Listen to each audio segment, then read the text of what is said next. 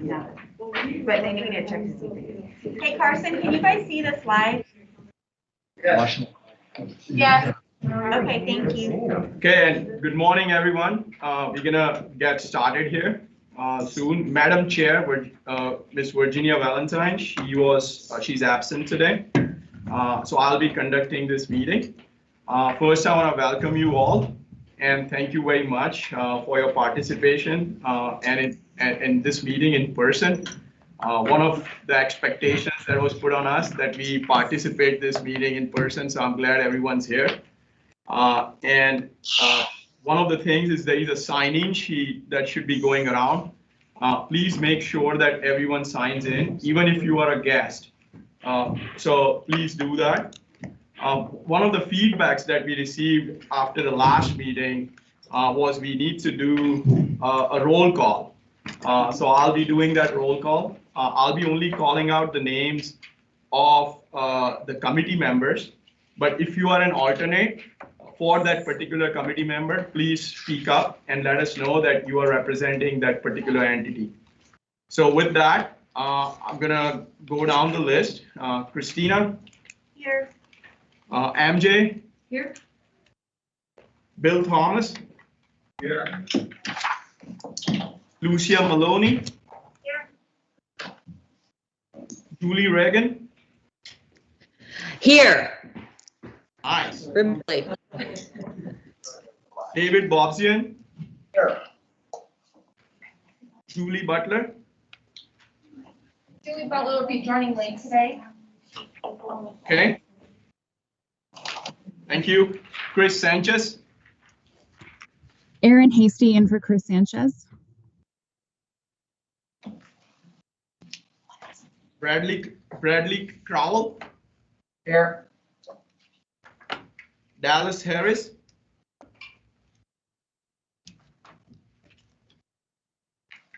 Yeah, he's here.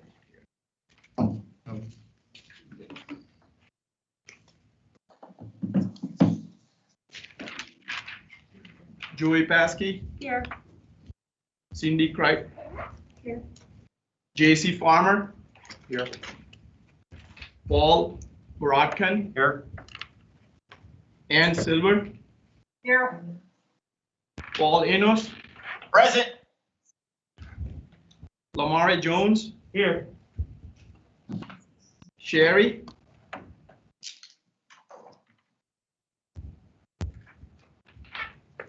Kai Davis? Here. Marie Steele? Present. Kathleen Taylor? Present. Greg Madole? Did I hear? Yes. Yes, okay. Charlie. Yeah, Bill, Mr. Wellman? Here. Doug Busselman? Here. And Carlos Gomez? Yeah. Raiders came over, so. I know, I found my voice this morning. I know it was almost gone yesterday.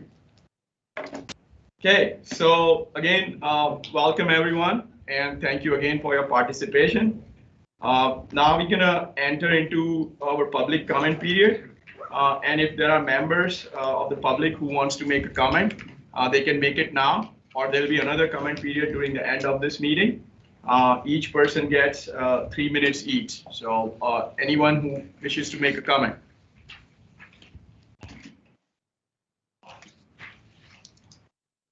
Okay, the next agenda item that we have is the approval of the minutes from August 10th. Kami sent out an email on last week on Thursday, and the meetings were attached. So if anyone has any corrections or any revisions that they would like to point out as it relates to the meetings or minutes, hearing none, then I would like to see if there is a motion here to approve the minutes. So moved. Okay, all in favor? Aye. Okay, minutes approved. Next agenda item.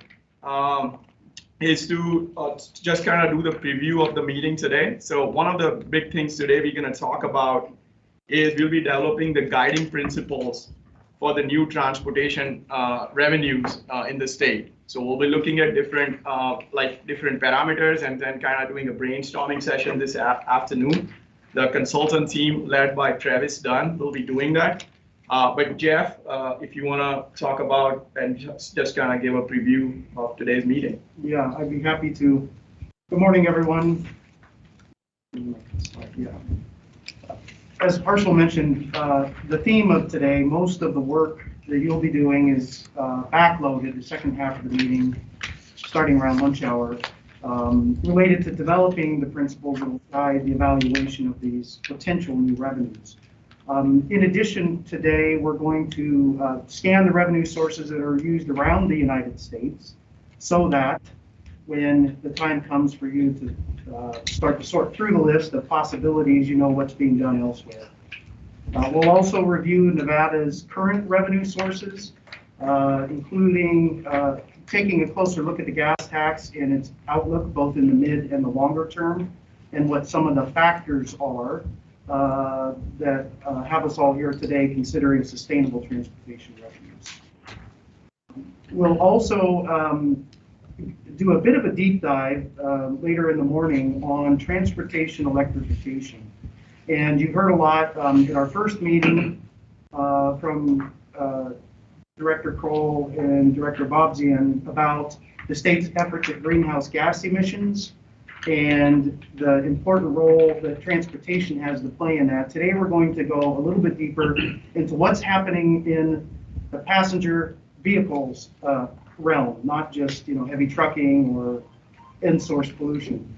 And so I'll be giving a more of a broader overview of what's happening in the United States, and then we have Marie Steele with Nevada Energy, who will be able to talk in more detail about programs that are happening here in Nevada to support that transition to electric vehicles.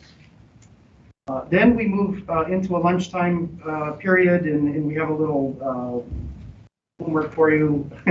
We'll talk about later. But it's to prep for this afternoon, which is the facilitated discussion, where we're looking to mine information and viewpoints from you through discussion so that we can take that back and craft some guiding principles to bring back to you at the next meeting that you can hopefully feel like reflects what you discuss.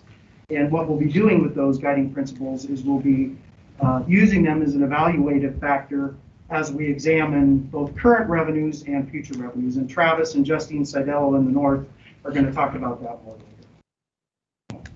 later. One of the questions or suggestions we had coming out of the first meeting was that people wanted to see more of a roadmap about where we're going with this series of meetings, and generally, maybe not specifically, but at least generally what we're trying to cover and zoom in on by the time we get to the end of our scheduled meeting period.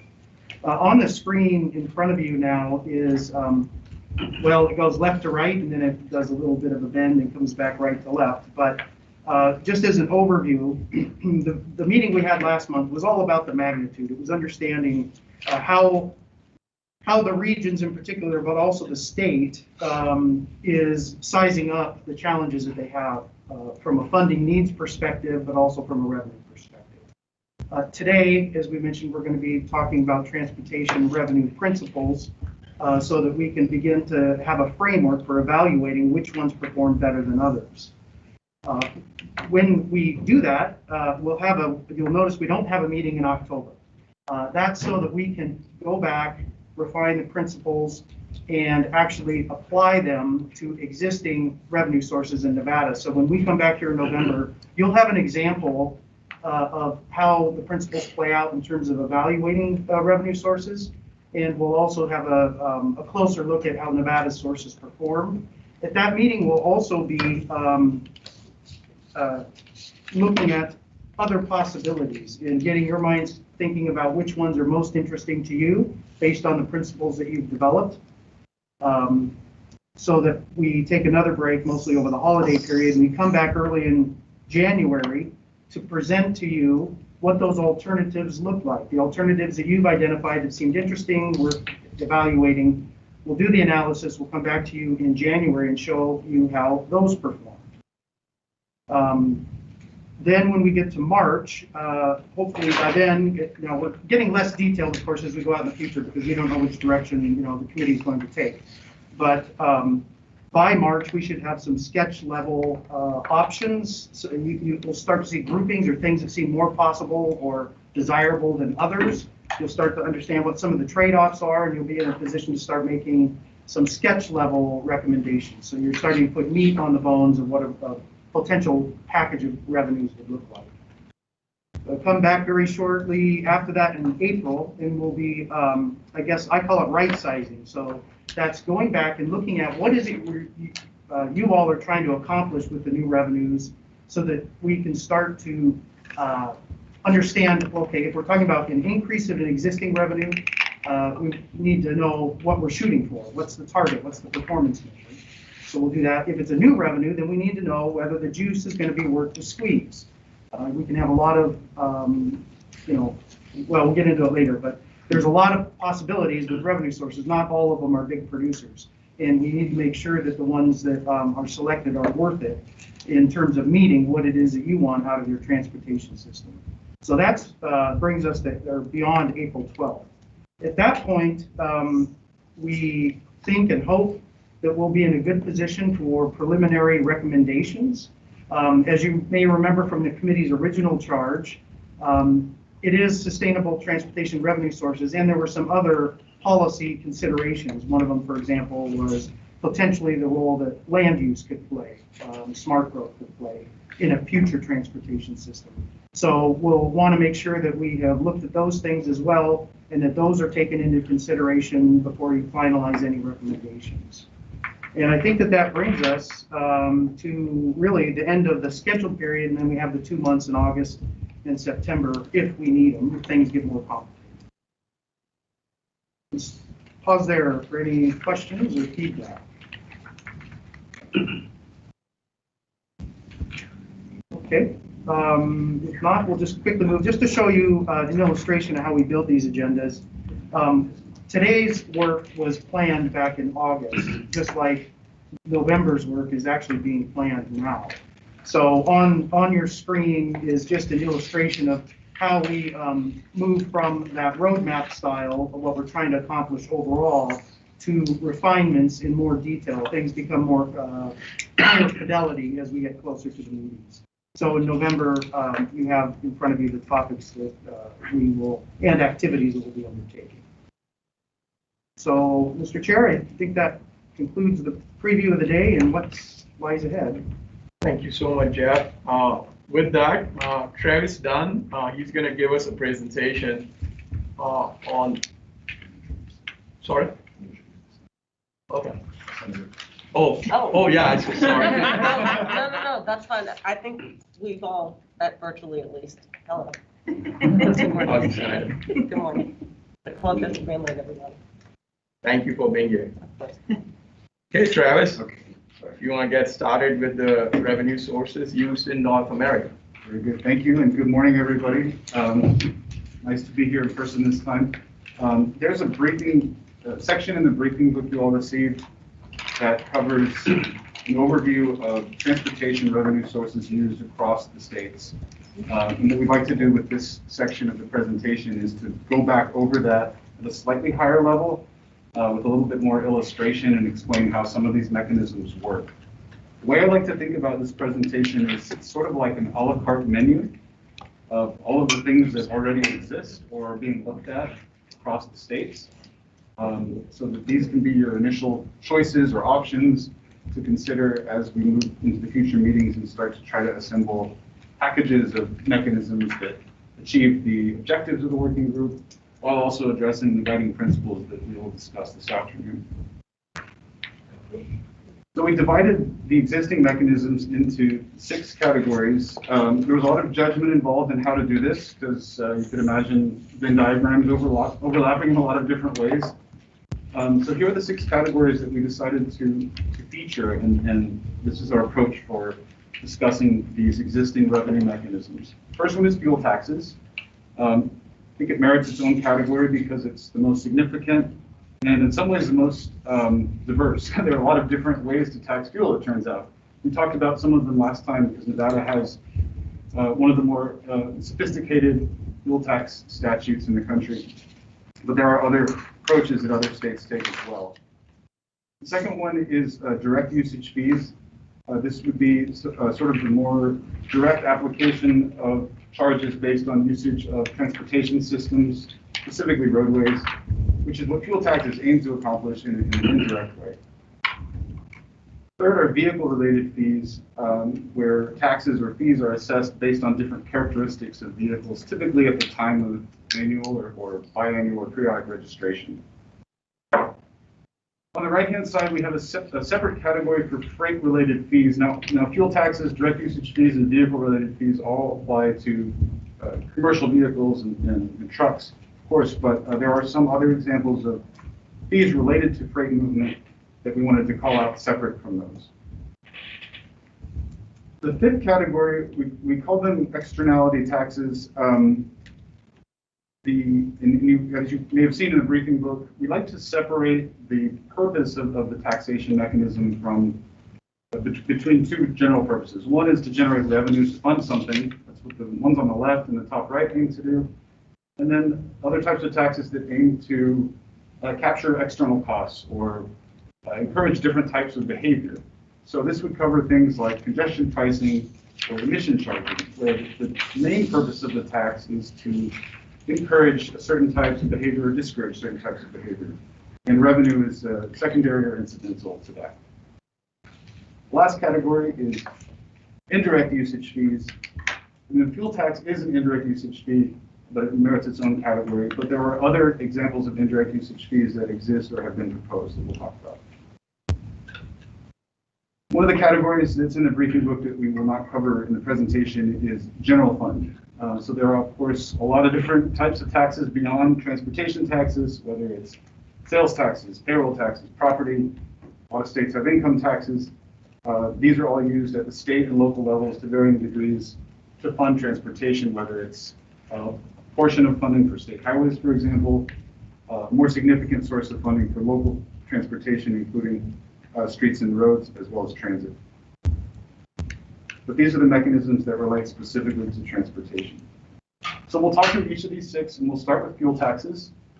Been around in this country since 1919, starting in Oregon. Now all 50 states and the federal government have diesel and gasoline taxes. The purpose of these taxes is to generate revenue, and primarily or entirely, in some cases, to fund roads and bridges. Okay? Example being Nevada, where there's a constitutional dedication to roads and bridges. A lot of different ways of taxing fuel, which we already talked about for Nevada last week, but we wanted to give you the typology. So there are 6 listed here on this slide. The most common is the flat per gallon excise tax. There are a lot of ways to adjust the fuel excise tax, including based on inflation, based on the price of fuel, based on fuel efficiency of the vehicle fleet. There's also county option or local option taxes. And then lastly, retail sales tax. This is an interesting distinction to make. There are a handful of states that have a general sales tax, and that sales tax applies to the price of fuel. That's different from an excise tax based on price. And I'll explain that a little bit more in a moment. So we'll start with the per gallon fuel excise tax. So what we're going to do for the next 6 slides, and hopefully the font is at least somewhat legible, we do an example receipt. I don't know of any states where the fuel excise tax is actually called out on the receipt, but to illustrate it, we made one. All 50 states have a per gallon fuel excise tax. So the way this works, suppose you pump 10 gallons and the price is $3.50. The excise tax is a fixed rate per gallon. In this example, it's 25 cents, it's highlighted in red. So the cost of fuel would be $35. Cost of the excise tax would be $2.50, and the total you'd pay would be $37.50. Again, that excise tax is not called out on the receipt, but this is effectively how it works. It's a flat fixed amount per gallon. Now, it's a subset of states that only have the fuel excise tax. So the states highlighted in green on the map, they literally only have the fixed per gallon fuel tax. The states highlighted in gray are the ones that have these other variations that I mentioned a moment ago, and we'll walk through those now. The first one is an excise tax where that per gallon rate, which in the first example was 25 cents, is indexed to a measure of inflation. Nevada has this for the county option taxes, for example, in Washoe and Clark counties. The way this works is an inflation index, whether it's CPI, or PPI, or some other index, is applied to that excise tax rate. In the previous slide, the rate was 25 cents. Suppose inflation was measured at 4% from this year to next, increase from 25 cents by 4%, which would make the excise tax rate 26 cents for next year. So it's still applied as a fixed rate per gallon. In this example on the receipt, it shows as 26 cents now instead of 25. It's just that the way the rate is calculated is automatically adjusted every year with inflation. States highlighted in green are the ones that have at least some form of inflation index. Some of these are perpetual, others have sunset dates. Some of them only apply locally to local option or county taxes, and some of them apply statewide to the entire fuel tax. Some of them only apply to a portion of the statewide fuel tax. So there's a lot of different ways even of slicing the inflation index approach. The next one, this one's a little bit harder to explain. There is a variable rate tax based on the price of fuel. Sounds a little bit like a sales tax, but it's not exactly. The way this typically works, and the states highlighted in green do this in some form. Take, for example, a tax rate of 8%. It's conceptually sort of like a sales tax, but it's not applied at the point of sale. Typically, a state agency or even a legislature would assume an average price of fuel for the preceding year. In this example, let's say that was $3 per gallon. And they would say, okay, $3 per gallon times 8% is 24 cents. So our variable excise tax is going to be 24 cents for the next year. So it's applied on the fuel distributors, and it flows down to the end consumers, much like the excise tax. In this example, it comes out to 24 cents. But it doesn't adjust every time you pull up at the pump with the actual price of fuel. It's set once a year or periodically. So it makes it a little bit distinguished from sales tax, where you literally pay the percentage on the price that you're paying at the pump.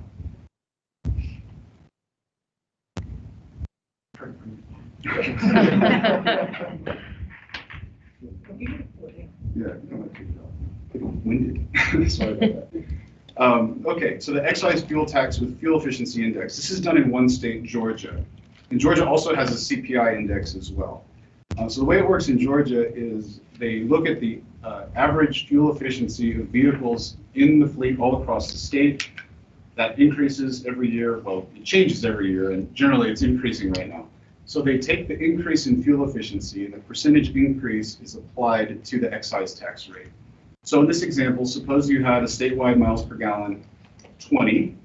That's average MPG of the vehicles in the state in 2019. Suppose it increased to 20.6 in 2020. That's 3%. So you would take the excise tax of 25 cents in the preceding year and increase it by 3%.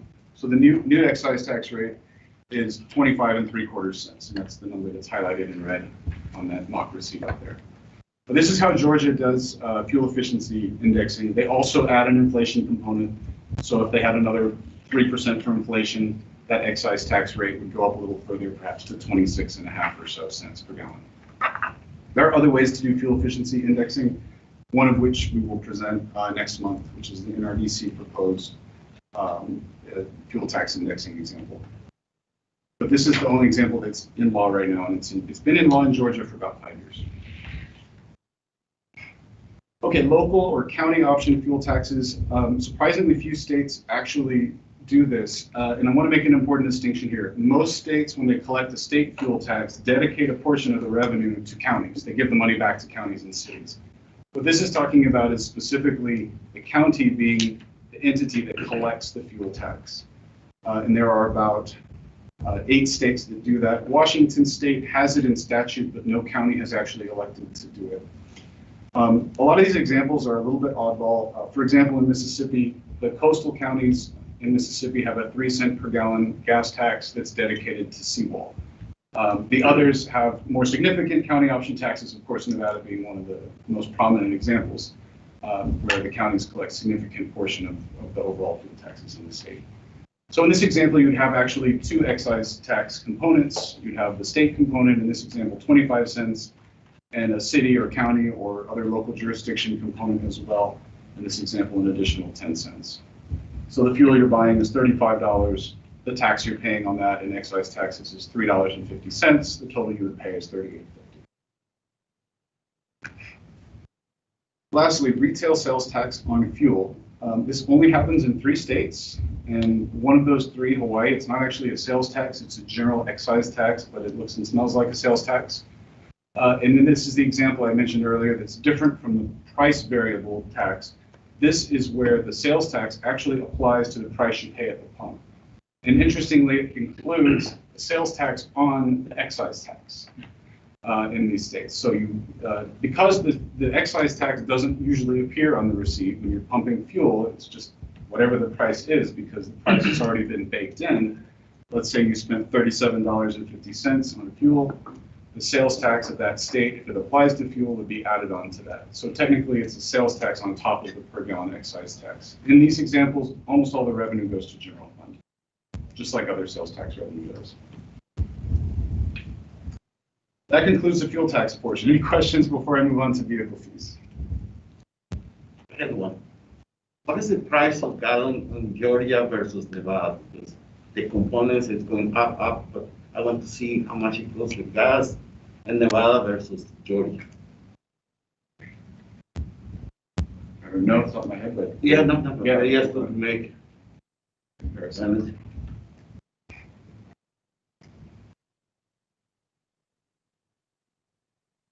Great, thank you. Okay, well, next we'll talk about vehicle-related fees. These can also be sophisticated like fuel taxes. Every state has a vehicle registry, a DMV equivalent. Some states have multiple DMVs. For example, in Hawaii, they're run by counties. The typical fees associated with vehicle registration cover the cost of doing the registration, the titling, the plating of the vehicle. That's the purpose of the fee, is to cover the cost of that transaction and the cost of maintaining the registry. But it's a convenient time to collect other taxes because you are making a transaction with a customer, you're already collecting money, you're licensing the vehicle, you know a lot about the vehicle, so there are a lot of vehicle characteristics that can be the basis for additional taxes.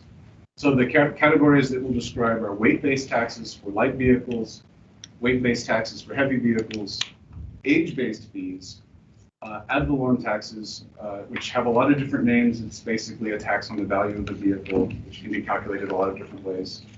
And then fees based on engine type or fuel economy.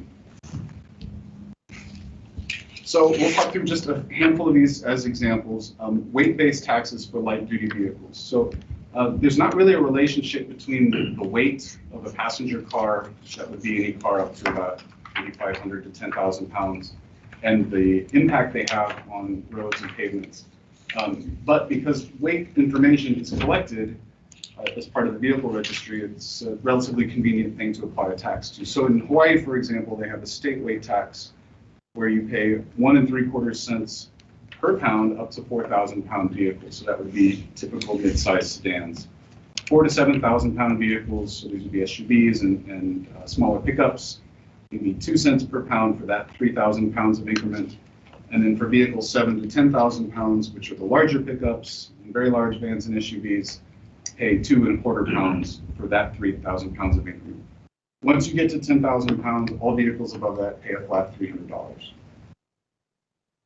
There are a lot of other examples. This is just one that we chose to illustrate how a weight tax could work. Heavy vehicles tend to be a more common approach for vehicle registration fees. Weight, of course, does bear a relationship to road impact, and so a lot of states have adopted heavy vehicle-based weight taxes, and I've used Nevada as an example here. The weight tax for all vehicles under 10,000 pounds is $48, and then there's an additional $12 per 1,000 pounds for 10 to 26,000 pound, which would be medium-duty trucks. This should be like urban delivery vans. What else is in this category? Small trucks like garbage vehicles and things like that. Vehicles over 26,000 pounds, this is your tractor trailers, pay an additional $17 per 1,000 pounds. Age-based fees, there's only a handful of examples of this. Utah does age-based registration fees. I didn't actually read the statute to see if there was a legislative intent behind this. We could guess what it would be. I should go back and look. There's not really a relationship between the age of the vehicle and its impact on the roads. But again, it's a characteristic that's known to the registry, so it can be the basis for a tax. It could be viewed perhaps as a progressive tax because the wealthier households tend to own newer vehicles, for example. Nevertheless, regardless of the justification, this is how it works in Utah. For vehicles up to 2 years old, it's a $150 annual registration fee, and it scales down from there. For vehicles over 12 years old, it's $10 a year.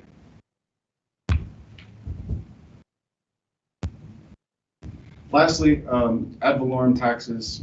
These are the vehicle property taxes. We collected a lot of information on all the ways this is done. It's all over the place. The formulas are all over the place. The names of these taxes are all over the place. Nevada's is called the governmental services tax. And the formula here, of course, is for a new vehicle, 35% of the manufacturer's suggested retail price is taxed at a rate of, I believe, 4%. The tax base value then depreciates every year. So you depreciate it by 5% for a vehicle when it reaches its first year. So you take 95% of that 35%, which is 33.25% of MSRP, and then apply the 4% tax to that. And then it depreciates on from there, so that vehicles 9 and over pay 15% of the 35% MSRP. Other states have reliance on commercial sources like Kelley Blue Book or other sources of vehicle value estimation, and there are a lot of different exceptions for folks who have vehicles that have damage or other characteristics that might qualify them for paying less on a value basis. This is Craig Madole. I have a question about the way Nevada's GST works. Since it was implemented, this new depreciation schedule, this has really become a highway fund supplement to the general fund. Are there any states who have successfully done something like this where the money actually stays in the highway fund? And then my other question is how much of this GST has been diverted from the highway fund to the general fund since it was implemented in the state? That's kind of complicated, right? So we did not start putting money from the governmental services tax into the highway fund. I think it was 2009 was the first legislative session where we started doing that. Sure. GST, since it was called the motor vehicle privilege tax in 1968, was an in lieu of personal property tax on your motor vehicle. So it has always been a source of revenue for local governments and school districts. It didn't change until the 2009 session. And, we have seen that that was coming from a steepening of a depreciation schedule where your vehicles didn't depreciate as fast. That extra revenue would go into the highway fund. But traditionally, GST has not been a mechanism to fund roads. It has been a mechanism to fund school districts and local governments. I'm gonna just jump in real quick and remind everybody, if you could please state your name. For the record, Paul Enos, Nevada Trucking Association. And Paul, while we may all know you and we're all gonna get to know each other for the minutes, for the purpose of the minutes, that'll be helpful because people are listening. And then the other thing, just on behalf of our team, they may not know all of the answers. So if you wondered what happened, if in Carson you didn't hear the dialogue between Carlos and Travis, they may not know the answers, and they're gonna, if they don't, they'll get back to us with some of those answers.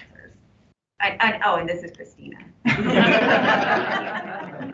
And picking up on this thread, this is David Boxey, and also in 2009, there was the local option for an additional increment afforded, I believe, all of the local governments, or was it just Washoe and Clark? I think just Washington. For the fuel tax index. And that was expressly for human services. Oh, no, you're right.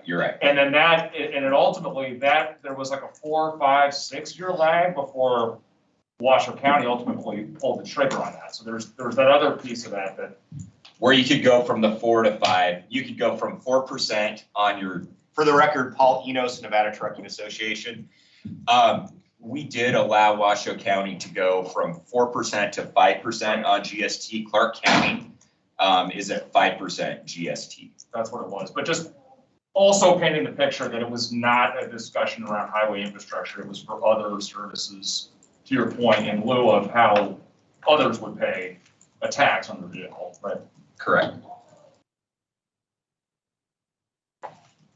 To Craig's original question, we're not aware of any state that dedicates an ad valorem vehicle tax to highway purposes. Most of the examples, it funds transit. There are local option GST, like the example you just mentioned for Clark and Washoe, that also fund local governments. It's usually a general purpose or transit dedicated. There may be some partial dedication of this fee to highways, but in general, they're constitutionally not dedicated and they're treated that way. For example, in Nevada, the Constitution explicitly carves out GST as not subject to the restriction to spend on roads.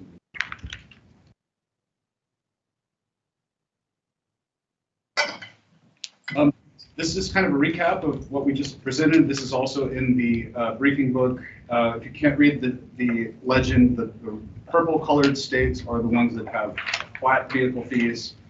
The blue ones are weight-based. Typically, this is in addition to a flat fee. The green ones have some sort of value-based ad valorem tax. The red are the age-based. And then there's Missouri, which does something called taxable horsepower, which is the ratio of the engine diameter to the number of cylinders squared or something like that. It's from the early 1900s, and for some reason they still do it that way.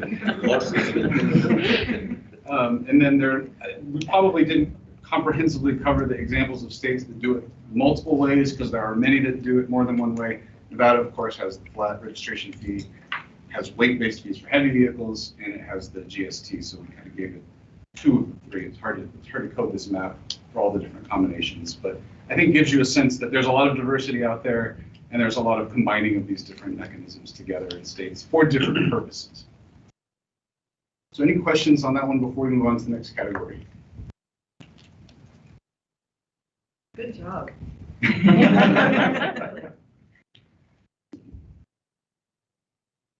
Okay. Oh, I did want to mention, this is a newish emerging approach to vehicle fees. 28 states now have registration surcharges on electric and or hybrid vehicles. Every state that's done this has done so for the purpose of recouping revenue that these vehicles are not paying in fuel taxes, and so they tend to be dedicated to highway purposes.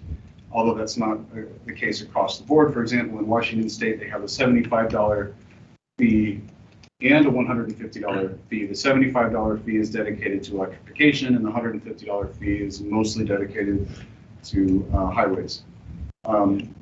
In addition, there are a few states that have, well, there's one state that actually has an MPG-based registration fee. That's Oregon. It's pretty coarse. The registration fee you pay if your MPG is less than 20 miles per gallon is one number. 20 to 40 miles per gallon is a slightly higher number. And then above 40 miles per gallon in electric cars is a slightly higher number still. Again, the purpose being to recoup revenue not being paid by those vehicles for fuel taxes at the point of registration.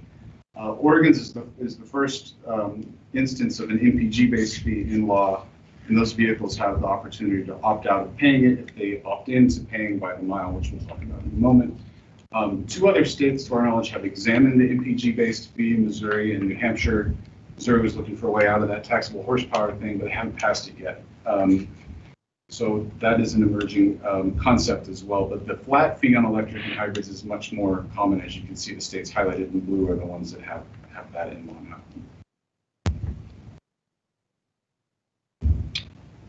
Questions? So Travis, just before you move forward, I just want to welcome Assembly Chair, Ms. Daniel Monroe-Perino. Thank you again for joining us. Go ahead. Okay. The categories get a little bit shorter from here on out. We might be able to keep the schedule. Direct usage-based fees. There were 3 examples of these that we wanted to mention. tolling, and then distance-based charging for light-duty vehicles, and weight and distance-based charging for heavy vehicles. So I'll walk through each of these. Tolling, I think, is something that's familiar to folks. 35 states have some form of toll facility. The distinction between tolling and the other two examples we'll talk about in a moment is that tolling generally is facility specific. You put up a toll gantry, collect toll on vehicles for using a bridge, a tunnel, a segment of highway, an express lane, which is why so many of these states are colored blue. A lot of them have, like Utah has an express lane in Salt Lake City. That's their one toll facility. So fairly common, but again, facility specific in its application. A more network-based example of direct usage charging is we call light vehicle direct usage charging, or road user charging, or mileage-based user fee. It has a dozen other names. So this is basically collecting user fees from passenger cars based on how much they drive, the distance they drive. A number of states have tested this. There's a map in the briefing book that shows the states that have done pilot tests or research. They've discovered a lot of ways of actually instrumenting this, ranging from self-reported odometer mileage to verified odometer mileage by third parties or smartphone apps, wireless reporting of miles driven from the onboard computer that's already built into new vehicles, or wireless reporting of miles driven from a device that plugs into the vehicle. So you can see the states in the West that have tested these different approaches to the mileage basis for distance charging. 3 states have actually enacted small-scale distance charging programs into law. Oregon was the first. It was enacted in 2013, and it went into operation on July 1, 2015. And this, again, is where vehicles over 20 miles per gallon can opt into this program. And then if they do that, they waive the additional registration surcharge that's paid. Well, in Oregon, it's paid every 2 years, not every year. So it's actually, whatever the number was in the briefing book, it's double that amount when it comes time to actually renew your vehicle, because you only do it once every 2 years. So if you opt in to pay by the mile, you're waived the registration fee. Right now, the per mile rate is 1.8 cents. So a little back of the envelope math, you drive 10,000 miles a year, that would be about $180. Utah similarly has enacted a road user charge in 2018, program went live in 2020. Only electric, plug-in hybrid, and hybrid vehicles pay it. And just like Oregon, if they opt in to pay 1.5 cents per mile, they are waived that additional registration surcharge. And you can see the table on the right of what those additional surcharges are right now. For electric cars, it's $120. Plug-in hybrids, it's $52, and gas hybrids, it's $20. One interesting feature of the Utah program is that if you opt in to pay the 1.5 cents a mile, I mean, it's a bit of a gamble, right? But they capped it. So if you drive, let's say 10,000 miles, that would be $150. You don't owe $150. You only owe up to the cap, which would be the $120 electric fee. So if you're making a choice whether you want to pay the flat fee or pay by the mile, you can't lose, basically. You can't pay more than the flat fee amount. Virginia was the most recent state to enact a distance-based charge. This one's interesting. Every vehicle over 25 miles per gallon is eligible, and they have a choice, again, between, this is a theme, the surcharge for vehicles above a certain MPG or paying by the mile. The amounts are dependent on the MPG rating of your vehicle. So the higher the MPG of the vehicle, the higher the registration fee, the higher the per mile rate you would pay. And it is also capped at, I think, around $90 per year for the most fuel efficient vehicles.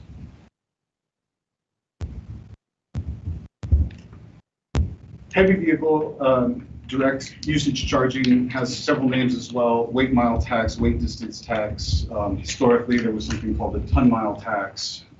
What you see on the map are 4 states in green that have a weight distance tax: Oregon, New Mexico, Kentucky, and New York. Connecticut is hashed green. You can see it up there in the Northeast. They just enacted it into law. Its fate remains uncertain. The states highlighted in peach are the ones that had a weight distance tax or a ton mile tax historically, but since the 1980s repealed those programs. These were unpopular taxes, are unpopular taxes with the trucking industry because they require a lot of record keeping. The way these taxes are formulated has different variations. In Oregon, for example, which is the most robust of the existing programs, if we put the rate table in the briefing book, you can see that the rate you pay depends on the rated weight of the vehicle in 2,000-pound increments. So there's a per mile rate that ranges all the way up to about 25 or 30 cents per mile for the heaviest vehicles. It's also based on the number of axles on the vehicle. You have an 80,000-pound vehicle with 5 axles, it's doing more damage than an 80,000-pound vehicle with 6 or 7 axles. So the amount you pay per mile goes down if you have more axles. So the rate tables in Oregon are quite sophisticated, and the enforcement of that program is left to ports of entry and other safety enforcement officers that are part of the Oregon DOT's motor carrier division. The other 3 states that have a program, New Mexico, Kentucky, and New York, the rates are lower. In Kentucky, it's a flat rate per mile for vehicles above, I think, 60 or 65,000 pounds.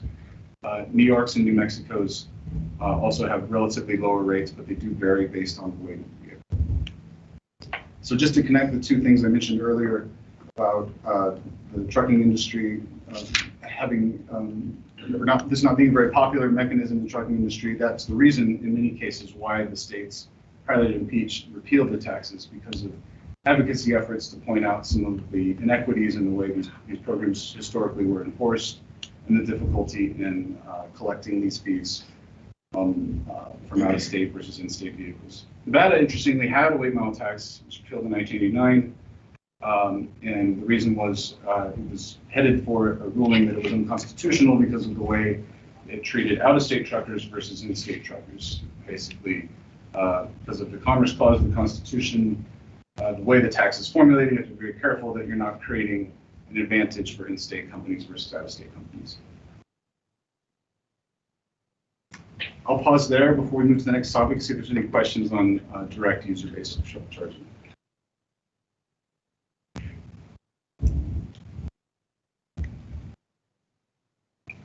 Okay.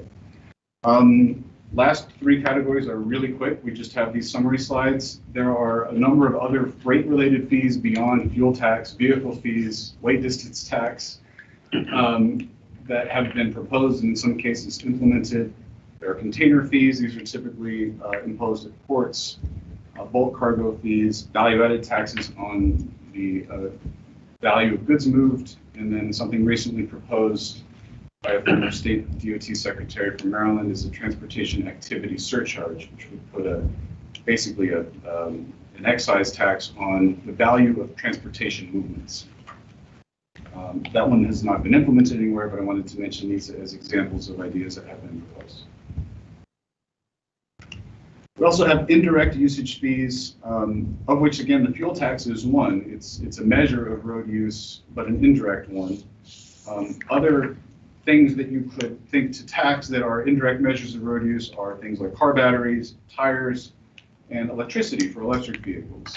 So tire taxes, most states have tire taxes. They're very small and they fund recycling programs. It's difficult to tax tires and generate a meaningful amount of revenue. Federal government taxes truck tires, which is a not insubstantial component of the Federal Highway Trust Fund. And then a few states have enacted, 2 states specifically, Iowa and Oklahoma, have enacted taxes on electricity at public electric vehicle charging stations.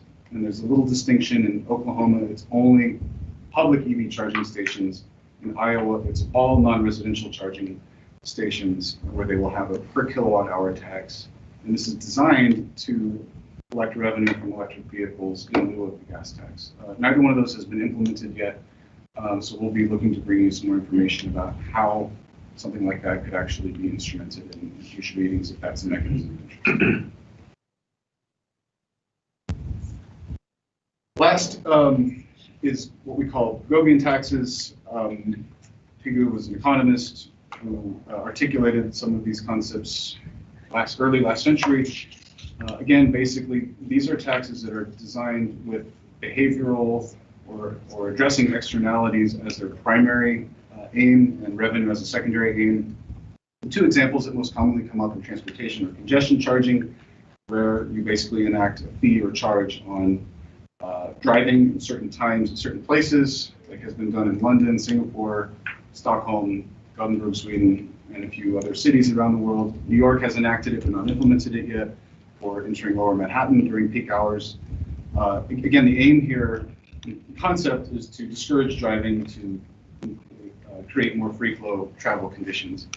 They happen to collect money, so you have to figure out what to do with it, and most of the programs to date have invested that money in driving alternatives like transit, as well as road improvements on the periphery of where the charging has occurred. Carbon taxes have been proposed. We have a couple of examples of cap and trade, which is like the other side of the coin of carbon taxes. The idea here is that you put a price on carbon, discourages people from emitting it. It's never been proposed to actually put a carbon tax on drivers, although theoretically that's possible. Most carbon taxes are applied at the industrial level, at a power plant or refinery. So they pay for emissions, and theoretically the price that's added from paying the carbon tax flows down, just like the fuel tax, to the price that end consumers pay, and discourages using or purchasing equipment that uses fossil fuels. If you're successful with a carbon tax in eliminating carbon usage, you will also not have any revenue. So that's another reason why these taxes are also good for revenue. So that's a conclusion of that part of the presentation. Thank you so much, Travis. Any questions before we do a deep dive into the revenue sources for transportation in our state? So we have looked at everything. Go ahead. Maurice Field, NV Energy. Just given the history of this and how old some of the methodologies were, is there any commonalities in like new things that have been proposed? Like, we're not the only people having this conversation. So what's been proposed recently? What's working? You know, is it a one-stop shop or multiple different revenue or methodologies? I know you might not have the answer to that. Well, I'll give you two initial thoughts. The first thing is that you see a lot of packaging of different mechanisms together to fill gaps, whether that's for a specific transportation initiative in a state or a building program. They will typically combine gas taxes with vehicle fees, and sometimes those ad valorem taxes as well. So you see packaging is a common theme. The other common theme is this idea of using registration fees, or using registration as the moment to collect the fee, because it's related to vehicles, it's related to road usage. How specifically those fees get formulated, whether it's an MPG or electric vehicle fee or an ad valorem tax or some other kind of vehicle fee, seems to be a convenient point to tax road usage or to collect fees for investing in transportation systems at the point of vehicle registration. Jeff, I don't know if you have any other themes that you wanted to offer, or maybe Justine from Carson City. Yeah, I think the key point is whether it's a usage-based tax or it's going to be, a flat fee. It's where is your point of collection and enforcement? And as Travis said, it seems like it's when you have to show up once a year and register. Can I just want to add, Jace Farmer, UNLV, and to kind of answer your question and to piggyback on what Travis and Jeff are saying, states are also beginning to explore the vehicle mile travel tax or fee, if you will. Not many states are doing it, but more are beginning to, at the very least, explore that option. So that's another thing to consider. Just Christina, and I would say not many have implemented yet, but many are exploring. I think over half of the states are exploring the vehicle mile road usage, direct usage charging. More than half are exploring that. And as Travis pointed out, only 3 have implemented yet, but they tend to all be sort of on a cusp, right, and learning from each other. Thank you.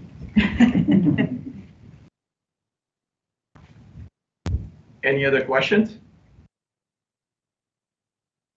Yeah, I think, Travis, we are ready to do a deep dive. Well, it's one slide deep. But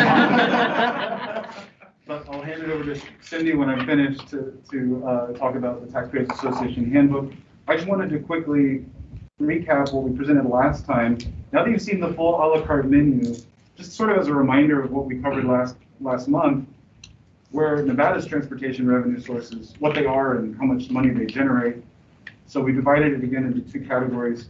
The grayish blue side of the pie chart are the fuel taxes, the state component, gasoline and diesel, and then you have the various assorted county taxes, including the fuel revenue indexing in Washoe and Clark, which constitute another 360 or so billion. And then the other side of the pie chart, the orange side, these are all basically various forms of vehicle registration charges, that second category we talked about. So you have motor carrier fees, vehicle registration fees, driver licensing I didn't talk about earlier. It's a mechanism. It typically covers the cost of having your picture taken and your card issued and not much more. So it's a tiny little sliver of the wedge there.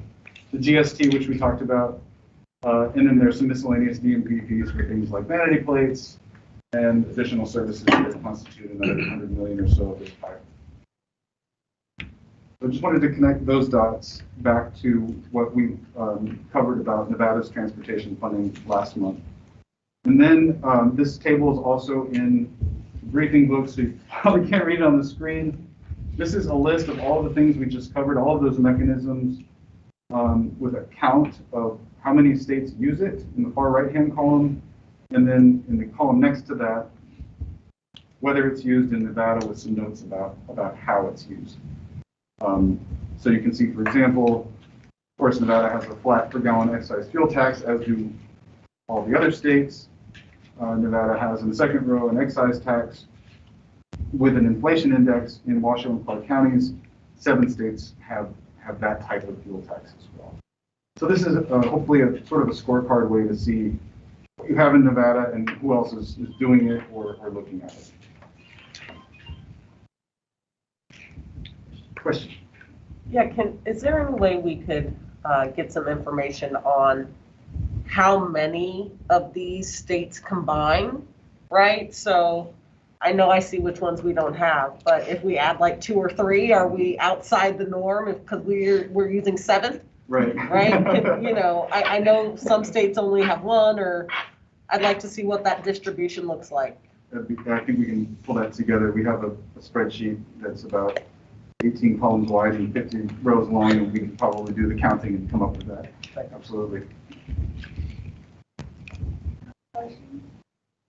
Yes, Kathleen Taylor, could you please go back to the previous slide?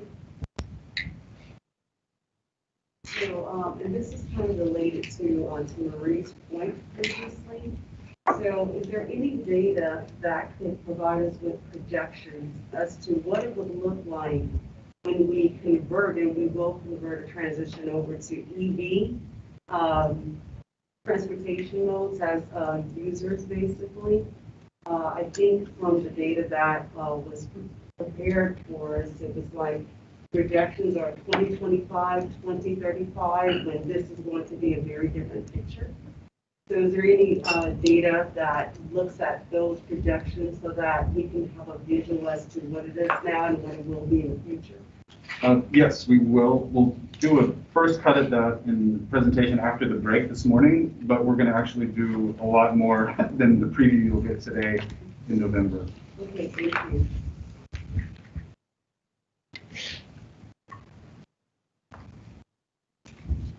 Any other questions? Okay.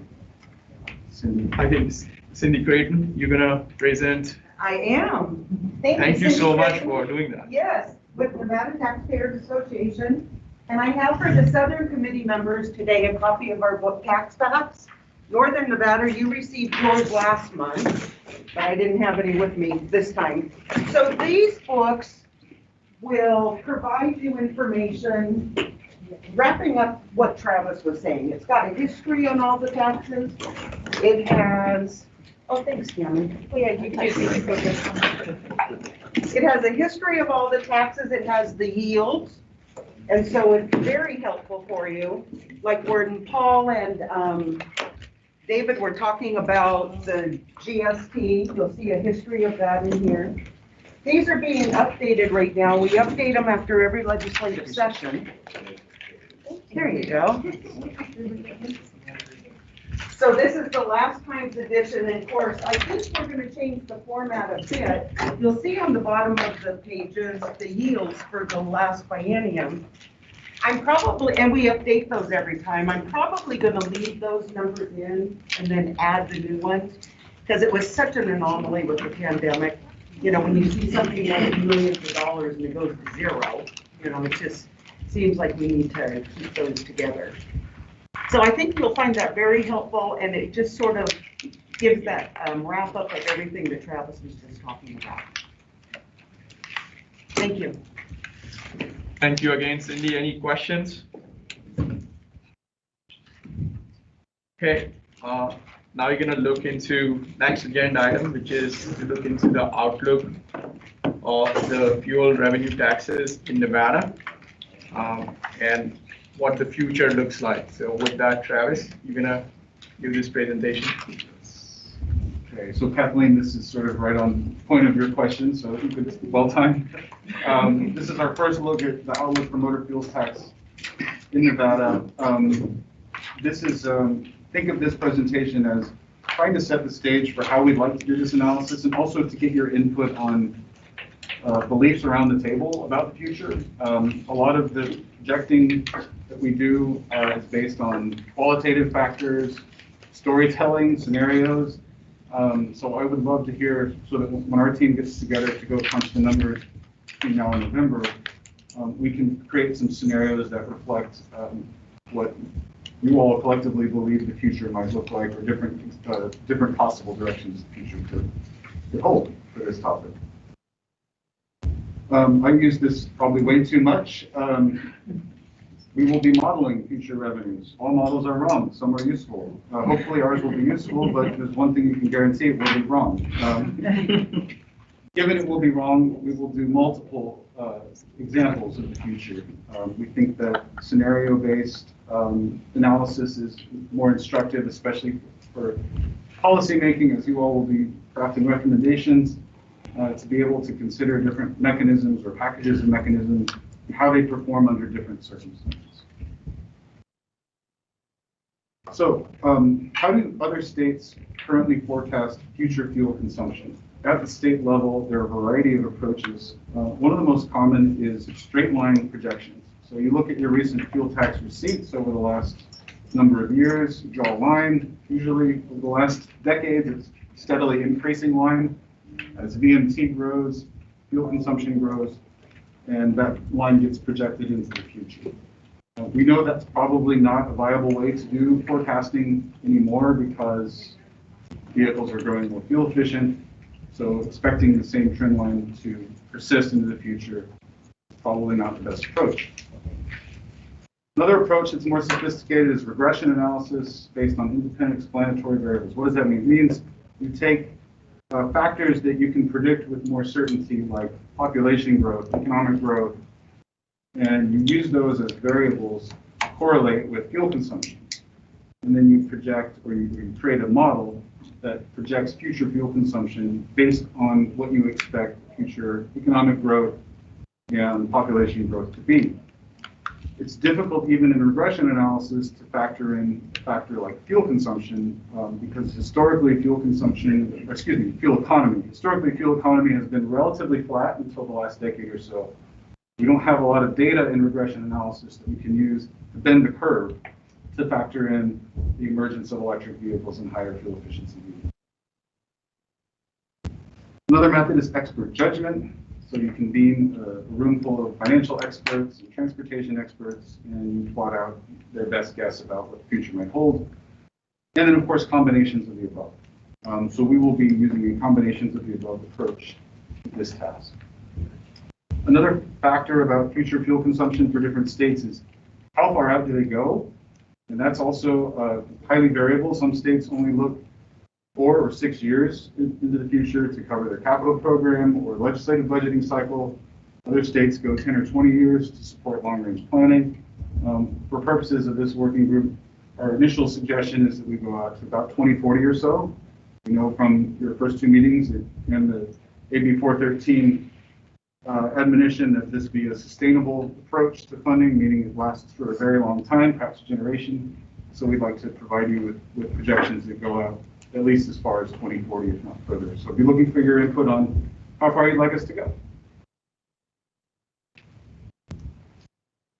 Here's what we know. We know how many gallons of fuel were consumed that had tax paid on them last year and the year before that, and so on. We know approximately how many miles were driven in the state of Nevada last year by different types of vehicles.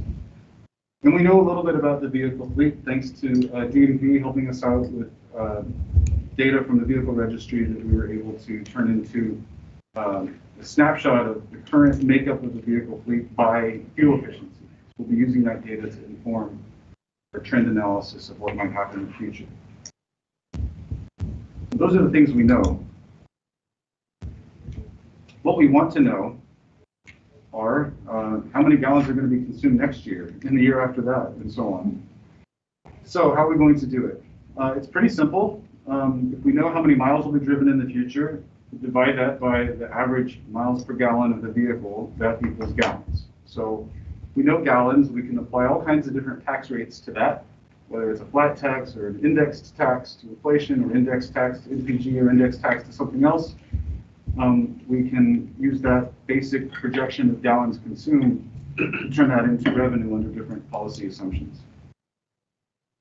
It's actually a little bit more complex than just that, though, because you have this 2x2 matrix at least of vehicles by whether they're light-duty vehicles or heavy-duty vehicles, and whether they use gasoline or diesel or special fuel. So ballpark, about 98% of vehicles are gasoline-powered cars, 1% are diesel-powered cars, and then 1% are heavy vehicles. Most of them are diesel. So trying to correlate and keep account of who's pumping the fuel. Is it a light vehicle or a heavy vehicle? Is it gasoline or diesel? What I'm going to present today makes the simplifying assumption that light vehicles consume gasoline. But when we do the more complex modeling for future meetings, we'll try to break that down a little with a little more fine-grained analysis of gasoline versus diesel and light versus heavy. Okay, so if you haven't peeked ahead, this is a trivia question. On the left is a Ford F-150 that used to get 15 miles per gallon, and now it gets 22 miles per gallon, and apparently next year it will get infinite miles per gallon. On the right is a Honda. That's a Honda that used to get 25 miles per gallon. Now there's a hybrid version that gets 47 miles per gallon. So both of these vehicles drive the same number of miles.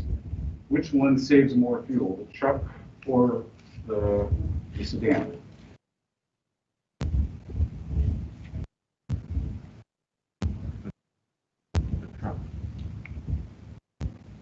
The answer is, nobody wants to shout out an answer. It's okay if you're wrong. It's supposed to be tricky. It's a trick question. The answer is the truck. Truck saves 212 gallons in that scenario, and the sedan only saves 187. Why? Because the measure MPG is a nonlinear measure. We should actually be doing it gallons per mile, gallons per 100 miles, because that's a linear measure. Miles per gallon is nonlinear. So when you go from 17 to 22 miles per gallon on the pickup, you're actually saving more fuel than when you go from 25 to 47 miles per gallon on a smaller vehicle. So what's an interesting phenomenon about fuel consumption and fuel tax revenue is that it's actually the vehicles on the lower end of the MPG scale today that represent the highest risk to fuel consumption and fuel tax revenues, because these are the vehicles that we see increasing MPG at a relatively fast rate with pickups and SUVs, making those small incremental, they look like small numbers to us, going from 20 to 22 or 22 to 26, but that's where the fuel is consumed. So as those numbers go up, the revenue losses are steeper. There's also a lot of complex relationships that we need to keep in mind as we do this exercise. This isn't meant to make sense. The bluish colored lines are positive relationships, and the orangish colored lines are negative relationships. So gasoline consumption is driven by a lot of different factors, not just MPG and VMT, but also other factors like teleworking, which we have a lot more of, which is reducing the amount people are driving, potentially, or at least the amount of commuting. E-commerce might be increasing the amount of freight miles, but decreasing the amount of passenger miles. Ride sharing, of course. So all these factors are influencing the future of consumption of roads, and therefore also the future of fuel consumption. So we will do our best to capture some of these trends in our analysis. Again, predicting the future on one measure in PG is hard enough. When we throw these other measures, it's that much more complex. But we would like to be mindful of it, and would appreciate your input on which of these you believe are important for us to really consider and put into the narrative around the analysis that we're doing. The thing that matters most for understanding future fuel consumption is miles per gallon, better examined, as I said, as gallons per mile. So now we'll get into some charts. Vehicle miles traveled in Nevada. So the gray part on the left-hand side is historical VMT, and the blue part is a future projection based on 2% growth in heavy vehicle miles traveled, 1.5% annual growth in passenger car miles traveled. So what you see is the last 10 years coming off of a dip from 2008 to 2010. That's the recovery at the very far left side. And then a peak right before the pandemic. If we recover the previous trend, then this the blue shaded area is sort of a continuation of the historical growth in VMT, which itself is an expression of the population growth of the state. We could apply a range of different assumptions to future growth in travel within the curve in different directions. We need to subtract heavy vehicles from that if we're looking at light duty VMT. So this is basically taking out about 6 to 8% of the miles traveled, which are by heavy vehicles. So it's a similar shaped curve for light duty cars, slightly lower bend if we follow the recent trend that heavy vehicle traffic is growing faster than passenger car traffic. Fuel consumption. So this goes back to 2010, fairly steady, increasing from 2014 to 2019, and then of course falling back down in 2020 because of the reduction in travel activity with COVID-19. This is the historical picture of gasoline consumed in the state of Nevada. This chart shows miles per gallon of the on-road light-duty fleet. The way we calculated this was not by looking at the fleet, but by looking at miles traveled, gallons consumed, and doing simple division. So you see in 2010, we had about 17.5 miles per gallon fleet average. In 2020, we had about 21.5 miles per gallon. So that steady increasing 8 miles per gallon is a trend that we can see emerging back at the beginning of last decade. If I flip this and do the nonlinear measure that I prefer, light-duty vehicle gallons consumed per 100 miles driven, started at about 5.5 gallons, and now we're down closer to 4.6. So again, light-duty VMT, this is a repeat of the earlier chart. Now, what we're going to look at is future of on-road light-duty miles per gallon. So the historical miles per gallon trend line is shown in gray. In 2020, we had a fleet average among light-duty vehicles of just over 21 miles per gallon. Where's it going? Well, we don't know, but we can draw some lines. The green line is a low scenario based on the Energy Information Agency or Administration, EIA, Annual Energy Outlook, that told us, they do an outlook every year in February, it's published.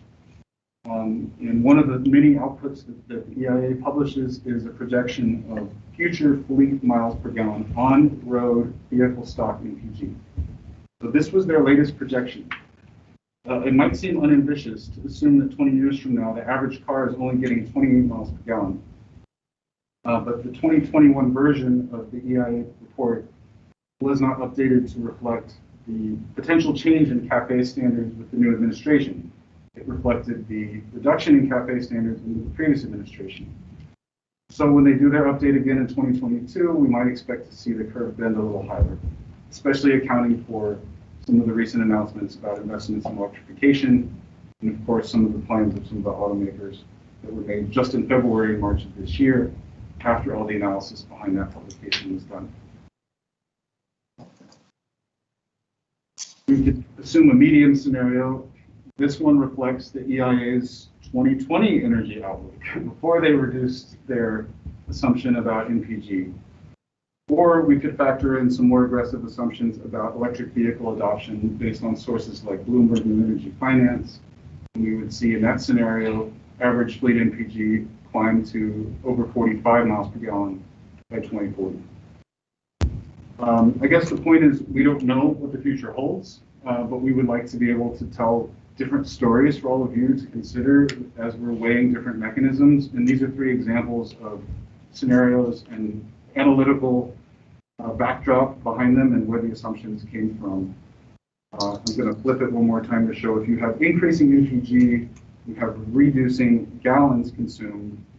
So it's those same 3 lines showing what the impact of increasing NPG is on gallons consumed per 100 miles driven. That chart right there is a direct reflection of what your taxable base is. So we could apply different tax rates to each of those lines to generate revenue. Tax rate could be increasing to reflect inflation or other factors, but that is the product or activity that's being taxed under each of these 3 possible future scenarios. So that's all we have on this section, but we'd love to hear your feedback as a group on what we're thinking about the future and what you're thinking about the future. Any questions? This is Bill Thomas from RTC Washoe. Did you factor in price as well as a variable? And the reason I ask is I read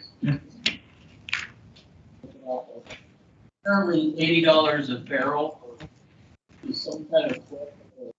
People start behavior drastically. Did we do anything, or is it a way to look at the price of fuel and how it might change those curves that you're showing? Can you please repeat your question? We could only hear every other word. Must be the mask.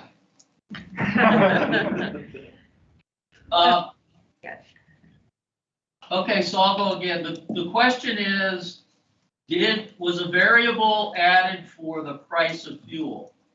Because there appears to be, from what I've read, there's a kind of like a cliff.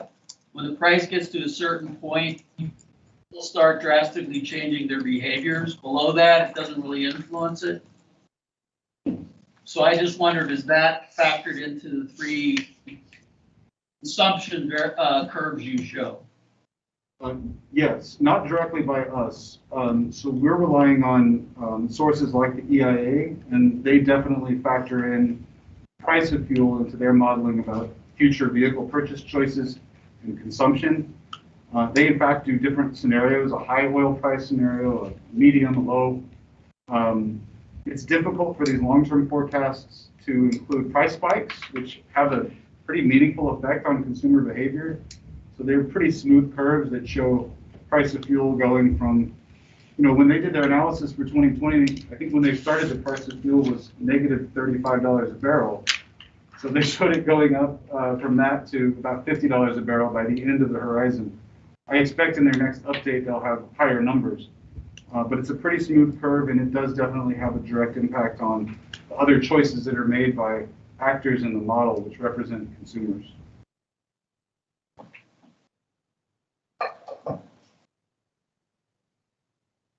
Any other questions?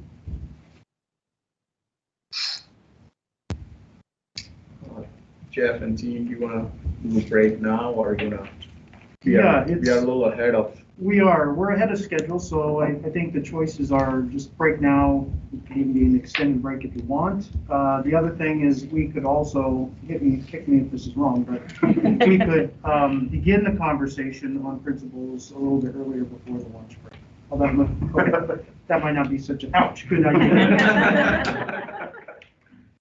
Okay, so I think we're taking a break now then.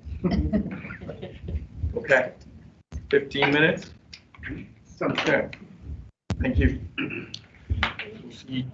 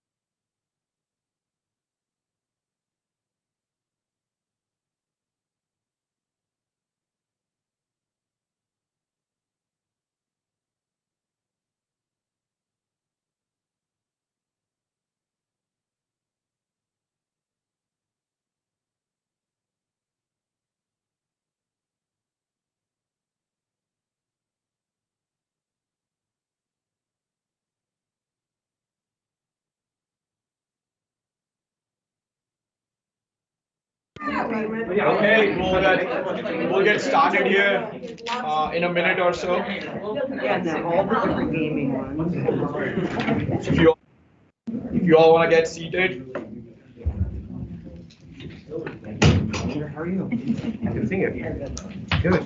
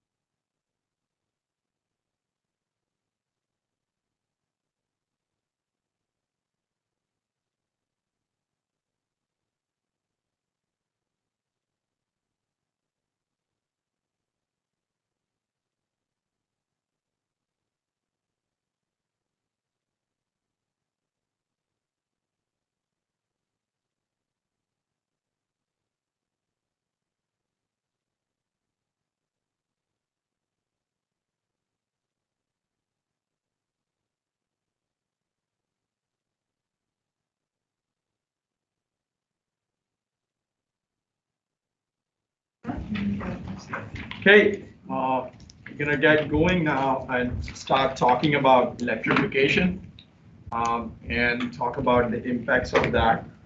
So Travis, I think Jeff, you giving the presentation here, right? Yeah, that's right. Okay. Okay.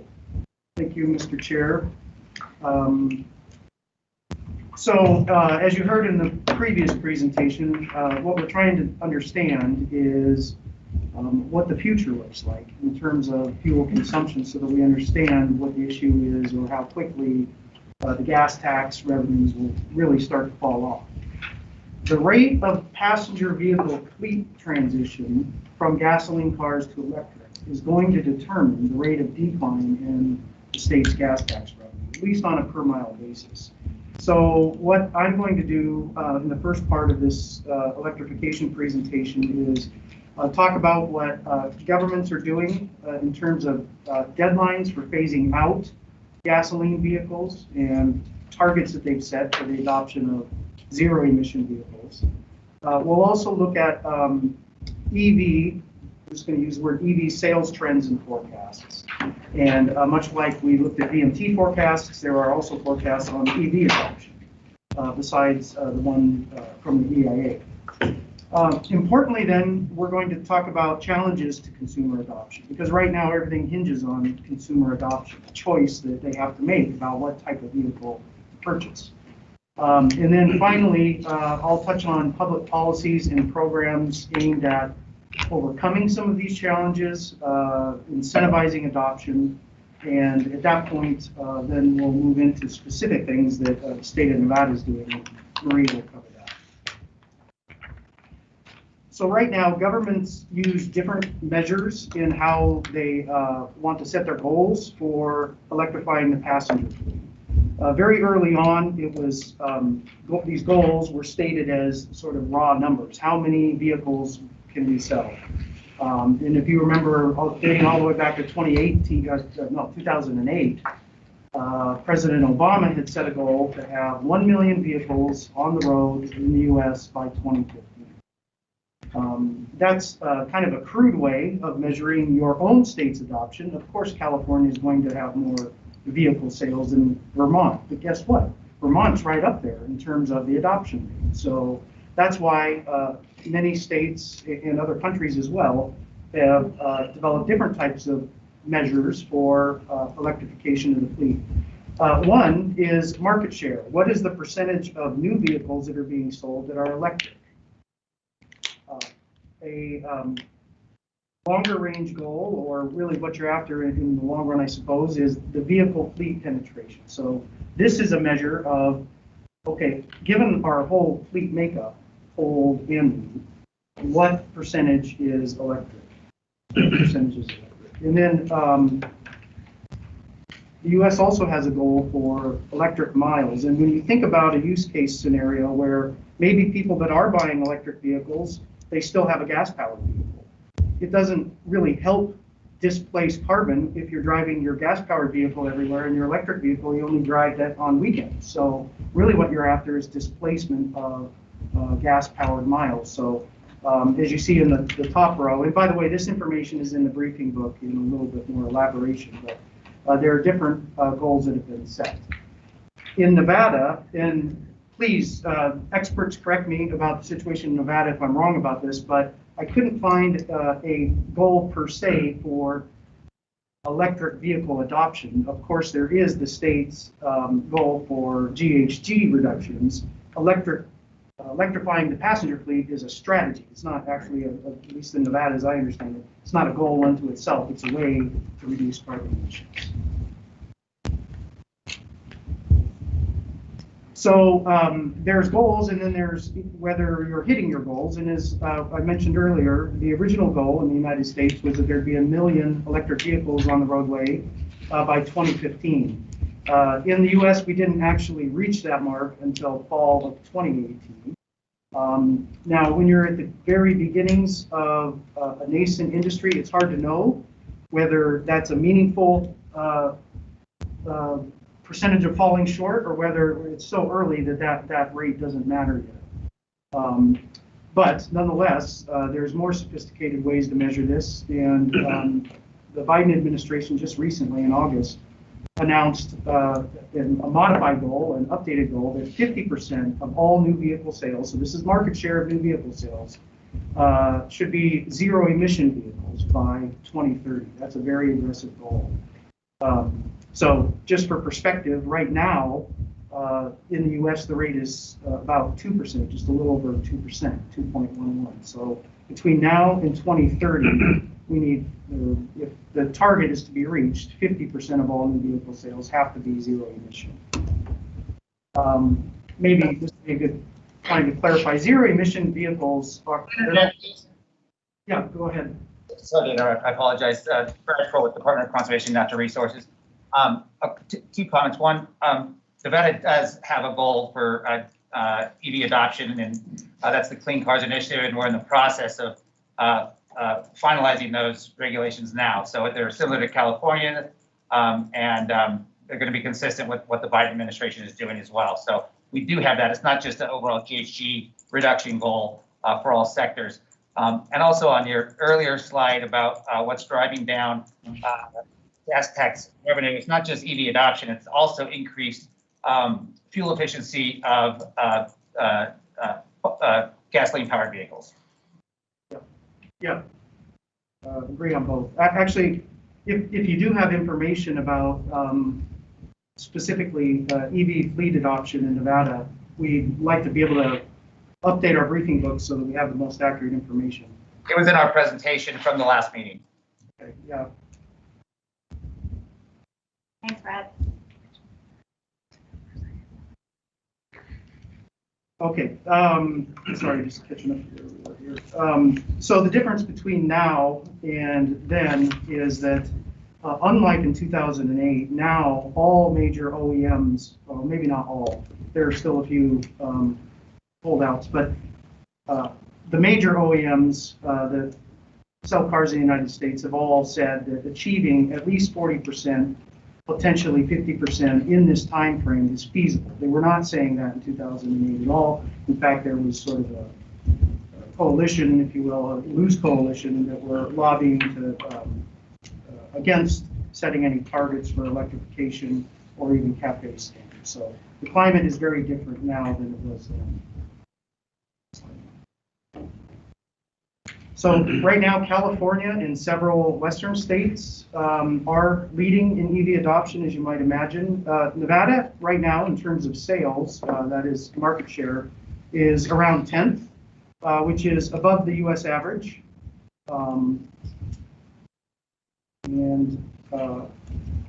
I think the important point here, which was elaborated on in the briefing book, is that right now, up till really in the past year, everything has hinged on consumers being persuaded to purchase an electric vehicle, either because of the value proposition or because of the environmental benefits or because the new technology, the fact that they drive differently and some would say much better.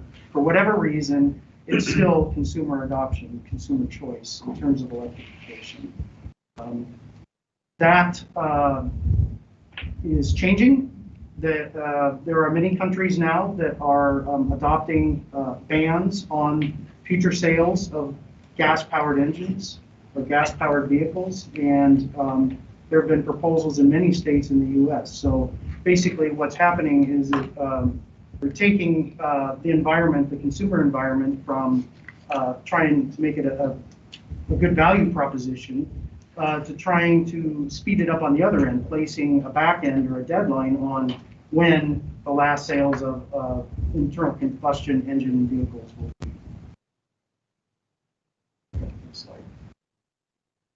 Some of the, but because right now everything hinges on consumer adoption, we're going to focus in on that right now. In the briefing book, there's some information provided about, I'm sure a lot of you have seen these charts before applied to different products. It's the innovation adoption curve. And if you had to characterize where are we now, we're still probably beyond the chasm because all of the OEMs are now committed to electrifying their fleets. But we don't have enough uptake on the roadways to really be considered part of the early majority. So there are still a lot of public policy interventions and incentives that can be used to try to persuade people into the value proposition of EVs.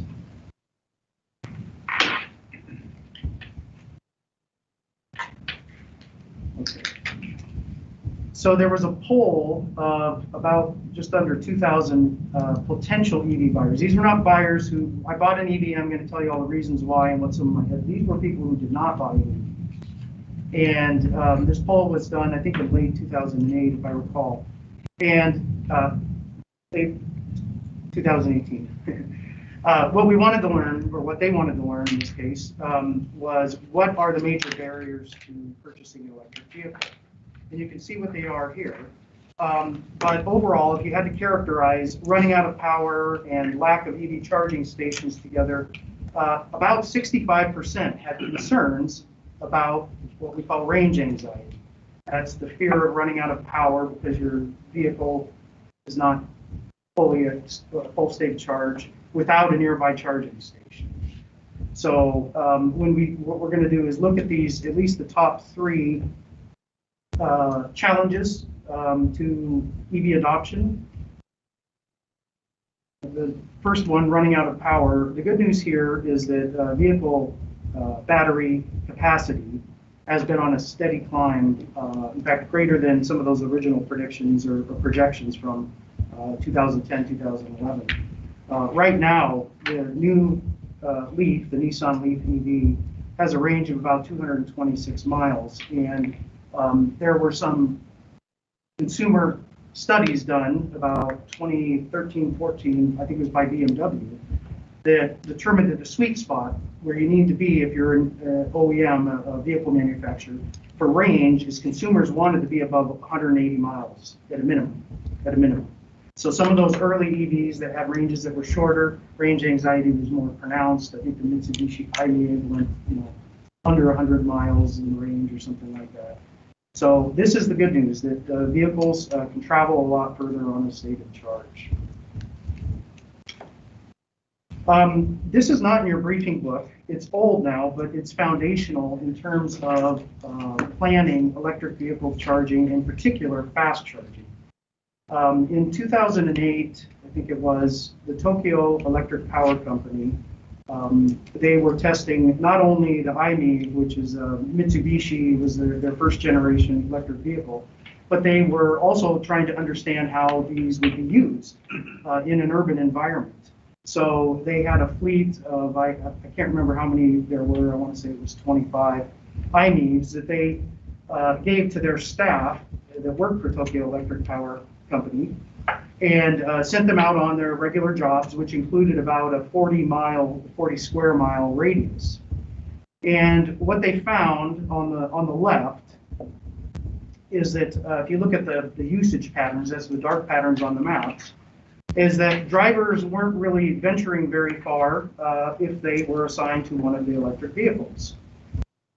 So what they did is they installed 2 DC fast charging stations. These are level 3, so they're high voltage fast chargers. They can recharge an electric vehicle roughly in 20 minutes for about an 80% full battery. So you can top off to about 80% in 20 minutes. They installed these strategically within the boundaries of the Tokyo Power Company's test. And what they found is, after installing that, look at the amount of usage that they were getting. Now, this is where the EVs were driving, not where they were charging. So you might think, oh, well, once you install a fast charger, everybody's going to charge up. They're going to use, these fast chargers. That's going to extend their range. The really interesting part about this, though, is the fact that before the test, this is on the left, the slide on the left, the drivers were returning back to home base, to the power company's headquarters, with greater than 50% of their battery. So they hadn't used even 50%. After they installed the fast chargers, they weren't returning them full. They were returning them much closer to empty. So what was happening is, because they had the confidence that there's EV fast charging out there, they didn't have this range anxiety notion that they're a fear of running out of power. And so they were returning the vehicles to the home base, but they were returning them much more depleted than they were before. And this is the important part, and I'm sure Marie may touch on it when she's talking about electrification, that it's not just the raw number of chargers, it's also the location and the type of chargers and what it is you're trying to solve for. So in this case, it's not just the functional benefit of charging, it's also the psychological assurance that you have a network that's going to support your drive. So another same study was asked, all right, those were your fears. Now, what is it that could be done to increase the likelihood of consumer adoption, of you buying an electric vehicle? Number one was more charging stations. The second, and I've seen these reversed, and I think Marie may have some data that's Nevada specific, but it's generally reflective, is the price of the vehicle. That's a barrier, the upfront price to purchase the vehicle. So they want it to be closer to the price of a traditional vehicle. And then what would help with that? Well, government financial incentives. They also had other remedies that would make it more interesting to them to buy an electric vehicle that we're not going to go into. That's numbers 4 through 7. Most of those are in the realm of the private industry to try to meet, not something that government can handle with an intervention. So just we're going to hold infrastructure, charging infrastructure to last. The initial vehicle cost, the purchase price difference between an electric vehicle and a comparable gas vehicle has narrowed considerably. And here we're just highlighting the Ford F-150. The 2022 MSRP, now this is a base model, is about $30,000, $29,290. The Ford F-150 Lightning, which is their electric version of the F-150, is, as you can see, after the federal rebate, federal tax credit is applied, is still a little bit more, but it's not a lot more. And we're talking about a vehicle classification that has not been represented to this date. So far, all of the vehicles that have been released for wide consumer adoption have all been, typical sedans and subcompacts. Maybe a few SUVs, 1 or 2. This is a truck. Trucks are the #1 selling vehicle in America.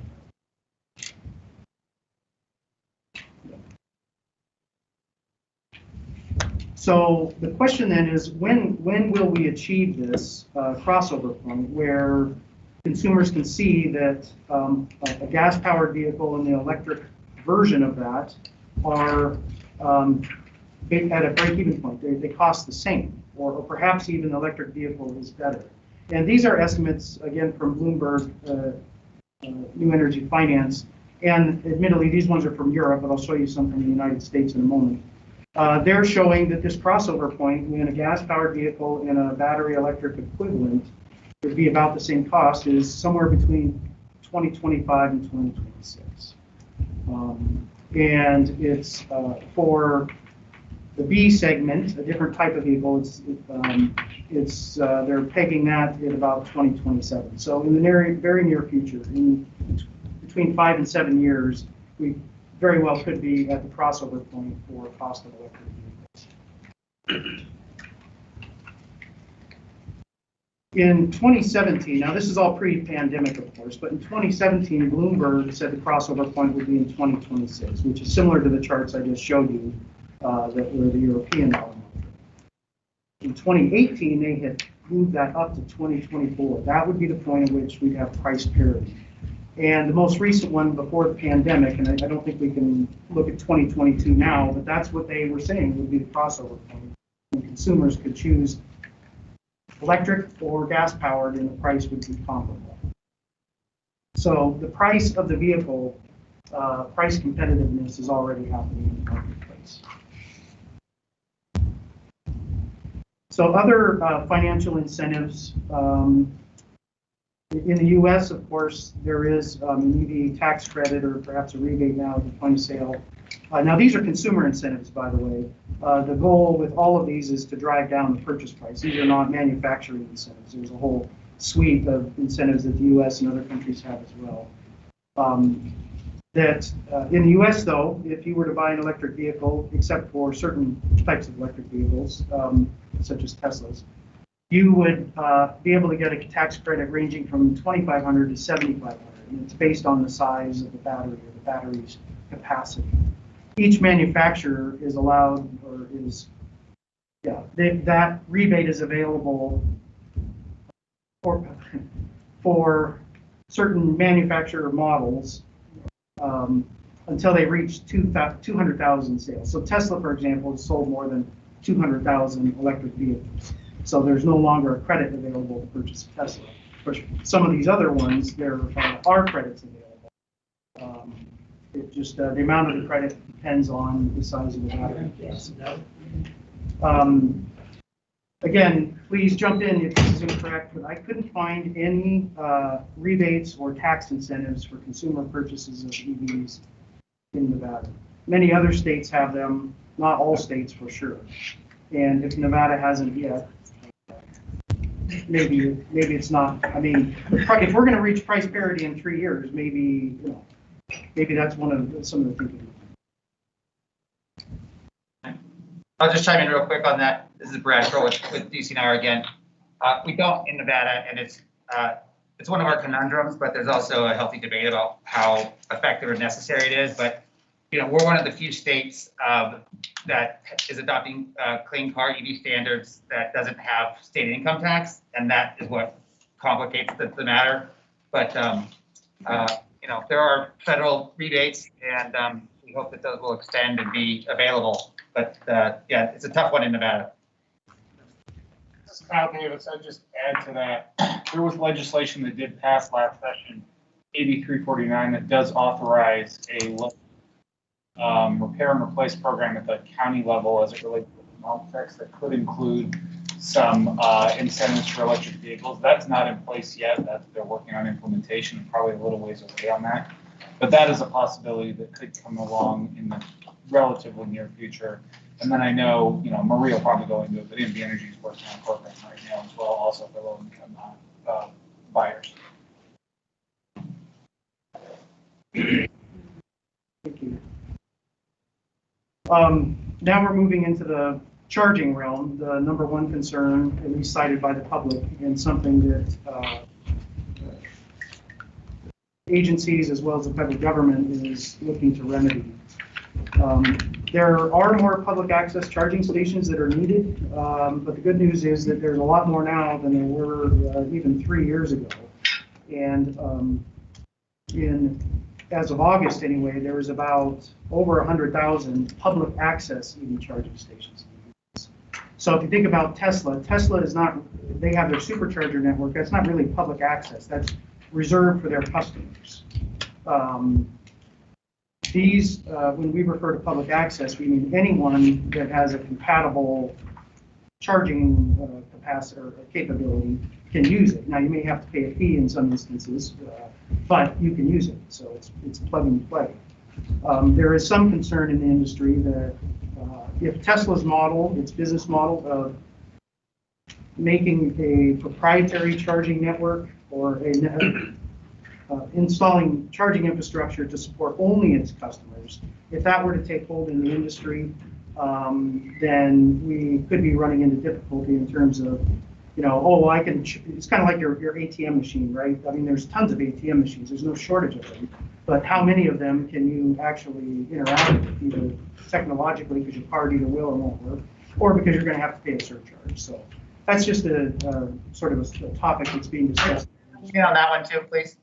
Sorry to interrupt one more time. This is Brad with DCNR. Agree with your comments. That said, Tesla is moving to a universal model. They won't be so other EVs can charge, but they won't be the super fast versions. So it'll be more universal. They're starting that transition now. So hopefully that'll become a trend in the industry. We won't end up in a proprietary vehicle specific dynamic going forward.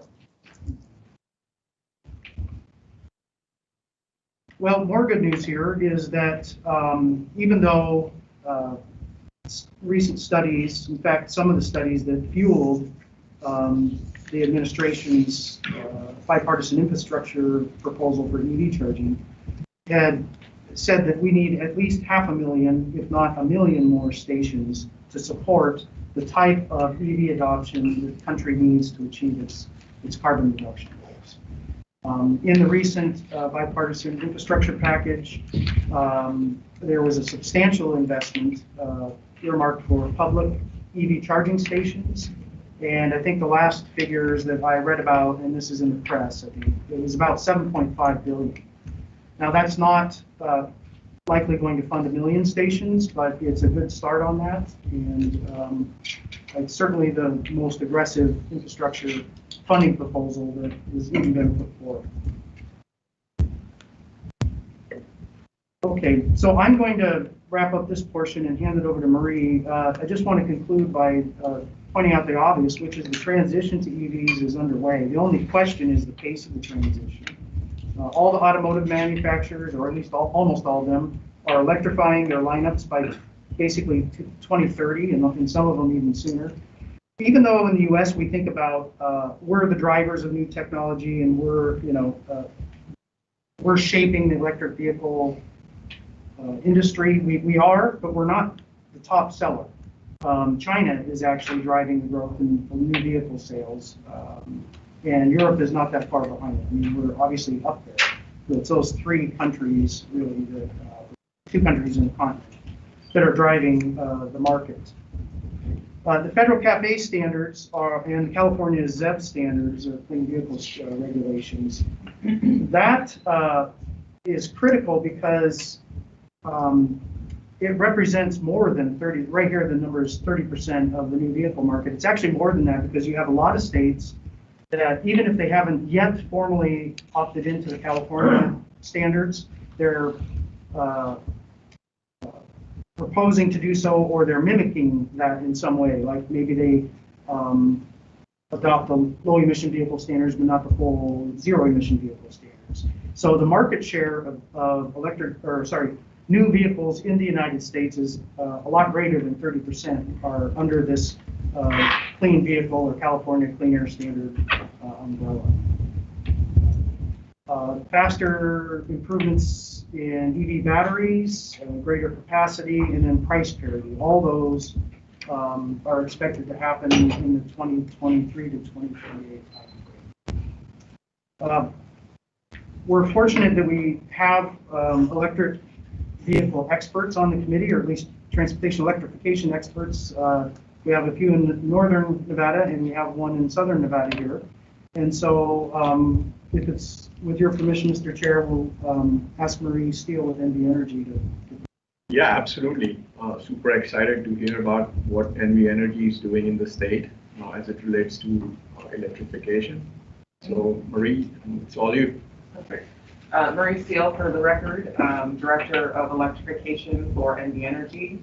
I apologize in advance for those of you who have to hear me talk about this ad nauseum, but as well, I am very excited to speak to the rest of you about how some of this might be new information.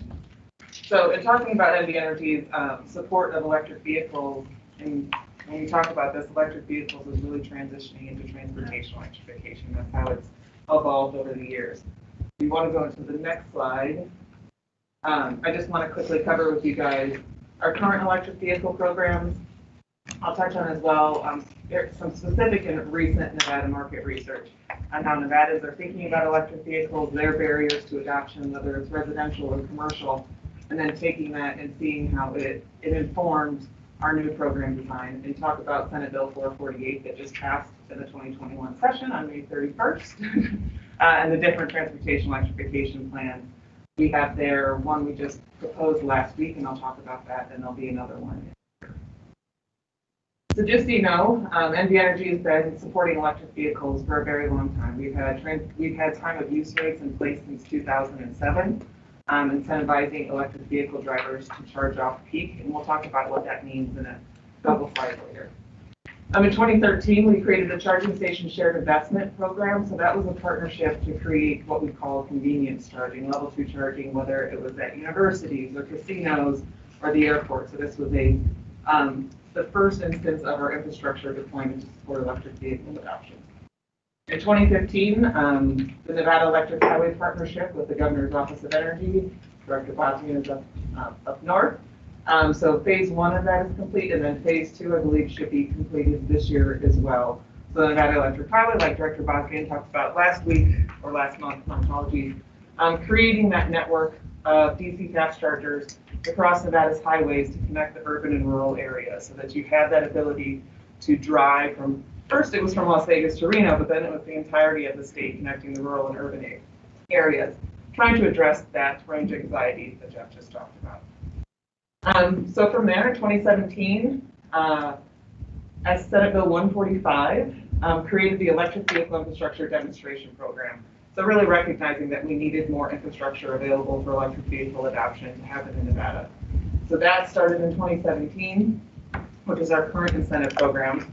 And then in 2019, Senate Bill, that same program was expanded to include electric school bus program as well. So that was Senate Bill 299 in the 2019 session. And so to that point, that's our one current incentive that actually incentivizes vehicles, which is school buses. And then what we'll talk about at the end is in 2021, Senate Bill 448 did a whole host of things to really transform NV Energy's role in accelerating transportation electrification, meaning carbon reduction for the state and economic recovery as well. So what we have currently for electric vehicle options to support electric vehicle adoption, we have time of use rates for residential customers, and that's to help you with fuel savings if you're going to charge off peak, which really brings down your transportation costs even more when you're transitioning from gas to electric. As well, we have a commercial charging rider for DC fast chargers. So DC fast chargers require a lot of power, and so there is demand charges along with it, as something you'll hear in the industry. So that provides a 10-year rider for demand charge relief, so to allow DC fast charger deployment to happen while low utilization of charging happens. So that's a tariff that we have to support DC fast chargers. As well as incentives that we have a new residential incentive. So if you're putting a charger in your garage, there's no incentive for $500, that's new. And then as well as multifamily, lower income multifamily in partnership with the GOE, fleet, public, and workplace, also a governmental charger incentive in partnership with the GOE. Both of those partnerships cover up to 100% of the cost of the project. As well as the electric school bus program, great partnership with NDEP under DCNR with Director Crowell as well. They're partnering with different school districts to advance school bus adoption.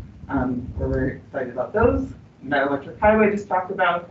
And then as well, effective in January of 2022, we will have a lower income electric vehicle incentive. So this is a vehicle incentive for $2,500 for income qualified customers going forward, but that'll be effective in January 2022. Really a big focus of ours is trying to increase access to the clean energy economy for all customers and creating access to vehicles. So that's what we have today. And so doing that, we went back and talked to our customers. What are people thinking about with electric vehicles? You can go to the next slide. And it'll confirm everything that Jeff said. Barriers are barriers. Electric vehicle adoption is happening. It's quite frankly, especially with recent from 2018, electric vehicle adoption is happening very quickly right now. 24% of the customers that we asked are likely to have their next vehicle be an electric vehicle. The next 28% are neutral on that. So when you think about that's 50% of Nevadans that are thinking about electric vehicles being their next vehicle. So that's really something that we need to be contemplating and planning for, which we are. As well, you know, this adoption rate in different scenarios. One thing to point out for you guys, we do have an electric vehicle adoption by census tract. It's a public document that we're happy to share with the committee. We are required, not that we wouldn't anyways, in our long-range planning, we plan for electrification for 30 years out. We also plan for it like the micro level and the macro level, so we have it by census tract as well. So if you go to the next slide, the barriers to electric vehicle adoption, they're really broken down by charging infrastructure, technology, and then also there's a lot of things around myths that can really be addressed by education as well. So that's a big focus of the utility too.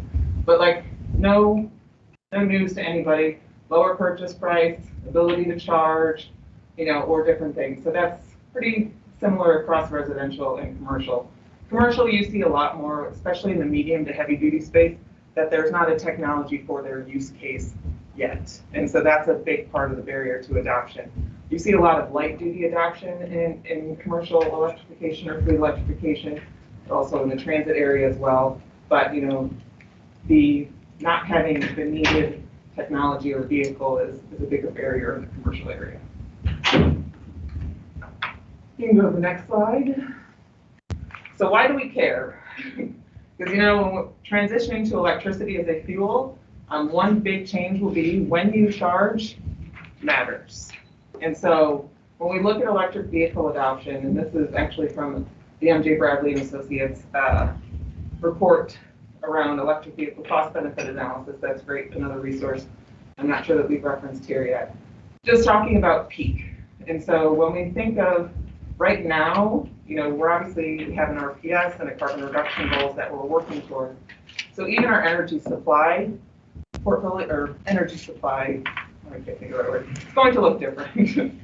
So before we built everything for electricity to serve air conditioning load at the peak on basically today, right? You know, summer. But that means you have a lot of extra capacity at night and mostly about 9 other months out of the year. So if we can push electric vehicle load, that gray is really EV charging, if it's unmanaged.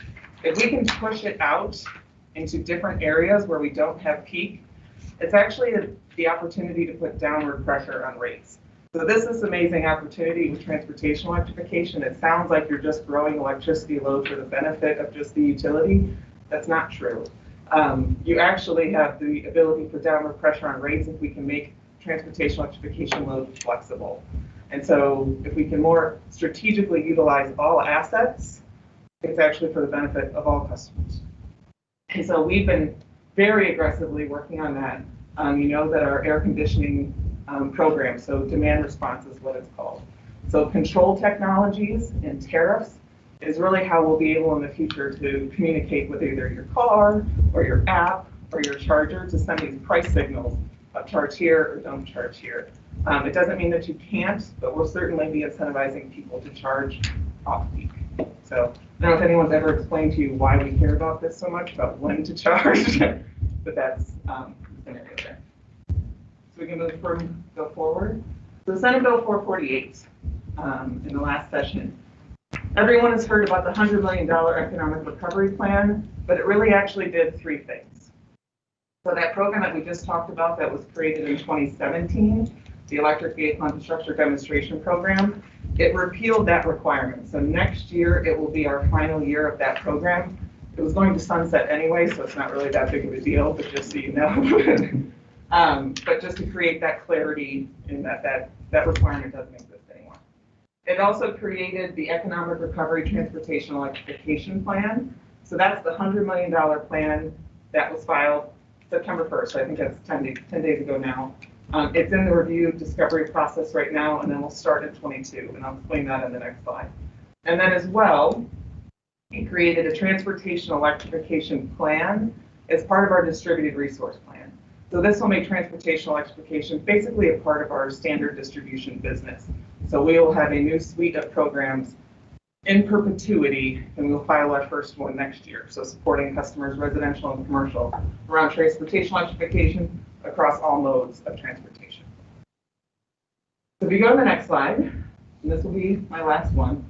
So I apologize that I can't give you the 30 to 100 slide deck of what we filed on September 1st. But it's a contested case. And so I didn't want to have something on the record and you would assume what we planned was approved. So I would just want to talk to you about what was required in the legislation, and I'll talk to you a little bit about the details of the plan. Happy to talk with any of you about what we actually filed. It's just what we proposed is not what's approved. It puts it in a weird spot with the commission. So the $100 million economic recovery plan, sole purpose of the plan was to accelerate transportation electrification and economic recovery and job creation benefits while prioritizing historically underserved communities. And so it directed us to create 5 programs, and I'll talk to kind of what Jeff talked about, this need for strategic DC public fast charging infrastructure. So there's interstate corridor charging. This is to supplement the work of the Nevada Electric Highway that's already there. So we have this baseline of charging infrastructure that's required across all highways. This is designed to supplement the work on 15 and 80 to make sure that we're creating the infrastructure that's needed to move tourism through the state and their constituents as well, but also to support tourism. The urban charging depots. So this is a strategic network of DC fast chargers in the urban area. That's to support, say, the transportation network companies, residential customers that don't have access to charging at home. So this is really that infrastructure that's required to give people that confidence that they can get an electric vehicle and have a quick charge, whether they're residential or commercial as well. Because I think what we'll find, especially in Nevada here being one of the most urbanist states, I don't know what the right way to say that is, the amount of actual public infrastructure we're actually going to need is not going to be as much as when you think of California, because we don't have these long commutes. We don't have as much multifamily housing. There's a lot more access to charging at home, but the amount of public infrastructure that we're actually going to need isn't going to be as much as maybe other states. And that's to our benefit from an efficiency of costs, infrastructure, natural materials, things like that. So that as we think of this long-range planning, keep that in mind, that we won't need as much as you probably are thinking that we're going to. The third program is the Public Agency Electric Vehicle Charging Program. This is going after 3 different building segments to really support additionally infrastructure that's needed to support folks that specifically might not have access to charging at home. So this is going to be community centers, proposed. Taking a step back, just proposed. We propose community centers in rural areas and historically underserved communities. The colleges and universities under NSHE, and then as well the state capitol complexes, there are Grant Sawyer and then also the state capitol complex in Carson City. So that'll be the infrastructure for those 3. And then as well, the 4th one, the transit, school bus, and transportation electrification program. We are creating a transit custom grants program for the transit agencies in the state around their immediate needs for electrification. We've heard obviously MJ at RTC Southern Nevada is looking at it as well, while also prioritizing routes in historically underserved communities.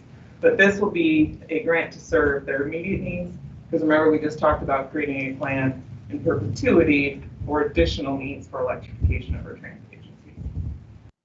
The school bus program, we proposed a electric school bus vehicle to grid trial in both northern and southern Nevada.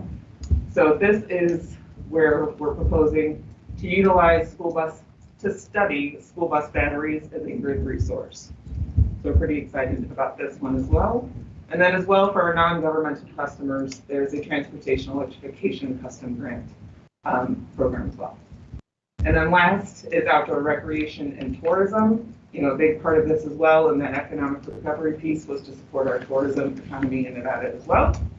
For outdoor recreation, we propose two iconic sites, if you will, at Red Rock and Lake Tahoe, and then as well created a suite of e-tourism incentives around resorts, sports complexes, ski areas, rural tourism, and I forget the fifth one, convention centers. So trying to create that network of charging infrastructure to go to your favorite Nevada tourist sites. So that is what we filed about 10 days ago. For those of you who are not already, but just so you know, the pre-hearing conference was set for October 5th. If you want to intervene, you can. But that is what we proposed for this program. It'll be for 3 years.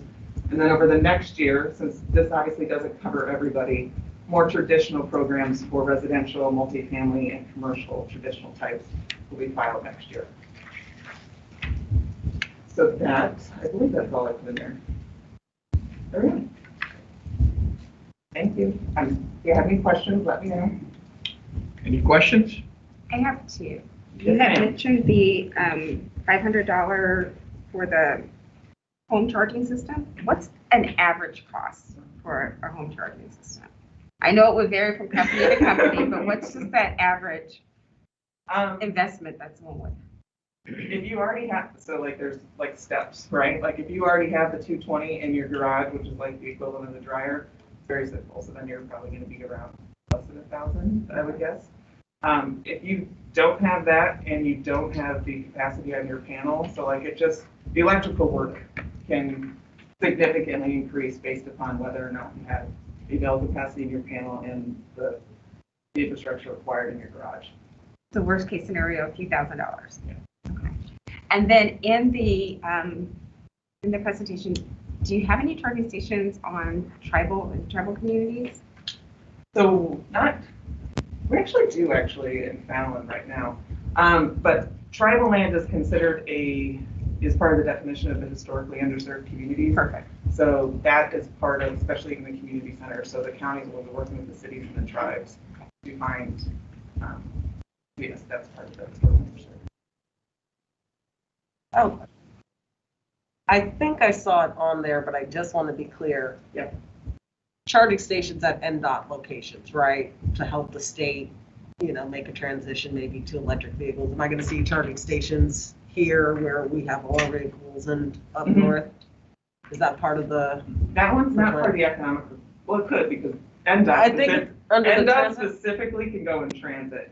But like your general fleet electrification is not a part of the economic recovery plan. So the economic recovery plan was a strategic network of public charging infrastructure, except for a little bit in transit and transportation.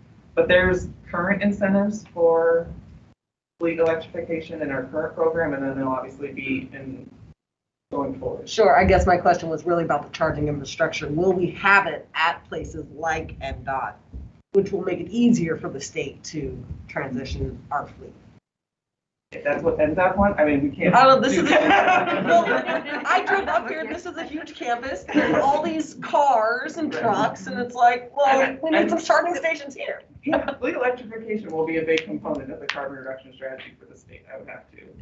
So, Christina Swallow, NDOT, I should note that DCNR, Governor's Office of Energy, NDOT, we've all been having conversations, and Department of Admin having conversations with Nevada Energy as they've been working through this, and we're having those conversations about how do we best transition our fleet and get the infrastructure needed. One of the things that we are all looking forward to, and Marie alluded to it, is the federal infrastructure bill has a lot of funding that is coming to help support that.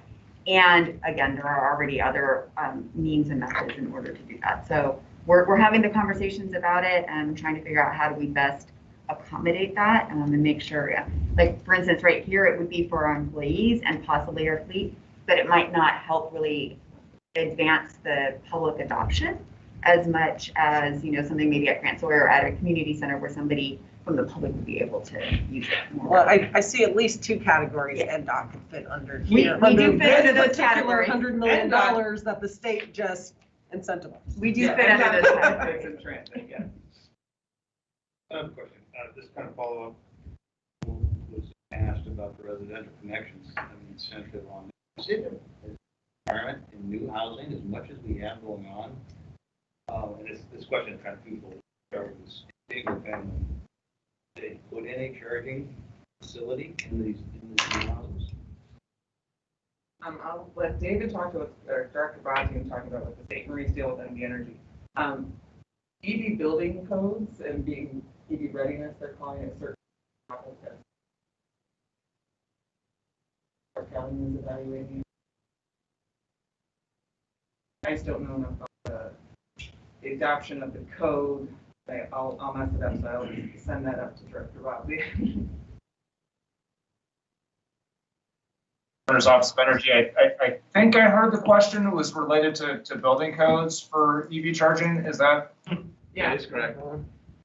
Yeah, so our office is statutorily required to adopt for the state, and I always couch this as the purpose of this adoption is to send a signal to the local jurisdictions where the rubber hits the road when it comes to building codes. We adopt on a 3-year cycle each update to the International Energy Conservation Code. And so for this most recent adoption, what we chose to do was also to include an appendix of recommended codes related to EV chargers to make sure that there's guidance to how local jurisdictions could adopt codes that are supportive of. So we have done that with our most recent adoption. Now the game is at the individual jurisdictions and local government and their building departments as to how they adopt those codes. Okay. Well, Bill Wellman, you've kind of answered my question, but I'm just wondering, as much building that we do in this state or in this Clark County, and I know there's a lot going on in Washoe, it just seems that that's something that's kind of critical in keeping people apprised as asked. Is the builder putting it in, getting the $500, but you can do it at the time you're building for $500? Which means if you're not, it's coming. I'll give you an example. My son was clearly must be a millennial guy. He bought a Tesla and did it, and when he found out how much it was going to cost to put the power into the house, he sold it. Okay. So if it's not there moving forward in this, and then the second part of that question was multifamily, and you brought that up. Mm-hmm. There's a lot of multifamily going in this town. Yep. Especially, is there a requirement to put in charging stations for the same reasons? You get an apartment complex that's got 300 units, it only has 3 charging stations. 4, that's not going to do much for all we're discussing here with regards to EVs moving forward. So Clark County Department of Environment and Sustainability is taking that up right now, actually, really specific to Clark County. So Director Murphy Henson, that's something that they're doing at the direction of the board to evaluate. And so I imagine she would very much welcome you. Well, she didn't want mine. Maybe.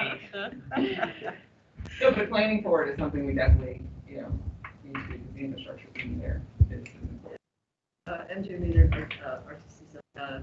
So we've been having conversations for quite a while, and the energy transit, more than just plug in your vehicles. We're certainly trying to understand our capacity in our yards. And it looks like we'll need our transformers and things like that. So, which is, and also when we charge our vehicles, when you think about a multifamily use, we know right now, in our 2 bus yards, we only have the current capacity to charge 10 plus additional vehicles. We have over 800 buses. So it's understanding the footprint of our current yards. Do we need to buy more land to build another facility? In order to transition, we have a zero emission plan where funding is available. We can transition all our vehicles to zero emission by 2035. So there's a lot. This is a great conversation because when you think about even a multi-use, I live in Henderson. They've got apartments where there are a lot of people living there. Then you wonder, is the capacity there for all of the a certain percentage of those there, and just do this to electric vehicles. So sometimes it's just the available power And so these communities may not even be there. And it's really, that's where the hard work comes in. And anyway, I just thought it's a good reminder that it's just not finding a puck. Just a second, sorry. Ann Silver had a question, so I want to. Yes, Marie, I appreciated your presentation. Ann Silver, Reno Sparks Chamber of Commerce, for the record. I just want to know if that 100 million includes a study of utilization and whether all that money is worth it. When I try to correlate the challenges of getting people to buy EVs, how will we know if that money was effectively utilized and prompted people to purchase electric vehicles? So Marie Steele, for the record, a study was not specifically required in the legislation. It was to prompt economic recovery and accelerate transportation electrification. As part of the plan, we're proposing reporting requirements to show the success and the utilization. So it's not required that we do, but we did put it into the plan that tracking that is obviously very important to us and to the commission and to the community that we serve. Okay. Catherine. Yes, Kathleen Taylor for the record. I'm not sure if you can answer this, Marie. Are there any incentives or initiatives to engage the private sector, such as Nissan for dealership, or Porsche or Mercedes-Benz or Dodge or whoever that are in the market of releasing EV vehicles? To ask them, could you come on board with helping to build the infrastructure for charging stations? Because as consumers, we consumers are going to buy these EV vehicles. Could you build charging stations so that there's more availability from the private? Well, not specifically. Yes, we are collaborating with the private sector. So like that's a two-step course because we're talking about, there also is proprietary networks and there's public charging infrastructure. But from partnering with Marie Steele, for the record, and the Energy College, we are partnering with auto dealers and also with Nevada, I always mess up Andy's association, Nevada Franchise Auto Dealers Association. I'm working with auto dealers on education on both ends of the spectrum on electric vehicle acquisition. So how do we train dealers so that switching to electricity is kind of hard, right? And so how do they make that sale? But then also on the back end, collaborating back with our customers, what inventory is available, and we're doing a certification of dealers on who's, EV ready. So we're definitely partnering with industry on making sure that electric vehicle adoption is a much smoother transition from the consumer all the way to the dealer who has to make the sale. And then as well with industry, definitely partnering with them on the infrastructure they want to build out. We have that tariff for them, rates, and then as well as incentives for them as well. So trying to take it definitely from all angles.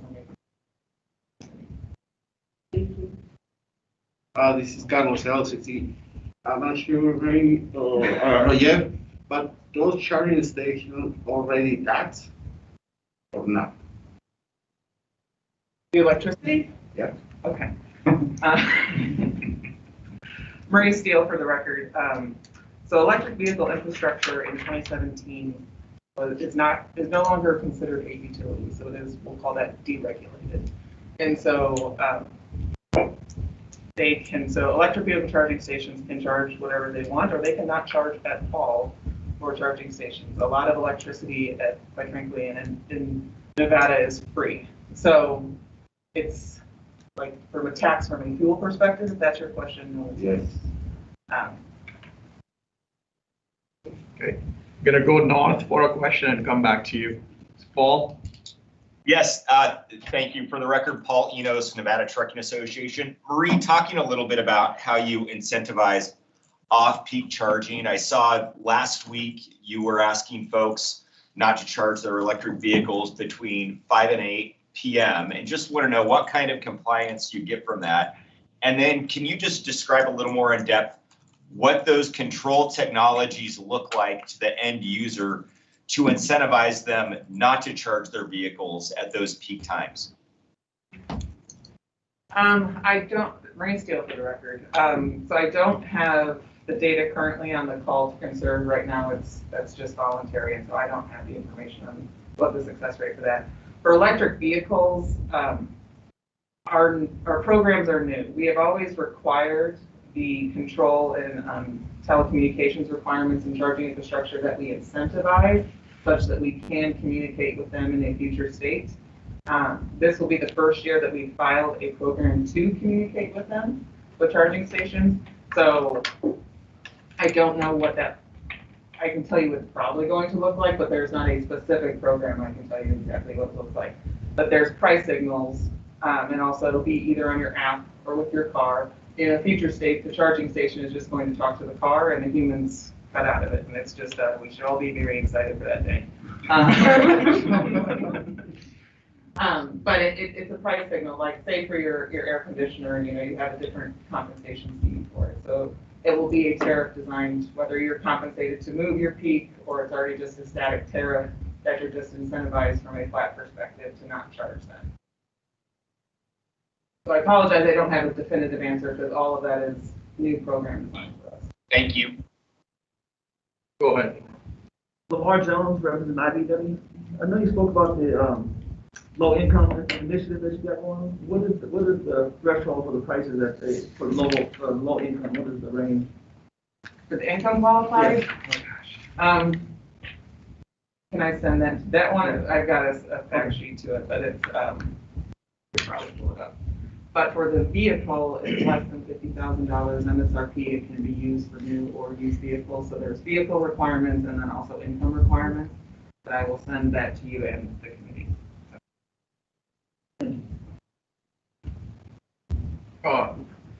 Go ahead, Bill.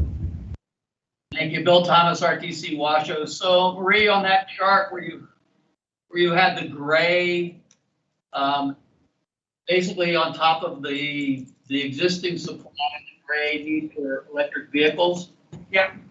Essentially, that's going to be absorbed by flattening it out. There's actually capacity built into the electric system to cover that. And if it is going to be flattened out, that part of what we're looking for, I'm trying to understand what role we're going to be playing in what is to be a very complex set of policies and actions and economic actions. Right. So, Marie Steele for the record.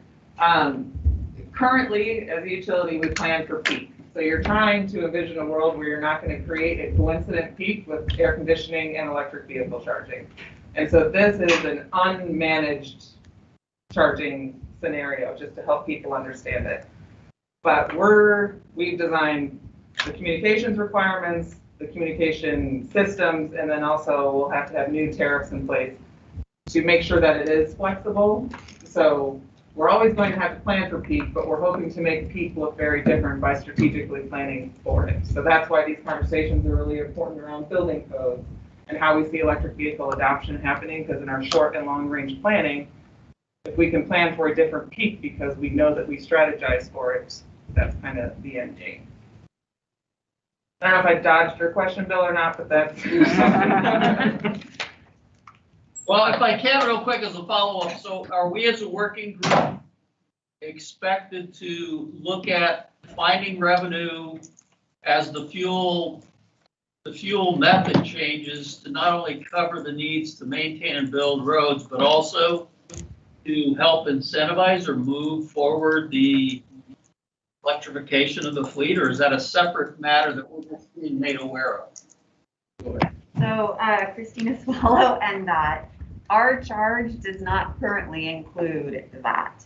I think a key part of, and by that I mean finding funding to necessarily fund that charging infrastructure. Now, should we decide that that's something we want to bake in, that's going to be above what my already shortfall is. So we just need to consider that. I think what's key to remembering as part of this is today we're framing the problem. And so, Travis showed us the various types of taxes that we may want to look at. Jeff talked about, and we talked about a little bit, Travis and Jeff talked about the model, like how fast is this happening? And now Marie is telling us the things they're doing, which may increase the rate of adoption, I think is really what we're looking at. So this is all context. The degradation of the fuel source already started decades ago. And that's just by, further fuel efficiency, the CAFE standards that were adopted and then not adopted and then maybe re-adopted, that will also increase the rate. But as we find ways to fund public charging infrastructure, that is what I think that's the biggest barrier right now, aside from cost. So that will significantly increase the rate. So this is all helping us understand the model. How fast will the fund source be degraded? And then also there may be an opportunity, to Carlos's question, there may be an opportunity there wherein we can generate revenue from that charging infrastructure or otherwise. So we're not currently tasked with trying to fund the infrastructure, the charging infrastructure, or incentives for car purchases. If that's something we want to take on, that would be outside of our current charge and outside of my current shortfall. So. Christina, this is David Bobstein. If I could just jump in on this, because I kind of know a little bit about how Bill's brain works, so I want to make sure that I'm responding. I think the balance here that we're trying to strike is, no, we're not looking to necessarily join in or complement the adoption, because there's certainly, as we're hearing, there's a range of activities that are happening right now, state level, federal, private, that are assisting in that. I think the charge, as I understand it from the climate perspective and the climate imperative, is let's just be aware that we're not creating new obstacles or barriers or harm to that course of adoption, which at this point I think both legislatively and from the executive branch is a major policy area for and a policy interest for the state. So can I ask one more follow-up question to what David said? Well, if the goal is by whatever that is, 2040, to have 50% of the fleet electrified, then we would put as a kind of a parameter for our consideration to not subtract from that. Is that how I would conceptualize how we're looking at this? That's a hard line, and I don't know if it'll end up being that binary in the ultimate analysis, but it's more or less we're trying to not get more of that is how I view it and how I approach this work. I think, so Christina Swallow again, I think these are great questions and really setting us up for our conversation this afternoon about the principles that we want to adopt as a group to help us be able to analyze all of the options that we may try to consider about generating the revenue. Is the revenue, is it a principle that we want to make sure that whatever we choose helps or hurts that EV adoption? Like, we can choose something that has an impact there. Is there another one that has to do with greenhouse gas emissions, but that isn't directly related to EVs? I think those are perfect questions, Bill, that we're going to have some good conversation around this afternoon when we start talking about the principles and how what we want to do to make sure that we're achieving the outcomes of the bill and the authors of the bill, but also making sure that we have that sustainable funding for the long term. Any other questions? Julie? Just to make sure that I am understanding. So from Nevada Energy, do I understand that there's sufficient power transmission capability to fund the grid now, and then there will be sufficient capacity to fund EV charging as long as we encourage that charging to occur on off-peak hours? Is that correct? I just want to make sure I'm tracking. Yeah, Marie Steele from NV Energy. Yes, that's correct. It's part of our long-range planning. With this transportation plan, we filed a transmission plan last week. It's part of our long-range planning. Yes, that's correct. So the ads we hear about, like, I was in California last week, And the ads on the TV were conserve between 4 p.m. and 9 p.m. You got to conserve energy. And I heard again last week in Washington, conserve between 5 and 8 p.m. Are we just saying that because of, is there sufficient capacity now, or is it peak load that is the issue? Hey, Marie, I'll take this one for you. Thank you, David. So, David Bob's in Office of Energy. I think just kind of for everyone's edification, it's also important to understand this is very much the day-to-day work that the Public Utilities Commission keeps track of. So when we're talking about these added benefits of EV adoption around system flexibility, the ability to shape load across the entire system, these are concepts that are actually drilled into at a very specific level of detail by the Public Utilities Commission of Nevada. So I think, to Bill's earlier question, do we necessarily see that EV adoption is going to require an increase in generation? The hope is that the benefits of system flexibility by having these distributed energy resources that are plugging in the future of possibly being able to use these batteries in a demand response area,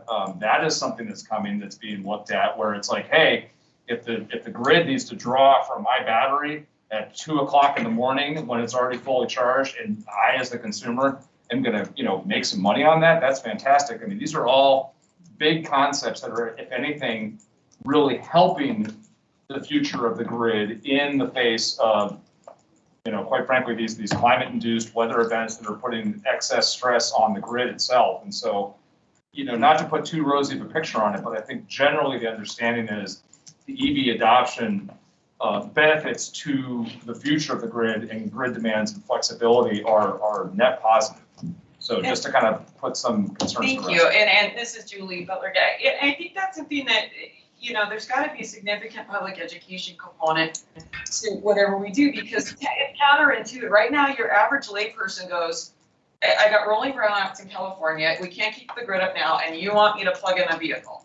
I mean, we're going to have to deal with that mentality. And so, and I think that's what the layperson understands is, wait a minute, you can't keep it up now. Yeah, no, I couldn't agree with you more about exactly that. And that is that's something that I know the company deals with on a daily basis as we're talking about, oh my gosh, we might have to cut power in the event of a high wind event to prevent against wildfire, to go into a whole other topic. But no, I think it's really important that this committee kind of keep track of that whenever we get to presenting whatever the final package is, a big part of it is we have a piece of that education responsibility for the public.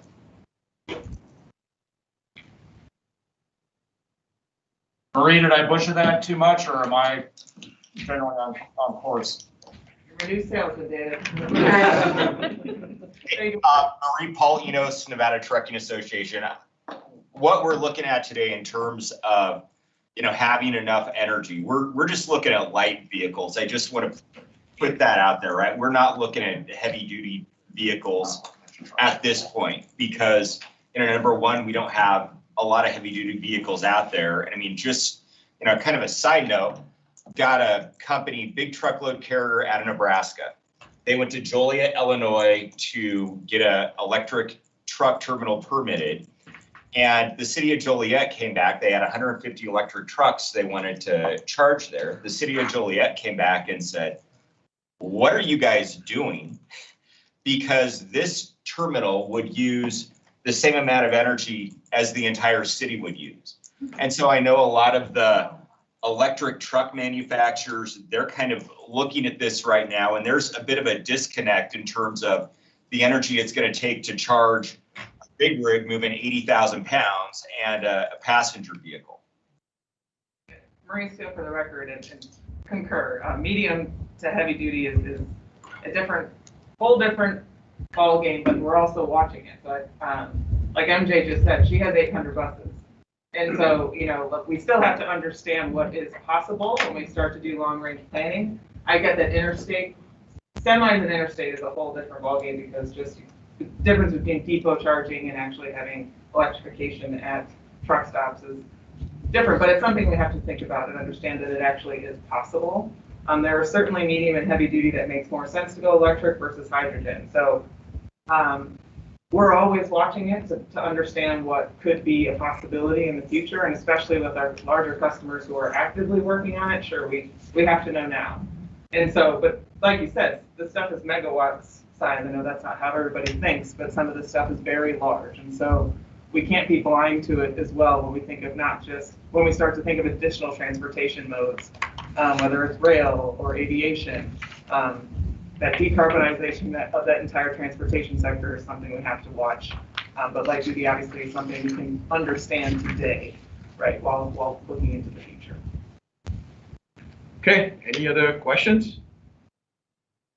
In that case, we'll break for the lunch, but before we do that, a couple of things. I think, Travis, you have a task for us, and if you want to introduce the task. Yeah, actually, I'm going to tag our colleague in Carson City, Justine Seidello, to introduce the lunch prompt. Justine, if you're available. And I'll put it up on the screen in the meantime.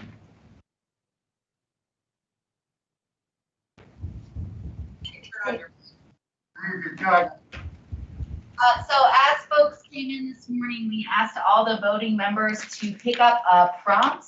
We gave copies in each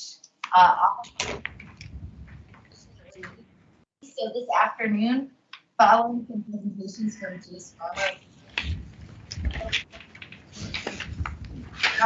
Justine, your audio, I don't know if DJ can help, but you're cutting out almost as much as Bill was, and I don't know why. Okay. I will restart and talk more slowly, so let me know if you guys can hear me. We had all the voting members pick up a prompt when they walked in for a bit of a lunchtime exercise. So later this afternoon, following some presentations, we are going to head into a discussion around revenue principles to guide working group efforts moving forward. Fear not, we will not be wordsmithing principles today. We are not going to be doing that during the working group meeting. What we will be doing is having discussion around revenue principle concepts that come from the legislation for this effort, as well as best practices from other working groups that have raised revenues. So in order to facilitate a robust discussion, we're asking you to just take a few minutes during the lunch break to jot down a few notes of what comes to mind for you as you're reviewing these potential revenue principle concepts. This will help us jump right into a lively discussion, so we appreciate you taking a bit of time now during lunch to jot some notes. Because we are going to be having a discussion between the Carson City and Las Vegas rooms, we are going to be doing some virtual facilitation with a whiteboard on the screen. So Travis, if you wouldn't mind bringing this up, we're going to give you a brief demo, Travis and I, of how the discussion this afternoon is going to work. So you'll see how we'll be capturing your thoughts. We'll take those thoughts over the break between draft guiding principles for your review and potential adoption at the November meeting. So to warm us up and give you a June this afternoon, chosen a non-transportation principle to walk through. So what we'll be focused on is thinking about an education principle that could be identified if we were talking about how to promote a safe environment in school. So Travis, you'll be a facilitator here with me as a participant. You're going to kick us off. Okay, so how we would like this to go, we rehearsed it and hopefully it will work okay having the two rooms. I'll be taking notes and facilitating in this room. And so when we get to an example principle concept on the screen is related to education policy, and the concept is safe environment. So we would be asking for volunteers who jotted some thoughts down on these principles to share some of their thoughts. So Justine is going to share thoughts, pretending to be a member of the working group in Carson City, on this topic, and I will take notes while the members in that room are talking, and you'll see the notes come up on the screen. So Justine, is there anything you'd like to say about this principal speaking from the Carson City room? So Travis, when I think about what's important for creating a safe environment in schools, I think that schools should be providing multiple options for students to get to school safely, whether that's bus routes. That's something that comes to mind for me when I think about this principal concept of having a safe environment. And Justine, you'll be facilitating in Carson City, so any other comments coming up that you're capturing or prompting as facilitation, I'll continue to type. Yeah, great. So thanks, Travis. One other idea that comes to mind is it's not just about students getting to school and that being a safe environment, but for creating a safe environment when students are on campus. They should feel safe being themselves, with avenues to find support if they feel their safety is being compromised at all by other students or staff. So what I did just there was represent viewpoints of two different speakers in a room. By capturing the notes this way, this helps us ensure that, so I'll be taking notes when somebody in Vegas is talking. It'll help us flag whether or not we can hear or are fully capturing that conversation as we have this discussion between rooms. So this was just a brief sample of what this discussion would look like in the session. And now Travis will show we'd be taking feedback like this to create a draft sample guiding principle that you all would vote on. So I know, Travis, you've got that draft principle statement ready for us based on this type of input. Again, to be clear, this part we're about to demo is not happening today. Pretend your project team has gone away for a few weeks and collected all of your input and then come back to you with a statement like that. It's on the screen now. It captures your input into a concise guiding principle for this aspect of education policy. We will present then whichever guiding principles seem to have risen to the top in a concise formulation like that at the next meeting in November for your further discussion and adoption. Today, we're just looking for input we can capture dynamically, and then we'll come back to you with a consolidated statement like that next time. And so over lunch, you want us to think about what we might say for that session after lunch. Correct. So these example comments that we captured on this school safety principle, we'll be looking for comments on all the transportation revenue principles that are on the handout. So we thought it would be helpful to be thinking over lunch, if you haven't already been, about what your thoughts are about these concepts, so that we can come ready to capture all of your thoughts. And you can see just how fast Justine and I can type. Well, thanks, Travis, and thanks, Justin. So everyone, we all have this document. Just read it over lunch and jot down some thoughts. And then if you pre-ordered your lunch, the lunch should be already here for you. And I want to thank Nevada Trucking Association and Paul Enos for sponsoring the lunch today. So thank you very much. We'll reconvene at 1 p.m. You can either leave the room or stay in the room and have lunch here. Okay, thank you all.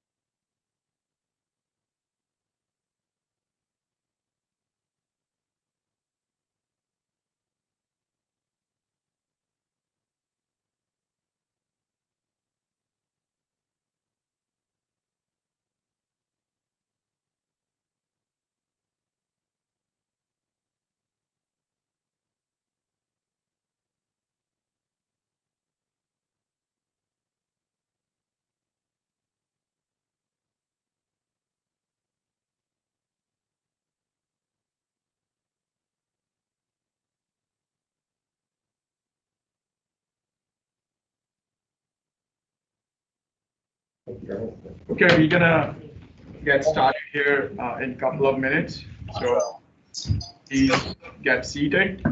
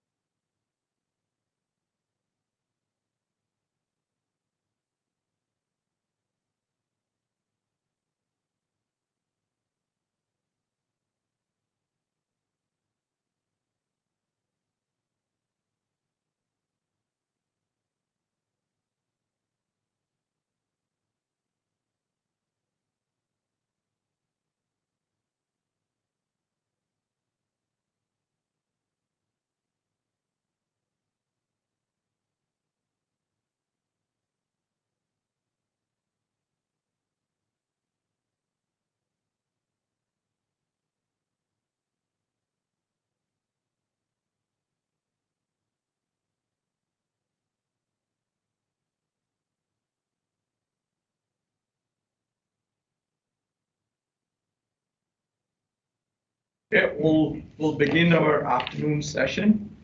I think right before lunch, Travis and Justin give an introduction on what this brainstorming session is going to look like related to looking at guiding principles for the new revenue sources. And with that, Jeff, do you want to provide any more information or? No, I think we've pretty much described how we're going to use these principles. The one thing before we get into the discussion, though, interactive discussion, is we wanted to ask Jace Farmer, who, this is what he does as a profession, is he specializes in public policy for UNLV, to maybe give the committee some background on not just transportation principles, but tax and fee principles, so that we begin from the very top. Okay, well, that's good. Jace, you want to provide us some right here? Absolutely, yes. Thank you. For the record, my name is Jace Farmer. I'm with UNLV. And I just wanted to take a few minutes to talk about general taxation, the overarching concept of taxation, what that means, and then get into, what are taxation principles and what are some basic guidelines, if you will, for taxation principles. Next slide, please. So I want to start out by talking about the purposes of taxation, right? Because, at the end of the day, I feel like this committee's goal, right, is to come up with a revenue source, a sustainable revenue source, right, for Nevada and its transportation and its highways. So with that, we need to make sure that we understand what we mean by taxation, right? And just for context, and to kind of drive the point home of what we've been talking about all day and all last meeting, is that basically, the gas tax or the highway fuel tax, as traditionally practiced in the United States, is no longer really a sustainable source of revenue for transportation and highway funding. So just like we're having this conversation today, other states are also having this conversation, or at the very least, they're beginning to ask the question, what are alternative mechanisms to funding so that we can support our transportation going forward. So with that, let's talk about the purposes of taxation, right? And I don't want to make this a civics 101 class, but just to kind of make sure that we have clarity of what this means, I'm going to go into these points here. So taxation basically has two main purposes, right? Obviously, the purpose of taxation is to raise revenue, right? So that we can pay for things. The second major purpose of taxation is to regulate activity. And as Travis pointed out this morning, you have this principle of a Pigovian tax, right? Which is designed to target activities that produce negative externalities or negative outcomes, right, on themselves or the individuals. And you have two primary categories of Pigovian taxes. You have what we call sumptuary or sin taxes, which brings to mind that old saying, don't tax him, don't tax me, but tax that smoker behind the tree. You ever heard that? Right? That's sumptuary or sin taxes. And basically, they come from, this Christian principle of discouraging socially undesirable behavior. But it also can be seen as a taxing mechanism to discourage unhealthy behaviors as well. The second category we have is regulatory or environmental taxes, right, or fees. And these are designed to impose taxes or fees on activities that have a negative impact on the common good, like the environment, for example. Next slide, please. Now, as we think about taxes and fees, I just wanted to talk for a moment to make a distinction between, taxes and fees. Like, what are they? So a broad definition of a tax is they are coercive payments made to a government for the general purposes of collecting revenue, right? And they generally aren't associated with a specific good or service. Now, taxes can also have this quasi-market effect, meaning that they can be aimed at trying to distribute the cost of goods to those who use that service or that good the most, right? So think about highway taxes. Highway taxes, or fuel taxes rather, are designed to tax those who use highways the most, right? So that way, people who aren't using highways at least aren't getting that heavier burden. Next slide, please. So now there are 6 major sources of taxation mechanisms that we use in the United States. Right, so we use the property tax, and all 50 states use some iteration of the local property tax. But what I have up here on the slide is there are roughly 35 states plus DC that use the state property tax, just for state purposes. Then of course you have 45 states that collect state sales taxes. Then you have 42 states, unfortunately Nevada's not one of them, that collect state income taxes, at least from a personal standpoint. I'm not sure about corporate income taxes, but I know we don't, as you all know, we don't do a personal income tax here in Nevada. Having lived in a state where I've had to pay personal income tax in the state, that's not fun, right? And then you also have, of course, the motor fuel tax, which is what we've been talking about all day, right? And Nevada ranks 19th in the nation when it comes to gas tax rates, right? With California being number 1, and I believe Alaska being number 50, right? Having the lowest tax. And then, of course, all states use the cigarette and the alcohol beverage tax. Next slide, please. Now, fees, on the other hand, are payments made to government for the purchase of or use of specific goods or services. And fees can generally fall within 3 main categories, right? You have user fees, user charges, and then of course we have fines. User fees basically derive from government sale of a license to engage in an activity that's otherwise forbidden, like a gaming license or a liquor license, right? User charges are based upon payments made to the government for the direct sale of an item. So for example, utility services in most instances could be seen as a user charge, toll rolls, or other types of toll goods. And then you have fines, right? And fines basically are just punitive payments that are designed to keep you from engaging in illegal activities. Okay, so they aren't really designed to generate revenue, but more so to punish you. Now, there's a gray area, and Travis, through his examples today, brought up a lot of gray area taxing mechanisms today. That could be either a fine or a fee, not a fine, but a tax or a fee, right? Especially when you start getting into taxing things that are based upon, the usage of an item, like the tax that he brought me was vehicle weight was a good one, right? That could be a fee or it can be a tax. It really depends on, it's really up to what the state defines it as. But the general distinction, for most instances, a tax in most instances is associated with another transaction, right? A tax may be associated with the value of the transaction, or the volume of the transaction, or the value of the property that's being purchased, right? So basically, it's an additional payment in addition to the original transaction for the item being purchased. Where a fine or a fee, on the other hand, in a lot of cases can be a standalone payment to the government for a specific good or service, right? But again, you have the gray areas where some of these vehicle registration fees might not necessarily fall into either one of those categories. So it really depends upon how we define it. Next slide, please. So now let's talk about taxation principles, right? So a taxation principle, right, or principles are guidelines that a governing entity should use when devising a taxation system. Okay, and I brought this quote from this website called Accounting Tools because, you know, go to the next slide.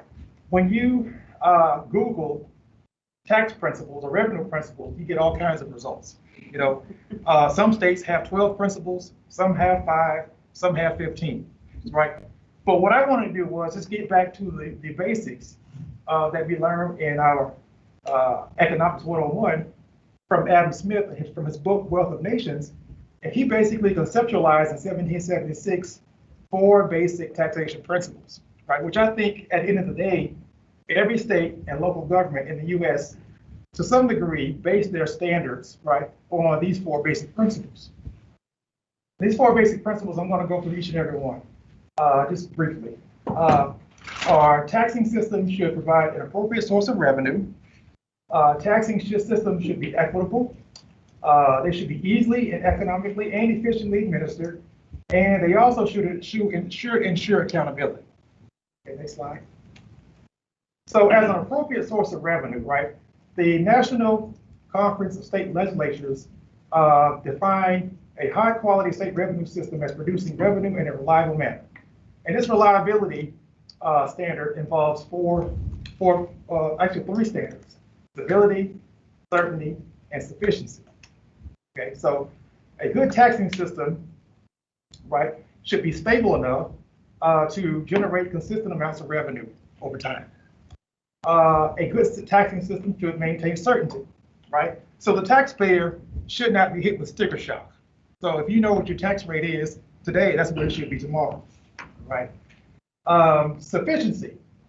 The taxing entity or taxing mechanism that you use should be enough to balance the budget, or at the very least pay for what you want to pay for. So the last thing you want to do, right, after we get done doing this whole exercise of trying to come up with alternative mechanisms to pay for our highways, is to 5 years later have to go back to the state, to the taxpayers, and ask for the money and say, hey, we didn't get it right, right? That's not going to fly. Next slide, please. The second standard, or the second principle that Adam Smith hit, was a tax system should be equitable, right, and fair. Now, this whole fairness and equity principle is based upon 2 primary standards, right? You have the benefit received standard, which basically says that taxpayers who are benefiting from the service, right, should pay for that service or good. Likewise, taxpayers who have the ability, right, or who have the same abilities, if you will, to pay for services should be treated the same. So no taxpayer should fly under the radar and be treated as what we call a free rider, right? Basically, not paying for a service but using it. Okay, that gets you into the whole concept of horizontal equity. There is also the ability to pay standard, right? So taxpayers should pay for taxes in accordance with their ability to pay for it, if they can afford it, right? That gets you into vertical equity. So again, horizontal equity basically says, hey, you know, individuals and businesses that have the same income should be treated the same, right? No one should fly under the radar and get away with paying taxes. Likewise, vertical equity refers to, you know, reducing the burden on your lowest income earners. So in other words, a tax should not have a heavier burden on those who have the least power to pay the tax. So a good taxing system should basically, you know, follow these 2 primary standards. Next slide, please. And I like this one. So the third standard is a principle is that a taxing system should be easily and economically administered. So here, in my first bullet, right, it should minimize the cost of the taxpayer. So paying taxes within itself is already a burden. So we shouldn't add insult to injury by making people pay extra to pay taxes, right? Whether that extra is paid through money or time. So, for example, if you are going to allow a taxpayer to pay their taxes online, but then charge them a convenience fee, right, that's problematic. Likewise, if a taxpayer is going to go to the DMV right, to pay their annual registration fees, that shouldn't take all day to do that, right? Now, fortunately, here in Nevada, we have kiosks, we have online mechanisms that have kind of mitigated that, but again, what problems like that do is it gives people an incentive to avoid paying taxes, right? So, if I know I have to spend all day at the DMV, I'm going to procrastinate, right? Or if I know I have to pay you, so just from a personal standpoint, I don't believe in paying you to pay you. Does that make sense? Right? So, so if I have to pay you money to pay you, then chances are I'm not going to pay you. Also, more importantly though, or just as important rather, is it should also minimize the administrative costs. So in other words, as the administrators or the administrator of the taxing system, you should make sure that you have a good process in place to track the revenues. So there shouldn't be any checks on someone's desk that's not cash and not being processed, right? And unfortunately, that's a reality in some instances where people pay their money to the state and the checks get lost for whatever reason. Likewise, the tracking system should be sufficient enough so that taxpayers who have paid their taxes aren't getting billed twice, right? So we want to make sure that the administrative costs are low enough that the taxing execution, if you will, is being done in a good manner, in a systematic manner. And then finally, a taxing system shouldn't be overly complex, right? The taxpayer should understand the tax that's being paid. You shouldn't have to hire H&R Block to pay the tax, right? As well as the taxing system should avoid overly complex provisions and regulations. Okay, next slide, please. And then finally, the taxing system should ensure accountability, right? So, the policies and the rules around the tax and the tax itself should be developed in a transparent and open manner. You shouldn't have any backroom deals going on when it comes to developing the tax. The cost and benefit of the decisions around the tax, right, should be understood by both the taxpayers and the administrators. And then finally, the tax policy should be evaluated in terms of whether it meets the intended goals. So in other words, we need to go back every so often and look at our taxes to make sure that they, A, are meeting our revenue requirements, and B, are they regulating our behavior if they're meant to do that, right? Because sometimes, as time progresses, it's like, for example, a lot of our taxing mechanisms that we use in the United States were developed in the 60s and 50s, right? But our behaviors have changed, the economy has changed, our lifestyles have changed. So that means our taxing systems might need to be reevaluated and changed with it. So we need, at the very least, we need to make sure that our taxing approach is adaptable and that we are reevaluating it to make sure that it's still maintaining its goal. Questions? We should probably give this talk to a lot of different organizations. Oh. Yeah, thank you. I commend Travis because we're talking and breathing this thing. He's been doing it all day. I got wind. I took it off. This is Paul Murdoch with the Vegas Chamber. I mean, I think that's a great summary of tax policy. We've worked with the Tax Foundation and the Taxpayer Association over the years, and on those 4 basic principles from Adam Smith, we agree. Like, we think it's got to be predictable, it's got to be simple, it's got to be accountable, and it's got to be stable for the taxpayers. And I think you've done a great job summarizing that today. Thank you. Any other questions for Jace?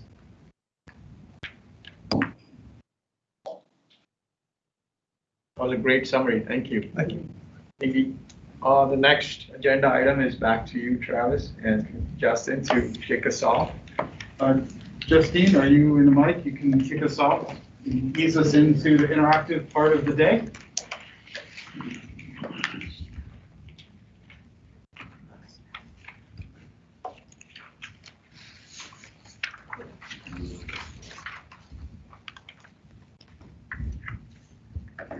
Thanks so much, Travis, for transitioning to me here. We wanted to put up to set a reminder for what we're focused on today. This was the Transportation Funding Challenge Statement that you all worked on at our last meeting as a reminder for what the working group collectively is going to be focused on accomplishing. So just a reminder up here, this was included in the meeting minutes as well. If you want to reference this should all be some pretty familiar language to you all. That's going to be coming up as we revisit some revenue principle concepts for discussion today. So if you want to go ahead to the next slide, Travis. As a reminder, Jay set us up really nicely with his discussion around principles. So a taxation principle, as a reminder, would be a guideline that a governing entity would use when devising a system of taxation. So what we'll be discussing today and seeking your qualitative feedback on is feedback on potential revenue guiding principles that the working group will then be able to use moving forward to evaluate potential revenues for recommendation to the legislature. So today, we're going to be asking you all, as you started thinking about today over lunch during the prompt, to elaborate on your thoughts, views, and preferences related to each of these concepts, including any relative importance or non-importance. We'd also like to be discussing where there might be gaps or where there are principles that could be combined. So on the right-hand side of the slide, you'll see the concepts that we're planning to discuss today. So those first four come right from Assembly Bill 413, and we're in that transportation revenue challenge statement, thinking about the mobility needs of all users, user equity, social equity, and greenhouse gas emissions. Then we also surveyed, there have been several initiatives recently where states have been looking at new revenues as well, a similar charge to you all. So we did want to look to those best practices. Some of those states include Pennsylvania, Indiana, and North Carolina. And you'll also see some similarity with those Adam Smith principles that were previously discussed, talking about concepts like transparency. So again, a reminder, we are not going to be actually formulating the principles in the session today. That would be a lot of wordsmithing to do as a big group between two rooms. So again, we'll walk through each of these revenue principle concepts, seeking your feedback. What the team will do in between today's session and the November meeting is take all that feedback to draft actual revenue principles that you all will review at the November meeting to take action on. So are there any questions about what it is we are doing today before we jump into the discussion? I have a question. Kathleen Taylor for the record. So if I'm clear, is it that taxation is the only revenue generating option that we're looking at today to build these principles around? Or are we including other potential ways of generating revenue? Or is taxation the only option on the table? If I might, hi, Jeff Doyle with the consulting team. Kathleen, thanks for the question. These are revenue principles, so it doesn't have to be taxes. It can be fees, it could be public-private partnerships, but anything that has a revenue generation potential. Okay, thank you for that clarification. But we're not looking for the generators. We're Correct. looking for Yes. the concept. Yes. Like, yeah. Yes, Bill. So let me try this, maybe to start off. Bill Thomas, RTC Washoe. Capital infrastructure, not something that can scale up and scale down very quickly. In other words, it often takes years to get the plan together, get the design together, get to the point where you know the final price, and you're able to actually do the improvement. So for me, the most important thing is probably near-term sufficiency and long-term viability, because it's very hard for projects in our infrastructure, our transportation infrastructure, to be, jerked around, I guess is the way I would put it, by not knowing what money you have to use. You'll be so far behind in terms of keeping up with what the public wants. So I think those to me are very important, because without those, you don't know where to start or what projects to put on the table. You have to have some understanding of what your revenue is going to be in order to plan. Excellent, Bill. That's really helpful. So I made a few notes below. Travis, I know you're capturing some of these thoughts under the theme of mobility needs for all users. But Bill, looking ahead from that holistic view you guys took earlier, what we're hearing loud and clear is the importance of both that near-term sufficiency as well as that long-term sufficiency here. So that's something I'm taking away from that discussion. Okay, that's really helpful and a good way to get us thinking about the near and long term. To go back up to the mobility needs of all users, so speaking here to the Carson City room, I know there are some individuals here representing different types of users. So Doug, I was interested when you were reflecting on mobility needs for all users, did that strike any ideas for you that are unique to farmers here in Nevada, or just interested if you had any thoughts when you were reflecting on the mobility needs for all users here? Well, and I did think about not only the transportation that people do now, but especially in rural Nevada, to rely on the transportation system to bring products in for input, as well as take their out of these out. Both of those things need to be taken. Yes, trucks are the way we do that. I have a question on this topic. You know, obviously, when you consider mobility needs of all users, we're talking about transit and complete streets and pedestrian and bicycle access.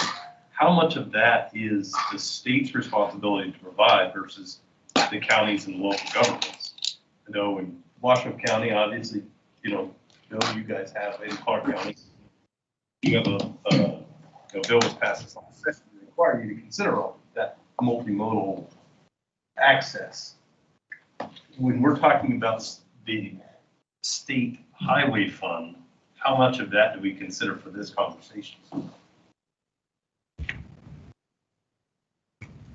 So I think that's a good question for this group. Maybe that's a good opportunity to throw that question and this concept for discussion back to our room in Las Vegas. I'm not sure if MJ's there, representative from RTC Southern Nevada, or any folks from the Las Vegas room have a perspective on that split between state and local responsibilities when we're thinking about mobility needs for all users.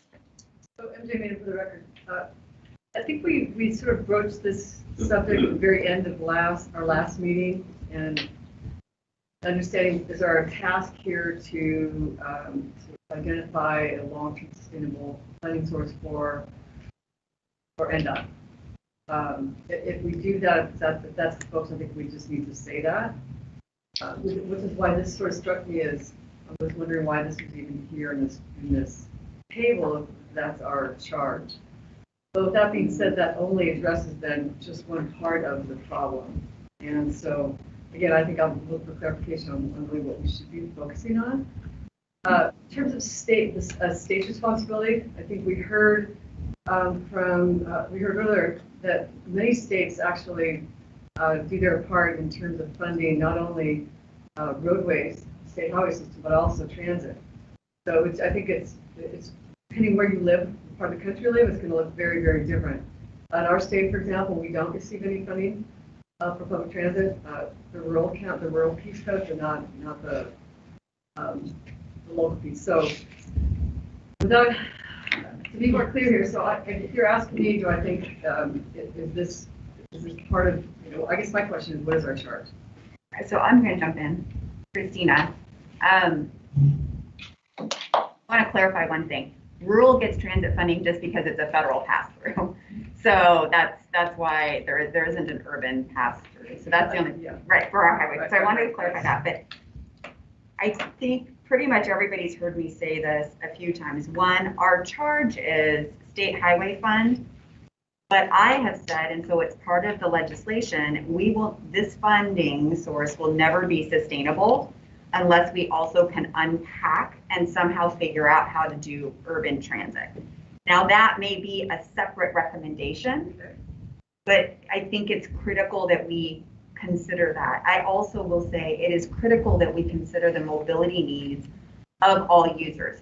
Now, if NDOT gets into the business of exclusively highway building, that might be a different, we're not going to put sidewalks on 93 in the middle of the state.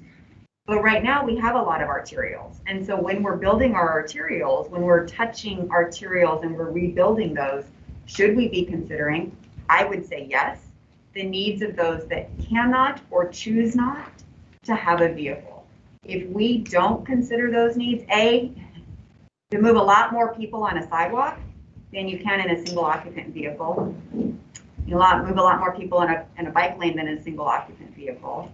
But also not everybody has access to a car and not everybody can operate a car for any number of reasons. So I think we need to be very carefully considering the needs of all users. We need to be considering transit for many of the same reasons why bike and ped. But if we want the fund to be sustainable, we need to be thinking about how do we move people differently than what, and that gets into, I didn't do my homework either. Land use is not in here, but that's also part of it, right? Like, if we continue building the way we are, transit isn't viable. If we continue building the way we are, nobody's going to walk 3 miles to the grocery store. So land use, portable housing, that is that third piece of our task, which is going to be hard. But in terms of the funding piece, mobility needs of all users are definitely part of it. And that's, and Jimmy, for the record, and that's great to hear, because when I look at, greenhouse gas emissions, while the adoption rate for EVs is something everybody's hopeful about, I think even looking at that graph, we saw about 25%. Overall, that's not going to get us where we need to be from reducing our carbon footprint, and the only way that you can do that is looking at other ways of moving around, which include a very robust mobility system, including public transportation. So I'm glad to hear that. Thank you. I haven't changed my tune, MJ. I'm still there. I wasn't sure. I'm still right there with you. It's weird that like the 11th hour of the meeting when I brought that up, trying to understand, is this just about the highway fund, or is this really looking at more than that? If that is, I think that's. So everybody, it's about the highway fund, Sure. But the highway fund will not be sustainable if we don't figure out these other two pieces, land use and urban transit. And so it's probably going to be a suite of, here's what it's going to be, team. It's going to be a suite of recommendations. This is how you fund the highway fund. And you also need to consider doing this for transit. And you also need to consider doing these things for land use. So to bring that back to principles, and we're going to be applying whatever statement emerges for related to mobility needs of all users, which came from the language in 8413.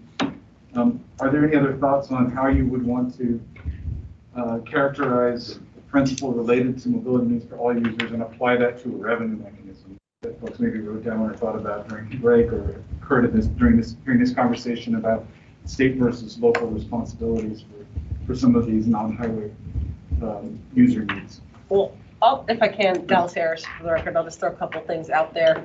I passed a bill last session about the Complete Streets program, which is essentially designed to make sure that all agencies are thinking about all users on the road as they engage in projects. And so I don't know if the highway fund has, well, it doesn't have any capacity to fund anything else.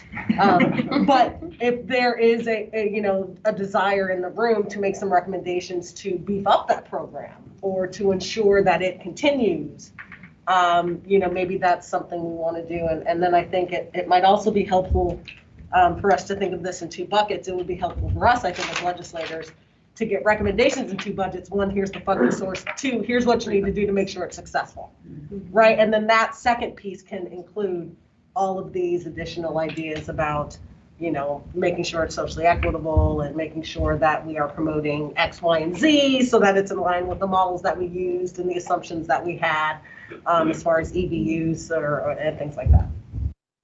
So that might be a helpful framework. Or are we looking, Bill Wallman, are we looking for just a variety of different funding methods? In my simple mind, I'm thinking some kind of a road user fee charge, whatever you call it, that takes the place of how highway fund is funded, the 18.5 cents and the other 17 cents.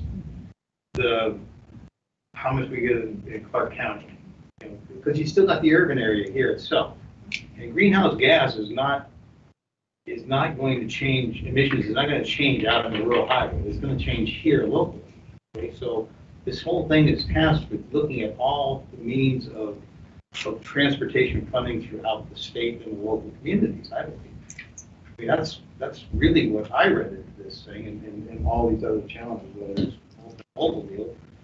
Not a lot of multimodal out on the rural highways, but there is here in town. The transit, clearly the time. You don't have the buses, you don't have the sidewalks like you talked about, Christina. So are we looking for something that fits everything? So there is one fee, as Jace has talked about, so it's more transparent rather than having 6 or 7 different taxes of some sort of fees to bring us to where we are today. Hey, Billy, this is Craig Madole. So really, what you're describing, are you just saying like whatever we create, if there would be like kind of a mandatory counting option?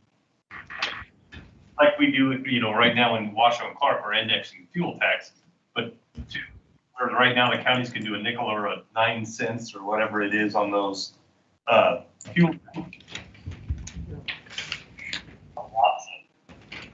Counties would then to look at this transit, sidewalk, like that. Craig, we're losing you, so Justine, you might have to help do backup notes as well, because we lost a lot of that, but I think. It was brilliant. Yes. Sure was, Craig. I think what we wanted, I'm sorry, and I'm jumping in for our consulting team, but I think we want to try to not look at phase right now. We're not looking at a county option. We're not looking at a VMT. Right now we're looking at what do we measure? How would we measure if we were successful in our revenue source at providing for mobility needs of all users? So later, after like November and January, when we start looking at our revenue sources, how are we going to measure them against one another? What would we consider success if it was if we were addressing the social equity piece? And these are hard, and I don't, the team has been, they were very careful not to give us examples of stuff because they didn't want to feed us their thoughts. So I'm holding over here and I'm like, should I just ask them to give us an example on this one? Well, maybe I can build on that, because what I did here, and I'll play it back, or I've written it there, Craig, is what I heard was the ability to apply the local option component on top of a mechanism is a feature of a principle related to mobility needs for all users. Is that close to what you're saying? Correct. That whatever we create has to consider that county option, for lack of a term, to where now you're talking about the land use and the needs of all, the mobility needs of all users. So we have to lay those things on top of each other for whatever our recommendation becomes. That's helpful. Thanks. And Justine, you can take it back. We're in the Carson room, but that's a great example of the sort of input that we can then take and formulate into a principle. It's not that you're saying there needs to be a local option component to this. It's that consider the ability to have a local option factor that then feeds into our ability to articulate a principle. And it looks like Paul's got something for us here in Carson City. Yes, Paul Enos, Nevada Trucking Association. Yeah, talking about what are some of those things we can look at if we're successful. One of the things that Doug and I were talking about today. Doug, what were you dealing with today? You were dealing with congestion on your way here, right? Whether that's congestion caused by traffic, congestion caused by construction. I do think that is something that we can look at in terms of, are we successful or not in reducing where we have some of these bottlenecks? When I look at success stories that we have right here in the Silver State, we had huge truck congestion because of construction down on the 15 in Las Vegas a couple of years ago. When that project was completed, Project Neon, we saw an 11% increase in truck productivity. Well, what does that mean? That means we're waiting in traffic less. That means we are burning fewer non-productive gallons of fuel waiting in traffic. So, when I look at, what are some of those mobility needs that all of us can benefit from, it is reducing that congestion or reducing those bottlenecks. Great, that's really helpful. So, pulling some of these different discussion points together, there are different needs for different users, but when we're thinking about the mobility system holistically, there are some challenges that could be solved that actually benefit a multitude of users. Solving congestion isn't just helping trucks move more efficiently and help move agricultural goods, it's also helping people get. We have a hand up on the virtual, on the dial, and you can't see the name. It's Julie. Julie? Thank you. Good afternoon, everyone. Julie Reagan from the Tahoe Regional Planning Agency. I would just add to the dialogue around the complete streets and multimodal conversation. In terms of a principle, the fungibility or flexibility of new funding is important. You know, we've often run into difficulties where, you know, we call it colloquially the color of money. You know, X dollar can't go for a bike trail. You know, X dollar source can't provide for pedestrian lighting or safety improvements in a certain project. So I think to bake it into whatever new sources might come down the way, we want to provide flexibility for other modes other than the car. So just wanted to, you know, tie the bow around some of the good conversation I heard earlier. Thank you.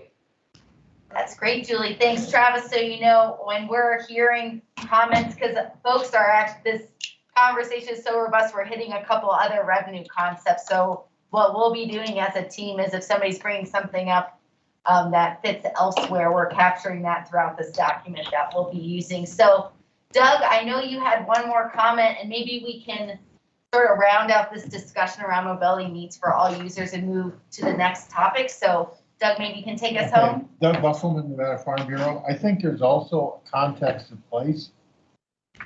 If you can't build everything everywhere and pretend that one size fits all. Mm-hmm. You need to address users' needs where they are and plan accordingly to that, as opposed to just having it's one size is going to fit everywhere across the state. I think that's a really great point that I see Travis capturing up here. And I think that point is going to come up as we move throughout this exercise. So pending any objections, let's move to social equity as a revenue principle. Justin, I think, sure. Go ahead. Well, we have two hands up here, MJ and then Marie. So MJ, May, for the record, when you talk about all users, I think some of these categories, they either overlap or they're actually intersected. Whether that's social equity and transparency, and I think whatever funding model is chosen for all users, they need to understand how it's going to impact them. So that if we're trying to, so for example, if it is transitioning or encouraging folks to use more electric EVs, I think we have to be really clear that there's not a corresponding negative impact to folks that cannot afford to do that or that rely on older internal combustion engine vehicles. So it's one of those things, sometimes when you create a policy, you've got the best intentions, but if we can't explain it to all users, that is transparent and that has unintended consequences to those that deserve it less, right? So again, the intention is good. We want to see a higher adoption of electric vehicles, but if it's going to have a punitive impact to folks that rely on those older vehicles, I think we have to make sure everyone fully understands that and understands what that means for the funding model. I'm good. Mine was clarifying. Okay. Thank you. Just one thing I did Christina Swallow. I wanted to make sure, so we talk about bike ped transit when we, and cars. I want to make sure that we're also considering that there is diversity amongst the bikes and the peds. So right now in Vegas, when we think about, right now generally when we think about bicyclists, we think about the roadies. We're not thinking about the commuters or perhaps somebody who's otherwise mobility impaired and actually is riding a tricycle, or somebody who is on a mobility assistance device, a scooter of some sort. So making sure that we're thinking about the diversity within those categories when we don't really think about that.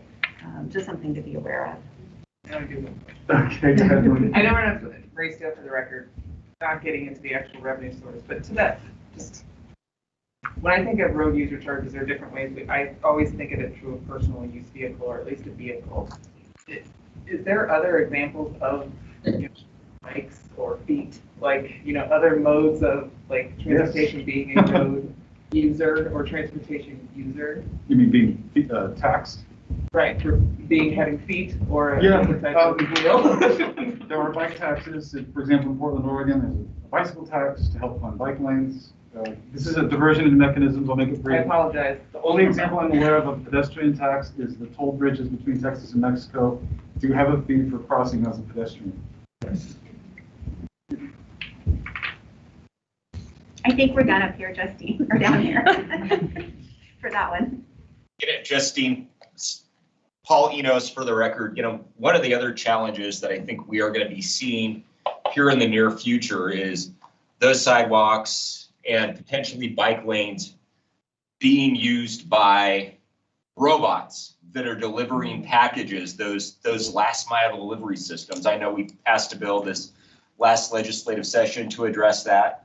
So, just to kind of add that in with bikes and pedestrians, I think we are going to be seeing more and more, instead of a teenage kid delivering your pizza from Domino's, it could come via robot. So, there's some other challenges there and just some other things to be thinking about as, we're moving forward and talking about what all those modes of transportation are and, what lanes they're going to be competing in. Very interesting. They should pay too. All right. Pizza tax. We'll transition now to social equity as a topic. Jay set this up nicely for us in his opening presentation, where this would align with that concept of vertical equity that he was discussing. So when folks are seeing social equity here as a potential revenue principle concept, any folks in the Carson City room have some thoughts that they worked on over the break or based on discussion that they'd like to share to kick us off on this concept and its relative importance? I think that somebody said it in the last piece, but we need to consider that the lower socioeconomic citizen of our state is much less likely to have the means to have an electric vehicle for probably quite a while. And that to try to, those who can afford the retrofit to their home or the expense of an electric vehicle, at least in this, I realize this greenhouse gas emission, these two things are linked. If you're living in a motel on 4th Street, so we just have to consider how these two things, because they are interlinked, and the social equity piece,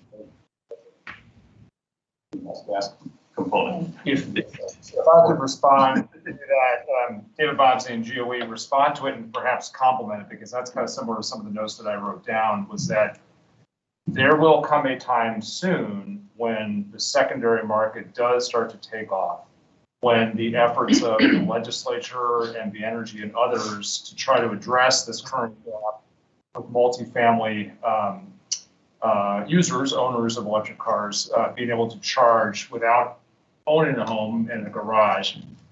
Once those hurdles are addressed, I think if we are helpful as we're looking at whatever mechanisms we come up with, if we go back to we're trying not to, harm the adoption or prevent additional hurdles for someone making that choice to purchase electric, we also have to be incredibly mindful that that should not be viewed through the prism of someone who can right now afford the $80,000 Model S, but the user that we're hoping will be able to purchase the $10,000 used offering on the secondary market. So it's that stratification of considering all the different use cases and purchasing cases that can happen with an EV to make sure that we are considering electric car ownership. So I think that's kind of what you said, Craig. I just want to affirm that and say that is important for us. All right, Kyle, looks like you have some thoughts. Yeah, just to kind of build on that, how incentives work is to really get those that really can't afford this to spend their money on a public good. And that's really what, I mean, that is a part of this. Yes, obviously, and especially at the front end of the market, there are going to be some that are not going to be able to afford the new technology, but we have to keep in mind that the new technology is the direction we want to go because of the societal benefits. In addition to, obviously, there are going to be benefits for the individual user, and that's part of their calculus as to why they are going to do it. But to some degree, we have to think about it like this. That higher income person is going to go buy a new car. They probably buy new cars every, where, a lower income person probably doesn't buy a new car. Well, how do we make sure that when they buy that new car, and on the market, and they're spending their money on a societal good? So that's an important thing to keep in mind. But yes, obviously, we want to have programs in place that help lower income residents also be a part of this. And I think, as I mentioned earlier today, we have programs already in the works that are working on that. But let's not lose sight of the fact that it's an important part of this public policy to incentivize people to spend their money on something that is an overall public good. Yeah, really interesting discussion here in the Carson, thinking about social equity with a more specific focus on electric vehicle purchases, penetration, things like that. Maybe we can throw it to the last in different ways beyond this electric vehicle discussion. Yes, Kathleen Taylor for the record. Regarding social equity, it may come down to just going back to the basics of providing our community with the information to educate them about the emerging technology and how to access an affordable vehicle through maybe a robust marketing, PR promotions campaign, so that they have access to these messages, to these various streams of messaging. So maybe a social media campaign, just to inform them, to educate them about this new technology. Maybe it's including just kind of like a back to the basics approach. And that's across economic status and where a person is socially, so to speak. I think everyone needs to be informed. So go to Marie, but I'm going to gently steer either with Marie's or the subsequent comment back toward the application of principles to revenue mechanisms. So be thinking, if you wrote down notes about the mechanisms we talked about today or other examples, whether it's fuel taxes, vehicle fees, this conversation about EVs is great. That's going to be useful to our analysis. But thinking more about how we would apply principles around social equity to how we're taxing, whether they're EV owners or combustion engine vehicle owners or non-vehicle owners for transportation. Go ahead, Marie. I was going to bring it back around. Okay, thanks. Marie Steele for the record.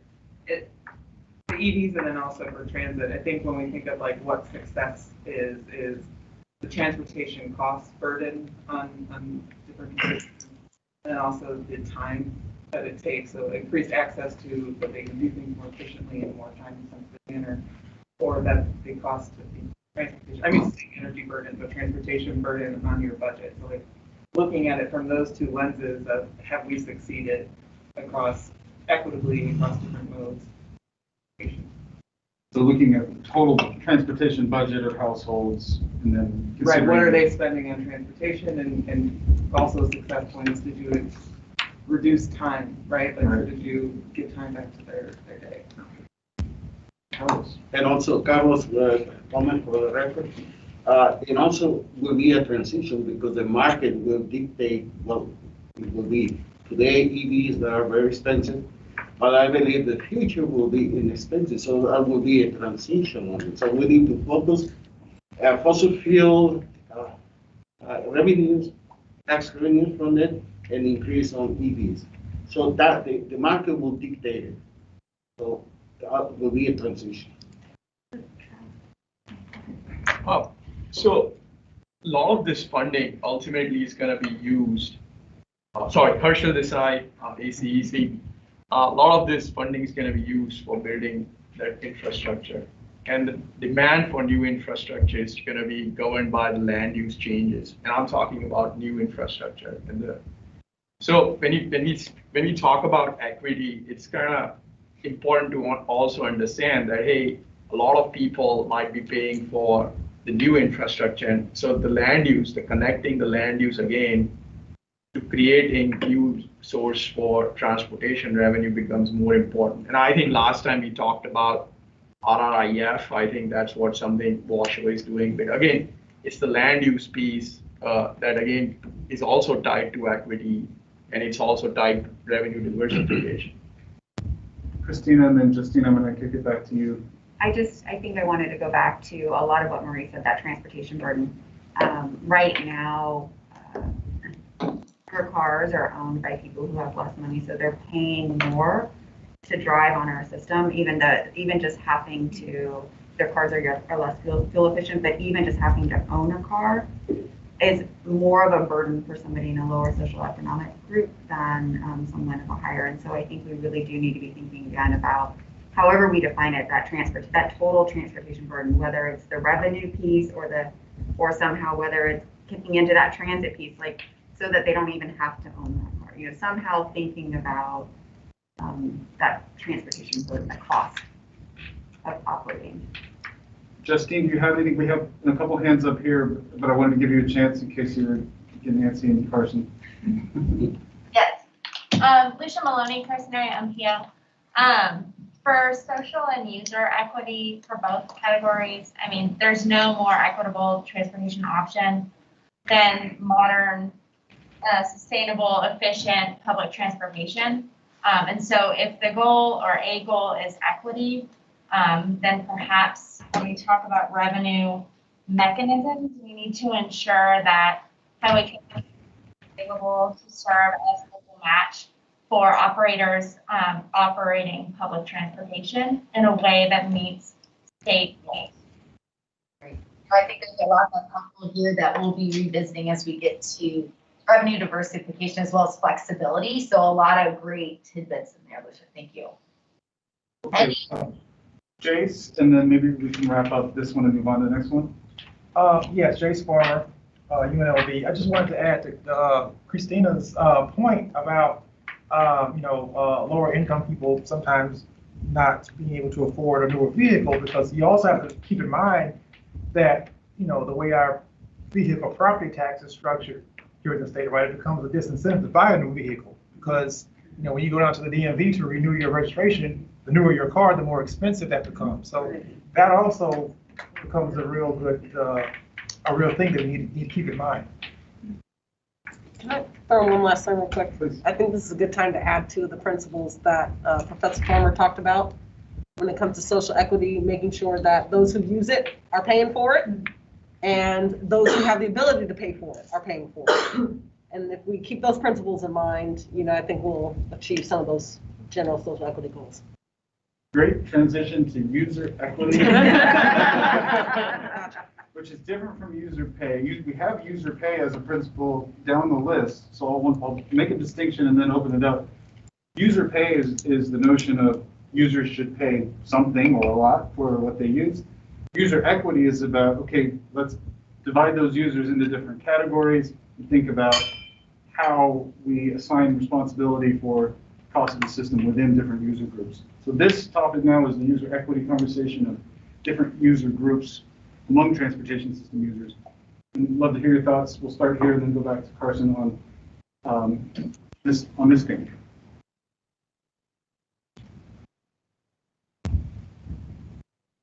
Or maybe we'll go straight back to Paul's willing to get us going. Thank you, Paul. I mean, this is, one of the areas where conversation we had last time just kind of pops up in my head. Maybe this is the wrong bucket to put it in.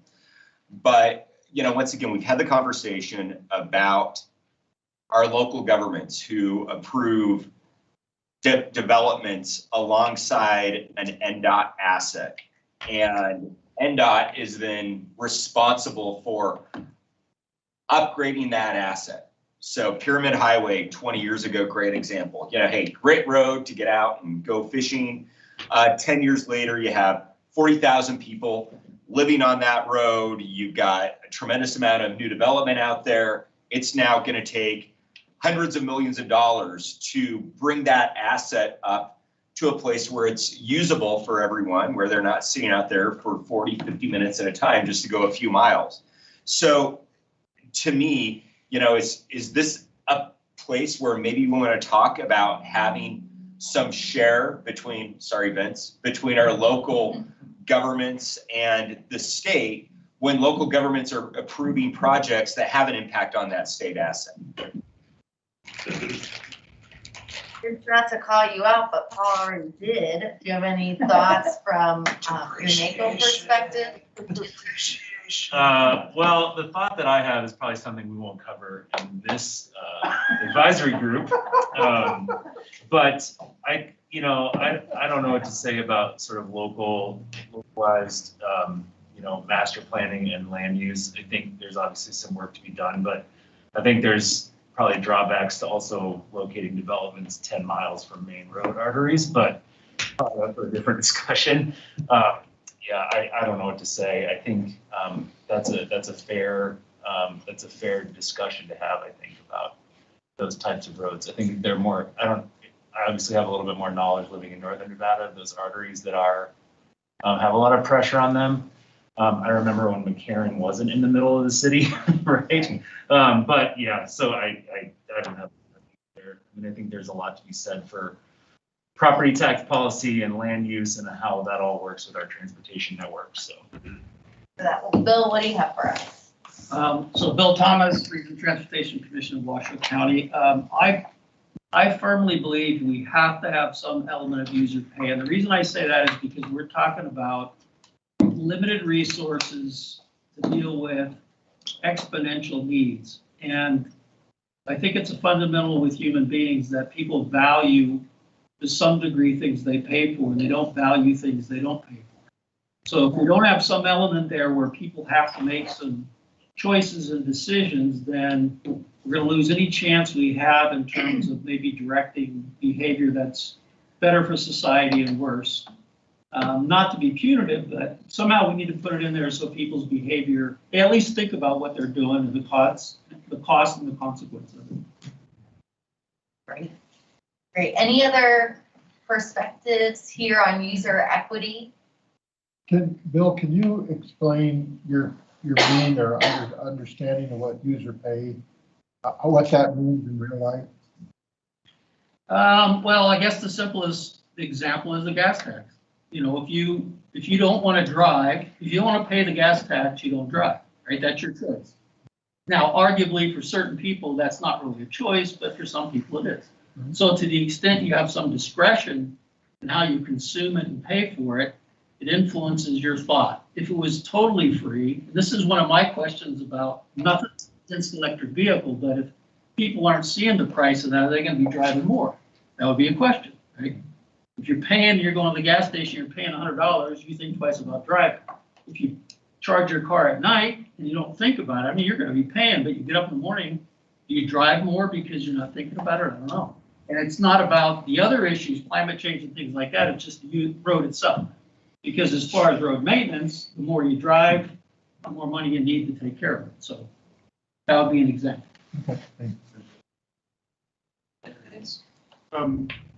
We got a comment from Julie, and then after Julie, we'll throw it back to Vegas. Thinking about user equity and then simplicity, if we're going to do it based on you pay for the use, then why do we need to overcomplicate this with a road use charge? And I know this is not a popular discussion among the group, but I'm a cyclist. I use that. I don't have a problem paying an annual licensing fee for my bike as long as I'm getting bike lanes out of it. If I'm an electric car driver, I use the roads. What's wrong with just tacking on an additional fee of registration? It's simple to explain. It's simple to administer. And then those that continue to have their gasoline-powered vehicles, we look at, maybe you pay an additional flat fee at registration or something, because we've got a big donut hole to fill. But the more we complicate this, the harder sell it is. And then, then we don't have to get into those other concerns of privacy. Oh my God, you're tracking where I drive and how I drive, and no, it's just easy for what you use. And whether you're a mobility challenged senior citizen in a little scooter, or you are a bicyclist, or whatever vehicle you drive, you can design a fee structure for that. And I think it's explainable and not as complicated as some sort of VMT or road use charge, where we're requiring people to put some sort of OBD device in there, and somebody's got to track it, and somebody's got to collect it, et cetera, et cetera. Yeah, so it's an interesting comments there, not just from a user equity perspective, but how we think about transparency as well as efficiency and ease of compliance. So we'll head back to those items. So thank you for that, Julie. Travis, are there any final comments? Christina, that helped prompt Christina also with the comment. So Julie mentioned cyclists, EV drivers. We've also heard about ICE gasoline vehicles. We've heard about trucks. So I'll maybe pose it as a question as we're formulating a principle. Do we want to demarcate user groups in some way, have principles around how they're treated, whether it's bicyclists, are they considered a user group that we want to deal with specifically or not, versus other categories? Just a thought to put out there, and Christina, Thanks, Travis. Not to answer. No, that's I was thinking, and I'm looking forward to having the user pay conversation, and I'm not in the user pay right now, but I'm thinking about in that space, like how many, we've stayed at the high level of how the transportation system is, but we've not really dug into how many other taxes go to supporting the transportation system they're kind of hidden and they're not hidden. And I'm looking at MJ because transit is funded in a lot of different ways that aren't necessarily right here. But I was thinking about when I ride the bus, and I ride, my route is the local route. We have a cool new split system on Charleston now where there's the express route and the local. And the local, there's not as many riders on the local route, but there's still a lot more. It's more efficient use of the right-of-way on my bus than if there were the 10 of us were in single occupant vehicles. So I'm sort of thinking about the equity around that, equity around space utilization by those various users. And I don't know how to articulate that better, but, and I do know that it will link somewhat probably into the user pay, but equity of spatial use. Something along Yep. Yeah. No, that's certainly a concept that we can tie in here. It's not just about how much you're using or what type of use it is, but what are the characteristics of your usage, whether it's space or weight or other factors. So if I may, that's a great point here. When we talk about equity, that's the asset. That's the tangible asset for whatever, whether it's a road or a lane to drive on, whether it's a bike lane, pedestrian crossing, whatever it is, however it's depicted, it just needs to be, here's what you're getting out of it. And people don't mind paying unheard from somebody that says, well, maybe it was Bill that said that people will pay, but they want to know what they're paying for. And too much of what we have today is we're blind. We see roads, but we don't know, it just happens. And we see traffic, and we see the congestion, and we see the issues. And then we wonder, when we pay money, how come this doesn't get fixed? It needs to be explained. It needs to show what tangible each and every penny that comes that's generated. And that might be the user pay thing too. So it's, and maybe we can take things back to Carson City real fast with Paul.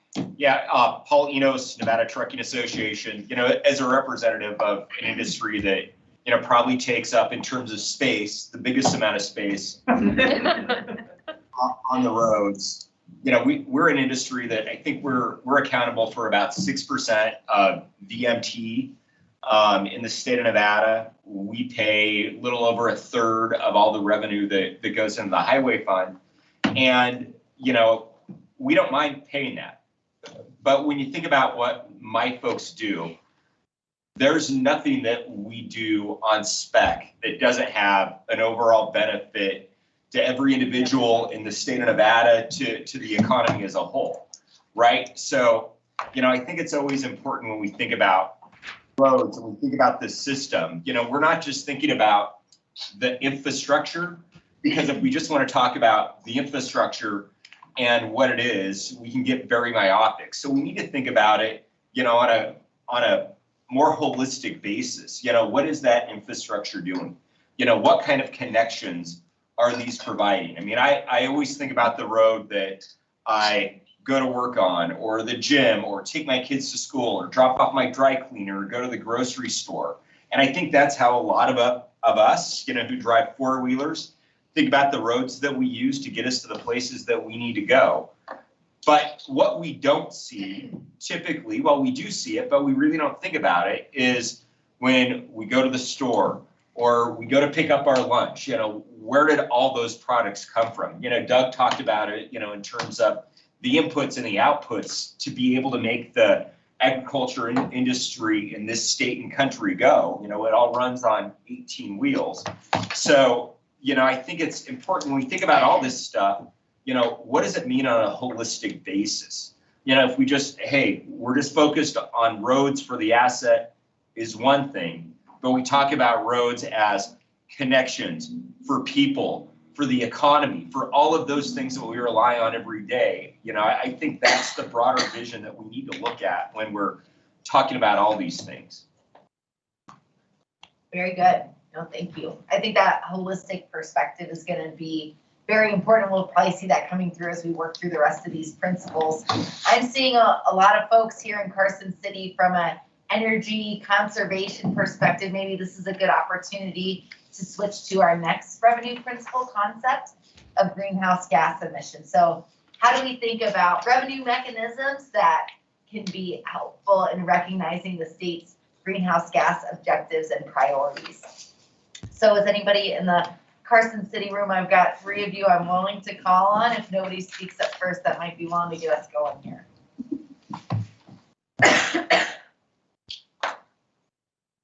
I just want to see if I'm one of the 3. Sorry, say that again? I just wanted to see if I was one of the 3. Sure, Kyle. Thanks for volunteering, Kyle. What do you No. The director of All right, I'll wing it. But I'm going to take a little bit of a detour into transparency, and this is kind of riffing on a comment that Bill made recently, that, you know, this notion of the user pays, and that, of course, you know, there's the demand influence, there's the usage influence that's going to be present by whatever it is we decide to do, right? And so, you know, right now there's a theory behind the gas tax that, okay, if you don't want to pay it, you don't drive, and so the resulting behaviors are driving less. And obviously, that decrease in use aspect of that current regime starts to crumble when you think about more and more EV adoption.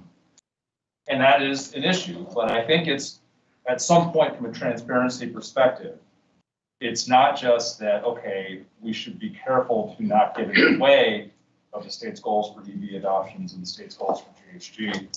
We should also embrace the fact that if through this whatever regime we come up with, we are resulting in a, you know, net reduction in greenhouse gas emissions, that is a good thing, and we should embrace it. And we should be very clear and upfront from a transparency perspective in terms of how this is ultimately presented to the public, that that is a big part of this. So that doesn't lead me to any sort of, you know, landing on one mechanism or the other, but just at a certain point, we need to not dance around the fact that, you know, we are tasked with considering these. And so from a transparency perspective, we should be very clear about how we intend to influence GHG reductions through whatever it is we do.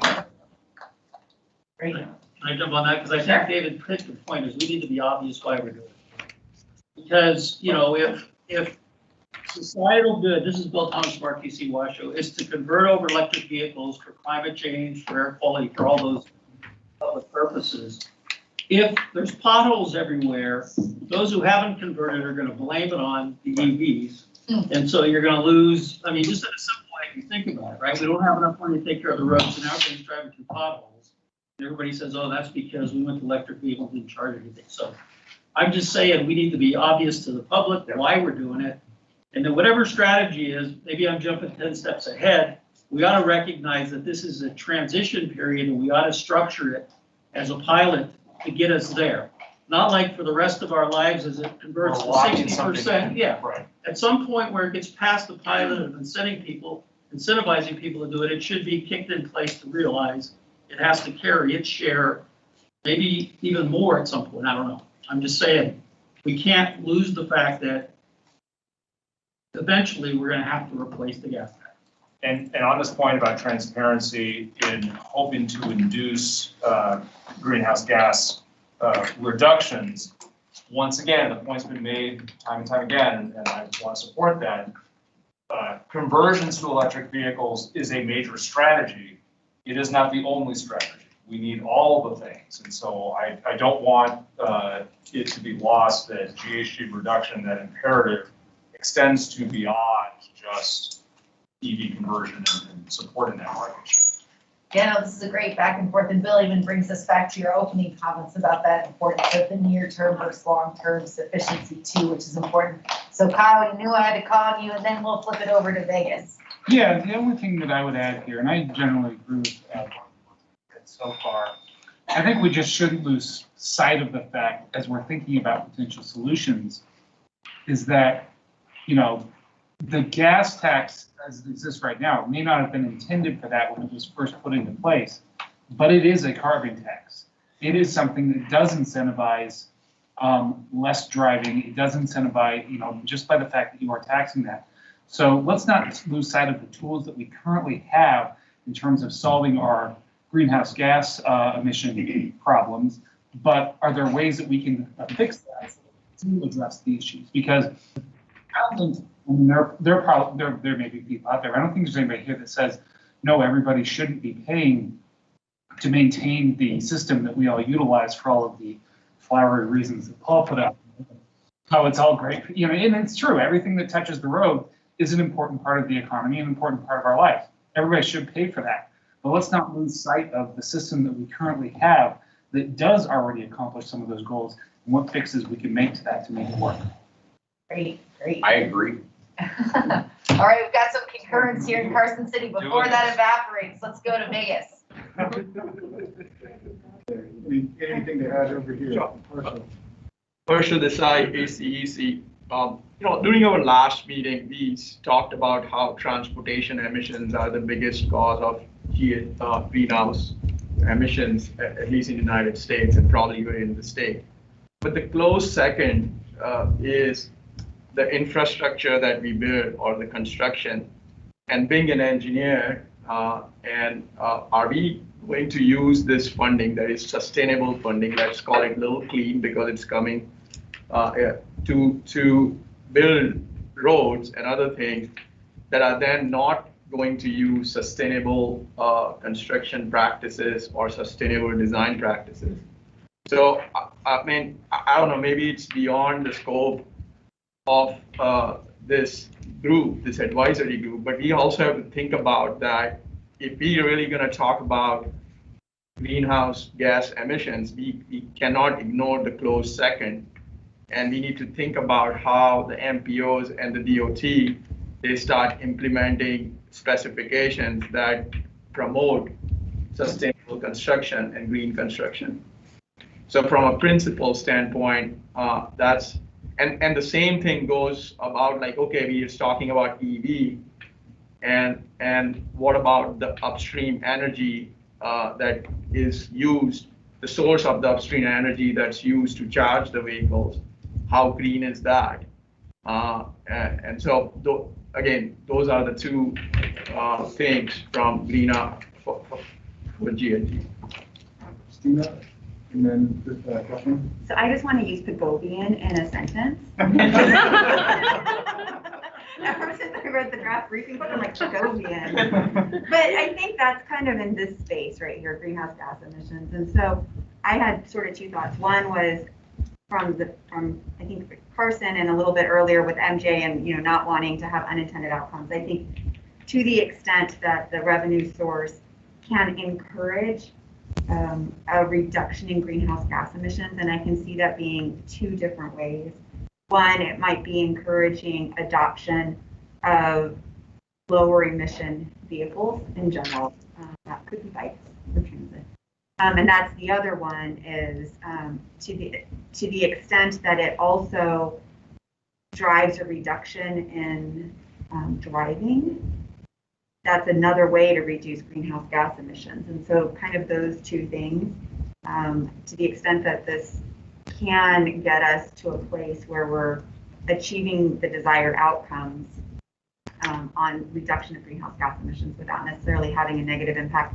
To Bill's point, I think we do need to be very careful that we don't create something that all of a sudden we're in the same situation we are because we incentivized to somehow, so like we just need to be considerate of that, but yeah. Kathleen. Yes, Kathleen Taylor for the record. I'm going to put on my SBA Nevada Women's Business Center hat. This may be an opportunity for small business development with the greenhouse emissions, where if we're going to eventually phase out the fuel use vehicles, then maybe there's an innovative firm or a tech firm that could help with that conversion, and that could translate into contract development for small business firms to address the greenhouse emissions piece, just from a contracting perspective. To help build up our small businesses, provide them with those opportunities to help phase out these fuel using vehicles and do maybe recycle them or do something of that nature, just from a small business economic perspective. MJ, please. Engineer for record. And I may be getting way out ahead of it, and maybe it's just Angela Castro's. I'm channeling Angela's messaging. Once this, whatever we come up with, and this is brought and presented to our elected officials, our legislators, is this something that is just passed at the state level, or is this something that voters have to approve? And the reason I ask is because in 2026, our indexing piece, fuel revenue indexing, that sunsets. And in that, the language of that legislation, it says we have to go back to, we will go back to the voters in 2026. Or, has to approve that, but we have to go back. So we'll be going back to the voters in 26. And I'm thinking that many people think if I index and fuel tax to inflation doesn't have to pay for all of our roads. So there's going to have to be this education piece. But then we're working close with our board to go out to the ballot in 24 on behalf of public transit, and probably won't be a standalone, but again, work with our elected officials. So I think if this is something that also has to be voter approved, be very careful that we just don't throw out the baby with the bathwater, right? It's like, are you kidding me? You're taxing me this, then you want me to tax me on this, and you're going to tax me on this. So again, maybe I spent so much time with Angela, and I'm already thinking about where we are going to be. And again, I wasn't sure if this is something that just could be approved by the governor, for example, or is it something that would have to be approved at the state level, and then voters would have to approve it. I think it's going to depend on what we recommend and what they take up. I think it's too early in to say, no, it's only going to be approved by the legislature or the governor, or it's something that's going to have to go to the voters. It's going to be what we finally come up with. We're too early into it. I don't foresee this as one piece of legislation. Okay. It's going to be multiple pieces of legislation. Right. Some of those may be those that can just be approved by the legislature, then going to the governor for his signature, and others that may have to go to a voter approved ballot issue. Yeah, the mechanism is going to be really important, right? Depends on what the Constitution says. Right. Something has to be administered a certain way, then it's going to have to go to the voters. Okay. We do also do that very often when it comes to local funding. We'll say, okay, Clark County Commission or whatever commission, you can do this, but you got to ask your voters if they want it first, right? So then we enable them to have the ability to raise a tax or not. All those options are on the table. That's been a great discussion. I know, Doug, you had a comment, and maybe we'll wrap up the greenhouse gas emissions discussion with your comment and move on to the next after that. Okay, again, Doug Busselman, Nevada Farm Bureau. One of the thoughts that I had was that if our main objective is sustainability of the fund, you need to have that foundation that users, regardless of what kinds of vehicles they have, are paying for their use of the road. If you're going to have incentives to persuade people that it would be in public interest that they had a different vehicle, I think you need to do that. Varying the fact that they're getting a deal, because at some point in time, if you're successful, you're going to accomplish having 100% of the vehicles on the road be non-polluting. Mm-hmm. And if you do that, you've lost the ability to collect the sustainability. I think the use on the use of the roads, and if you're going to have incentives, do it more obvious in other places. That's great. One thing or two for user pays, because there was a lot baked in there to what you said. It does seem like the Google Doc God is telling me that it's time for a break as well. This has been a great discussion. I believe we had a short break planned at this point in the agenda. We'll take about 10-minute break, and hopefully, we are a little behind schedule, but I think if we take a short 10-minute break, we should be able to be back on schedule. So we'll do that.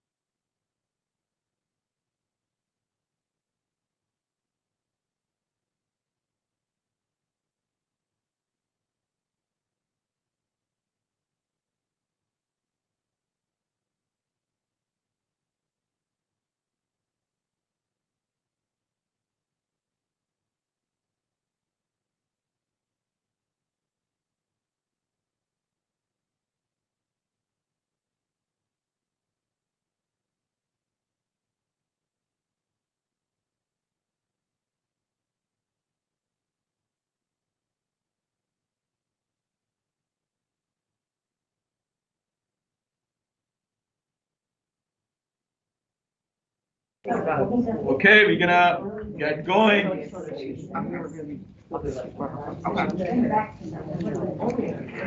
on user pay? We're doing 7 minutes for each one. All right, we're on user pays, folks. I don't think we have to see I her. think it's, yeah, it's just, I don't see her. Oh, we gotta wait until she's. I guess we're waiting till this, there she is. Oh, here she is. Ready, Justine? No, Hey, I wonder if they can't hear us. You guys No, they hear can. No, they're not replying. Maybe DJ, they can you can't. hear us? Oh, you can, okay. Oh, we can hear you.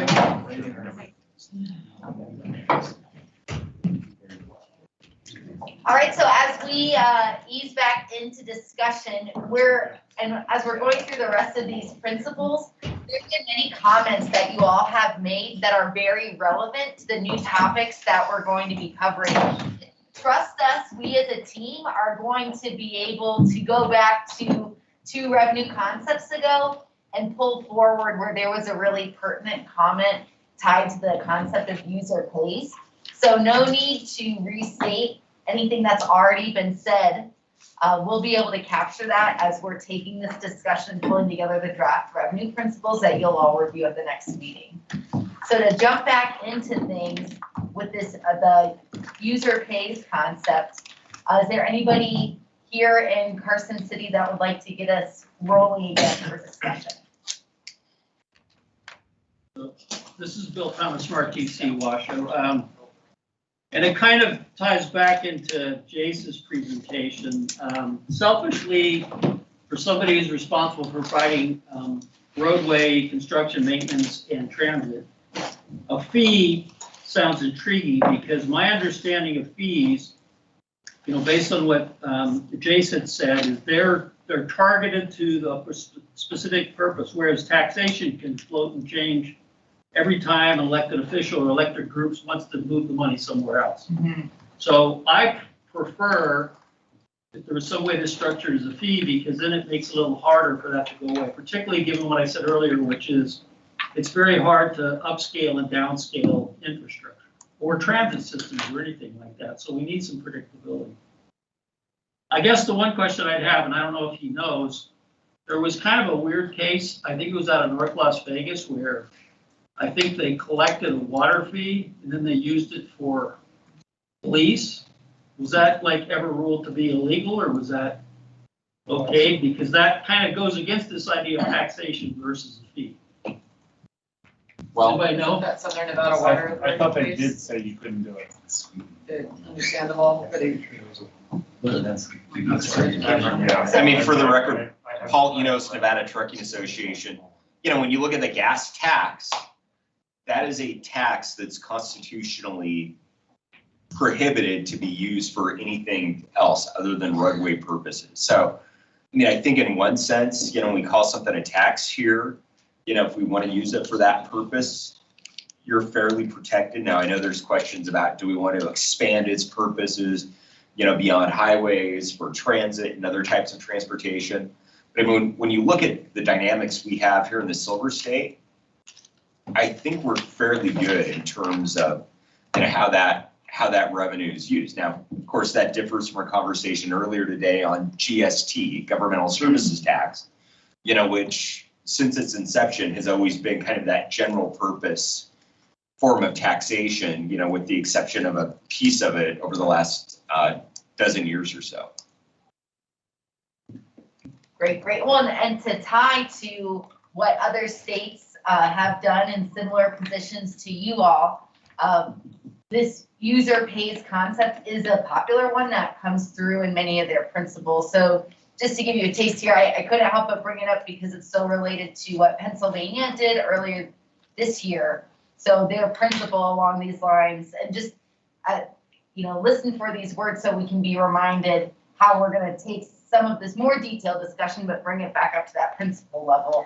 So in Pennsylvania, They had mentioned direct users of the transportation system should generally bear most of the burden of funding that system, and then provide this additional context of historically this has been an overarching principle as reflected in the gas tax and certainly tied to the constitutional dedication that you all have here to roads. So I wanted to help make those connections, but also bring it back up to that principle level. Anybody got anything burning on the tip of their tongue? All right, and then we'll turn things. Just for user pays, I think one thing is we have to keep in mind that it will need to be collected incrementally. Because, and not to argue with you, Julie, but if you just say, okay, hey, you're gonna pay a fee a year from now, this is that the social piece too. People aren't gonna save their money knowing that a $500 fee is due in March. But if they can pay it incrementally along the way, they'll get to the $500 over the course of time. But $500 at once is too much. So I don't know how we balance those things, but I do think that we need to consider that when we're talking about user pays, that it does need to be an incremental collection in order to ensure that everybody can, that the affordability is kind of baked into how you're paying.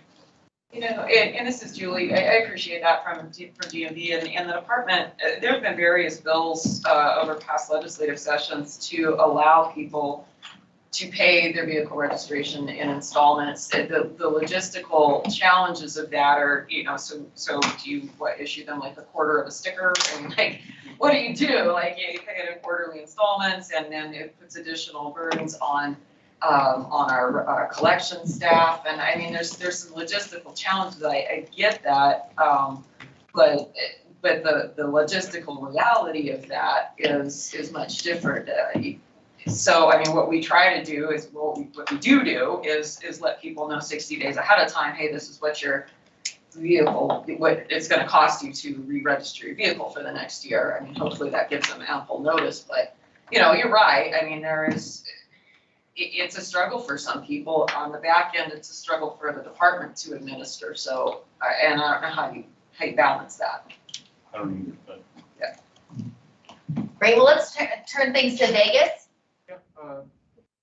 Thoughts on user pay? We've talked about it a lot, so nothing that folks want to repeat, all being posed as thought question. In the example Justine read, she said most. Okay, go ahead. Oh, no, I just wanted to kind of tie it to a couple other things. Bill, you said it earlier. We want to make sure that it's transparent and people feel like they're getting what they paid for. Making sure it's also equitable between vehicle and user types. You know, something that comes to mind, which is unconstitutional right now, as Christine and I were just talking about, it was tolling. Tolling is a user fee. It has not been popular here. Haven't even gotten off the ground, and it actually creates some issues for me in terms of, you know, social equity. We're trying to generate revenue, but are we going to do it at the sake of creating further division within social equity? I don't know, but these are just some things to think out as we're putting things on the table, but really probably more about transparency and making sure that people feel like they're getting what they're paying for, whatever that may be. Thank you. I think this principle seems to be generally popular. That may not be the case with all the principles we go through.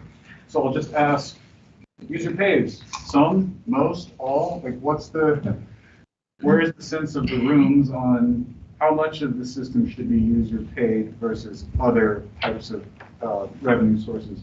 Pennsylvania example Justine read, they use the word most.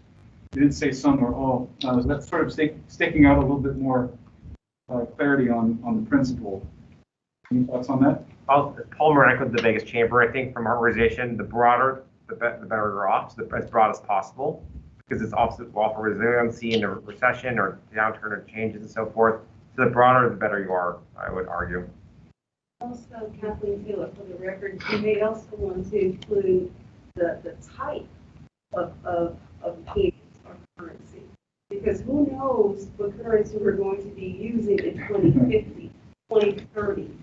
I know some people think crypto is, a flash in the pan or something, but seriously, in 2030, 2040, 2050, we may have a currency that's comprised of a federally regulated digital dollar, for all we know. So we may want to include type of currency and how it connects to the first principle with technology. Thank you. Christina. When I think of user pays, I think I fall more into the some category. And again, I'm thinking about, you guys, I feel like broken record, just every person who's walking, every person who's on a bus, every person who's on a bike creates more space for the people who are in cars, which helps provide accessibility for those that need to get there. But I don't know that the bike, transit, walk, like that they should need to, and that's often a justification of why we don't fund that infrastructure, because they're not paying. But they're paying in a different way. It's almost a time cost. So that might be something to, how do you balance that? Because they do create capacity on the road by opting into a different. So different degrees of user pay depending on the type of user. Perhaps. Mauricio, for the record, I think we focus on it because it's the easiest to understand, user pay, but like how do we balance the rest of the societal benefits that we sound like we're trying to accomplish as well? I'm with Christina where, yes, it's very important, but I think we have to look at it in the lens of what else you're also trying. I'll also, sorry, Christina again, jump on to Bill's comment earlier about the more closely linked it is to use, the better it may drive the outcomes that we're looking for. If it's just a flat fee, I think about myself, and I know we're trying to stay away from that, but I think about myself like, well, I don't eat a lot, but if I go to a buffet, I'm going to eat every dollar worth that I can, right? Because I only paid $25, right? And I'm going to eat all of it. But if I'm paying, but if you are paying a la carte, you eat less, right? So just sort of thinking about that and how more closely linked it is to use might get our outcome better. Great, thank you. I think we're at time for this one. We're trying to get all of these in. We'll have a buffer at the end for any final comments that folks maybe wanted to add that they haven't gotten to. So let's move on to the next theme, which is revenue diversification. And Paul, you gave us a nice transition to this one just a moment ago. You mentioned the idea of having a broad base. So the idea here is when we're applying these principles to mechanisms, it's not just to apply them to a gas tax with an inflation index or a vehicle fee based on color of the car. We're going to apply it to the package of mechanisms that are formulated by this group as well. And that inherently means there might be some degree of diversification, but how much and what type and what are the trade-offs? So curious to hear your thoughts on this theme as well. We'll start here in this room. Marie. I think with revenue diversification, it's a great strategy, but I think it against transparency. So like if you get into these more unique, maybe doesn't attach exactly to the use, but maybe the ability to actually raise that revenue, it's just, it has a counter, in my mind, it has a counter relationship to transparency. Good comment, and it's a good point. I guess maybe to turn that a little bit into the direction of a principle, if we have revenue diversification, it needs to be balanced with the ability to be transparent. I'm all for diversification, you just have to understand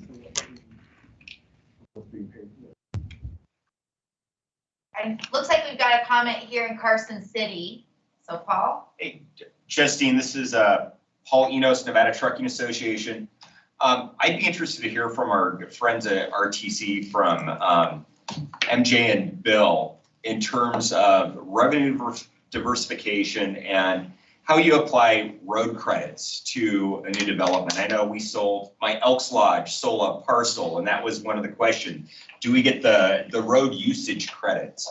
Is that something that we could be looking at in terms of part of the state highway fund? Once again, getting back to this concept of when you have an impact on a state asset, is there a way to share some of those negative externalities with the folks that are benefiting from that?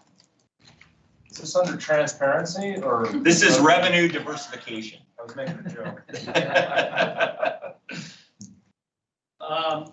Bill Thomas from RTC Washington, since we have a regional roadway impact fee as an example, one of the things that happens is you start getting real finite and specific, and you start moving away from like everybody's treated the same. The courts start looking at them a lot more closely.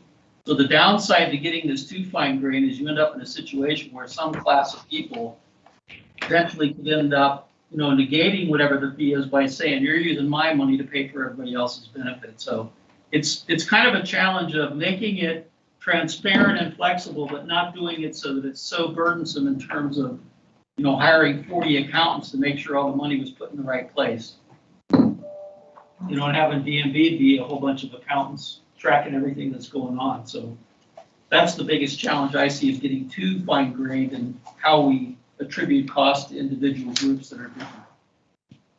Great, great. Well, to take a different perspective on revenue diversification, Sherry and I were having an interesting conversation right at the end of the break over, from your perspective, and certainly on tribal lands, having a lack of diverse revenues that you all have been able to use to invest in the transportation improvements that you'd like to see. Would you be willing to share some of that perspective? Sure, absolutely. I'd like to say thank you to everybody for kind of educating me on how those tax revenues here in Nevada and in states and in various jurisdictions work, and where all of this funding is coming from, so that we can drive down the road. In tribal country, it's really different because our taxation base, and I just became a member of the tax commission. It's been an eye-opener also, because the majority of the taxes that we are able to charge businesses, public services, and 0% goes towards roads, maintenance, and/or building. So we have such a need for social programs and paying for those social programs and for the membership. None of the taxes goes towards any of those little infrastructure things. So, when we're talking about infrastructure, when we're talking about change, and when we put in for funding projects through the road department, federal and state, federal pass-through dollars, our biggest recently is to diversify our funding and partner with the state on certain projects. And so, for example, we have a walkway that we're getting ready to build out in front of Natchez School, which gets a ton of traffic through it, and the kids are crossing the state highway to get to the other side to the school. So we partner with them, they pay half, we pay half, and we're gonna get this great walkway and more flashing signs and slow that traffic down so kids can actually, pass through there. But we were talking about, when we're thinking about complete streets and things like that, for vehicle emissions, if, in some areas, if a kid wants to go to their friend's house a half a mile away, they're either gonna, drive their bike on the street, or they're gonna have to walk through the bushes to get to the other place because there's no sidewalks. Or they're gonna say, Mom, hey, drive me down to so-and-so's house. And so the car starts up again and the emissions fly. And they're going down to the house, and then they gotta go back and pick them up. And, so it's really kind of a different world that we're looking at out there. Although we really won't need to get into the mode of where we're going. And one of the things that I've heard in the conversation is that, getting your stakeholders on board with you means that you need to educate them on what you're talking about before you make the change. So yeah, is this change going to be overnight? Probably not. Is it going to work overnight? Definitely not. And you're going to have to get your users into the mode of seeing things from their perspective. The person living in Hill Street, I'm thinking, is pretty much like a lot of the families we have on the reservation. They're not ever looking at buying a car. They're just not. They don't ever say, gee, I'm gonna save up all of my little dollars that I make down at the thrift store or wherever I'm working and buy a car. They're not gonna do that. They're gonna put food on the table and they're gonna take care of their kids. But what they do know is that It would be great if I had a sidewalk to, a safe sidewalk or a bike lane to get me back and forth to the job if I have a job or to look for a job. That would be great. That would be my step up. That would be my goal. So getting them to understand where do you want to go with your changes and how that funding is being become part of the system of paying into that, getting something out of it for them. You're not going to worry about that guy that can afford the $80,000 Tesla. That's never going to happen for them. They don't want it to happen for them. That's the culture, and it really is what we have to think about. Where are we going? And I know from my work in social programs, that community-based awareness is one of the biggest things that we use to write for funding, making people understand why we're doing this and how it relates to you. Why, if I'm doing this, what does that mean to me? Because they don't care what it means to anybody else. They care what it means to them. What is it going to mean to me and my kids and how things happen here? And as far as greenhouse gas emissions, I think that's a big one for everybody. I mean, everybody wants to breathe. Nobody wants to see what we've been seeing over the last couple of years with climate change, whatnot. So I guess that's kind of where I'm at. I'm really, really curious to see. And we have started to think about in terms of helping people in a community where you can't tax them to look at what they can do as far as to start putting back into, what's and then making sure that every time that we talk about building and we talk with builders who come in, that we're talking about how you're going to put back into this community, those community payback agreements, like we have with some of folks want a right of way to get across the fence to their big, project. Well, sure, you can do that. You're going to pay this fee for right of way, and also all of those trucks coming through our community are going to have a community impact. What are you going to do to help us with that community impact? So those kind of things you can see to diversify how we're going to, to build revenue, and then of course partnerships. And with Nevada, NDOT has been a great partner, and I really appreciate all the work that they do. But yeah, it's an interesting concept, and one that I think is going to take a lot of education to sell and to get to the point of long-term sufficiency. Yep, no, Sherry, that perspective is so helpful for this group. It's a unique one, and you hit on so many different elements here that we're talking about from different types of users of the system from an equity perspective, so that's been really great. I'm going to go ahead and move on to efficiency and ease of compliance for the sake of time. We know from Jace's presentation that this is the area of importance to Adam Smith. And when I think about efficiency and ease of compliance, I'm looking at someone in the Carson City room who has to think about this on a very regular basis. So Julie, can I turn things to you first? I think from your perspective at the DMV, I'm sure this is something you guys are thinking about a lot. Yeah, we are. Thank you very much. What comes to mind is my technician at the front counter.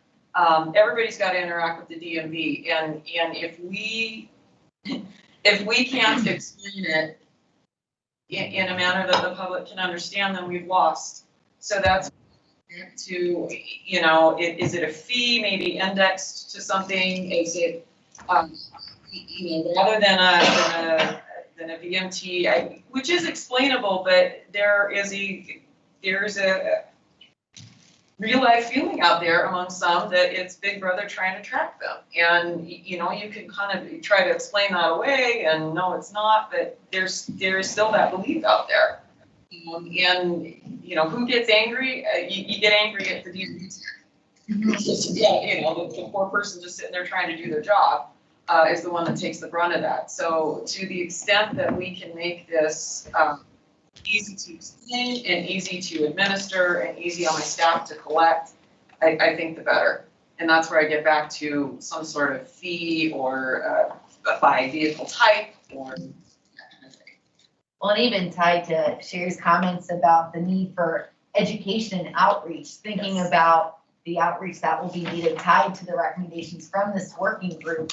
It's not just, your DMP tech being able to explain it, but even to get to that point, how are the revenues that the working group's going to be coming up with easy to explain to the public, to their legislators who are having to take votes. So really, between these comments here.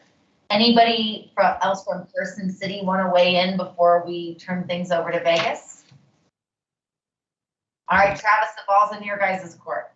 I'll start with MJ, and if you want to go back to the previous one, I know you had a comment, please feel free, but we'll also have time at the end. So. Yeah, just to say, I didn't want to ignore this question. For the RTC, certainly we may be the regional authority, but many decisions that are made at that level in terms of assessing a fee based on roadway, something along NDOT's right of way, for example, really is left to the local jurisdictions. We're definitely the funding agency. We speak to roadway specification criteria, but in terms of that type of fee, we're not regional in that regard. But just one comment on revenue diversification. I totally agree with Marie, but just knowing what we went through with the recession, whatever, if you decide to identify a fee or a tax model, if it's based on one model that is subject to changes in the market, downturns, one of the reasons that we went to the voters in 2016 to index fuel tax to inflation was because our motor vehicle fuel tax is greatly impacted, for example, by the Great Recession. And so, again, you want to make sure that whatever you choose, if it's something that's one thing that's tied to the goals of the committee, you want to make sure that it's also it's sort of bulletproof against the changes in the economy, because then you run the risk of having this great idea, you put a policy in place, you put a funding mechanism in place that can now not do its job. So resiliency might be a word attached to that. And yep. I'll give one example because I think it's a really instructive one. And I can't remember the state. It was maybe Georgia or Kentucky. They enacted one of those fuel taxes that was a percentage of price fuel tax as opposed to a sales tax.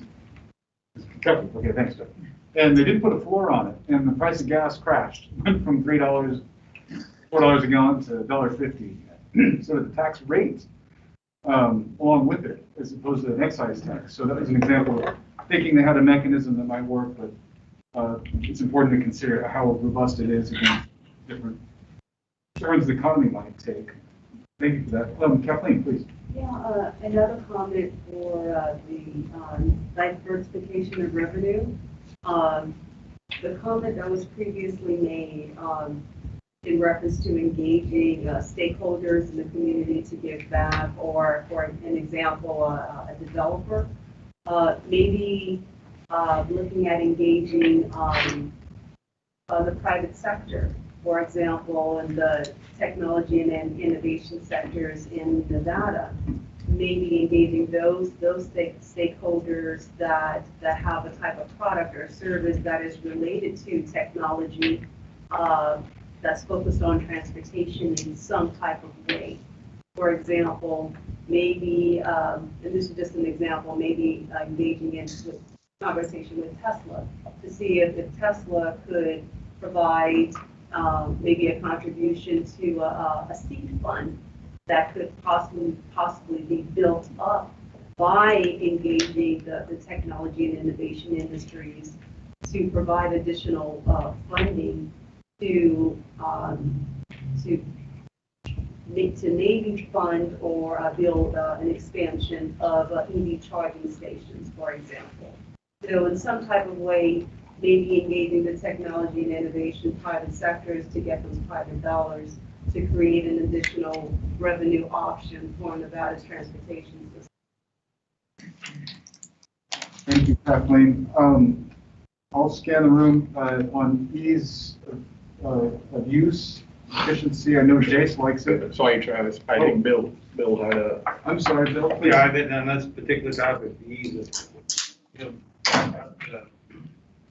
we wrote an indexing back to 2012 and 13, road unit charges were talked about BMTs, a variety of things, length as to whether FRI was the right thing to do, or we should do something different instead. And one of the things that kept coming up, and one of the roadblocks, that Oregon has, and even California, is it's trying to be too diverse in the specific usage. In other words, is it on Main Street out here? Is it on Las Vegas Boulevard? Is it on I-15? And trying to get, somebody said it earlier about, it really did, I think, this, somebody looking over somebody's shoulder all the time, and it concerns everybody at length. So I think we have a pretty good model of distribution in this state as it is. We see that with what we have. So whatever methods of change, if there's a change that comes forward, at least at this point, keep the distribution in order of what it is today, that is not so confusing. I don't care. Today I buy gas wherever I do, and it doesn't know whether I drive on city street, county street, NDOT's roadway, or in California for that matter. And it's the same thing in reverse. So let's make sure we keep it simplistic this time around as well, or it will fail miserably with taxpayers. That's it. Anything else on ease of use, efficient ability to administer efficiently? I think there was one other term, Jason, in your presentation, but it all boils down to doing these new mechanisms in a way that's cost effective. Please, Matt. So the one thing I think we need to be cognizant of, it may be easy, but it may not be easy or cost efficient initially. So that concept of scalability, I know Utah, if we're going to talk about other models, Utah is not yet at a point where I think that they're fully recapturing but they anticipate as they go to scale that they will, and it will become much more cost effective and efficient. So that might be something that we need to consider rather than tossing something out. Initially, just understand like if it's more expensive up front, but then how long will it take? Is it scalable, and do we see economies of scale? To consider. Putting a temporal dimension on the notion of cost effectiveness. Yeah. Great. Okay, I think we're at time on this one. So Justine, we'll keep it here for a second and talk about near-term sufficiency. I'm going to preview the next one, which is long-term sufficiency. Obviously, they're related, but wanted to get thoughts. And if you folks want to share comments on both of those, I think this is not only one of the principles that Jace presented, but if you think about it, the overarching objective that all of these principles line up behind of this working group is to identify a sustainable funding strategy. And obviously to do that, it needs to be sufficient. So any thoughts on the notion of near-term versus long-term sufficiency? And maybe a ranking of what's important if we are exploring new mechanisms or reformulating existing mechanisms. How should we think about what we're achieving today or the next few years versus 10 years from now or 20 years from now with these changes?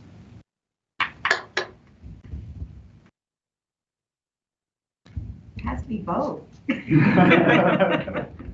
But I think to what I just said, though, if we're developing something new, if it isn't for the fleet, if maybe it's for a portion of the fleet, depending on whatever, however, and it's not as sufficient in the near term, but it will be long term. I think that's, as we think about how we roll it out. And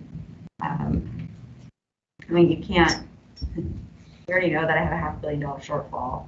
So you're not going to get to make that up. Yeah, so, sorry. No, so we can't lose money right now. Like we're already behind the 8 ball. But whenever you develop something new, there's a rollout to it. And so it may be that the first couple of years it isn't as sufficient but it can't degrade what we already have.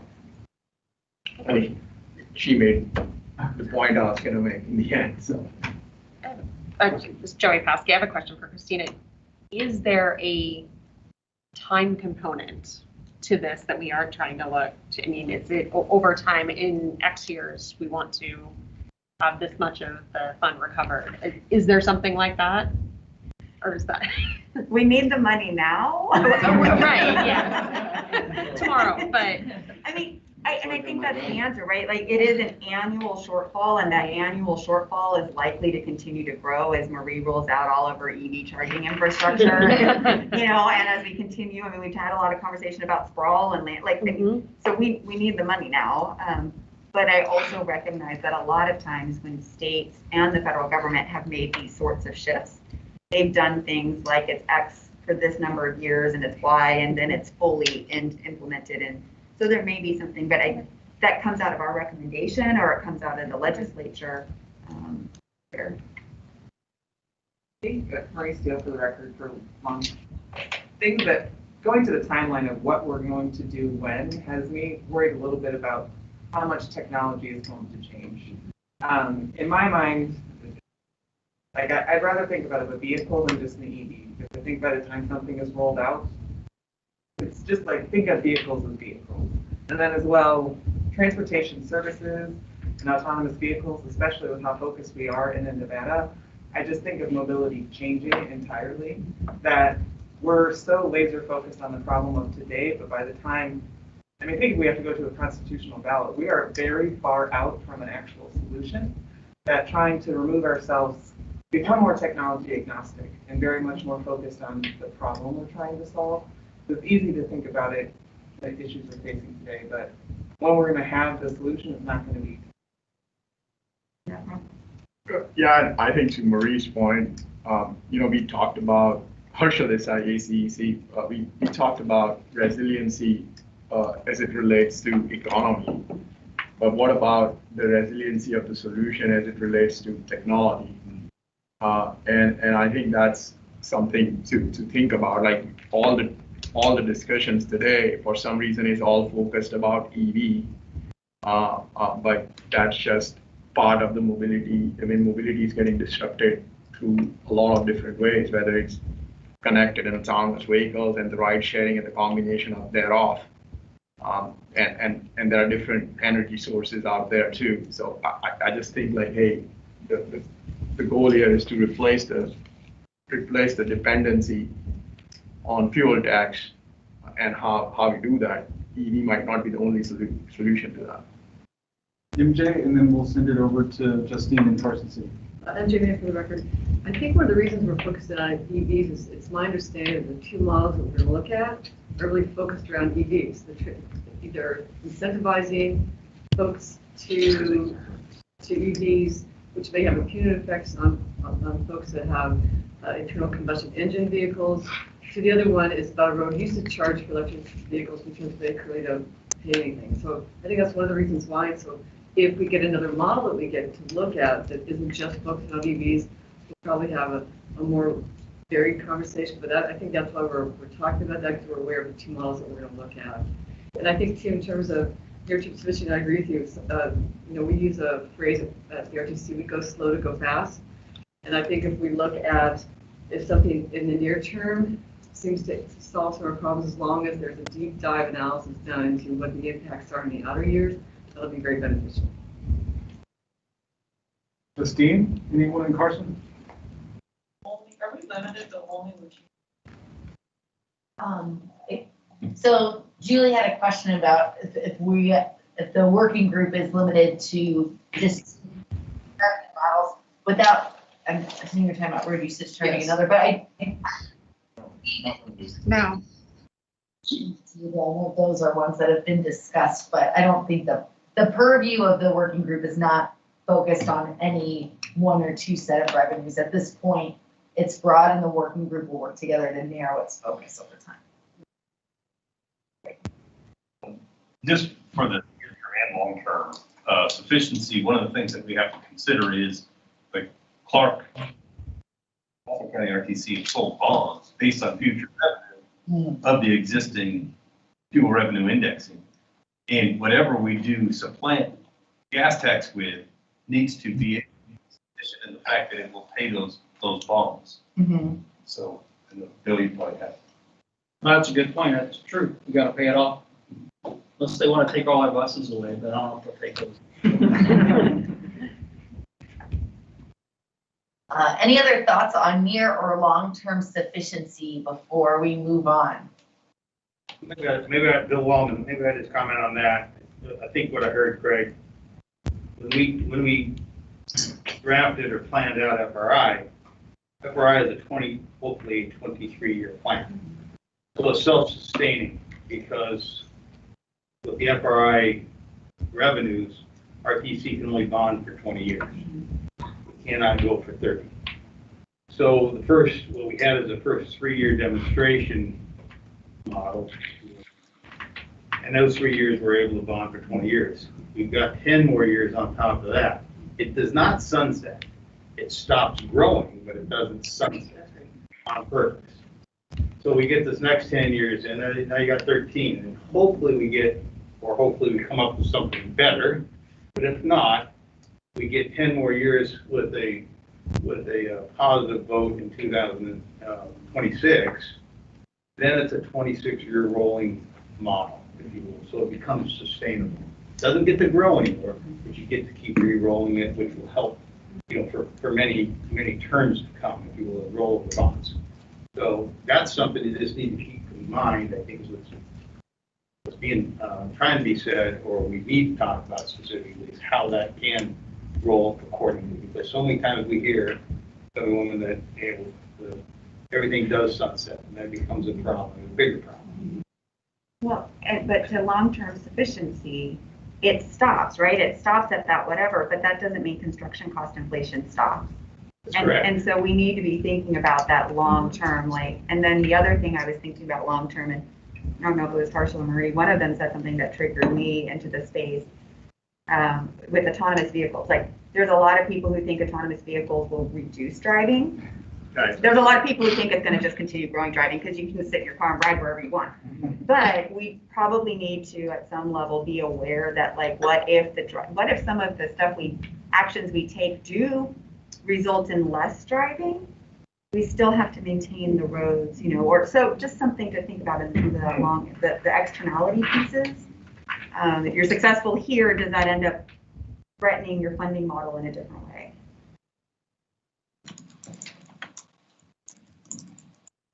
Justine, I think we started the last two here, so I'll kick it over to you to take us into transparency, which is the next to last of our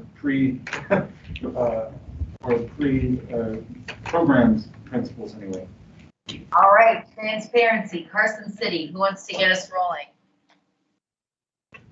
Transparency is good. All right, next. You need it.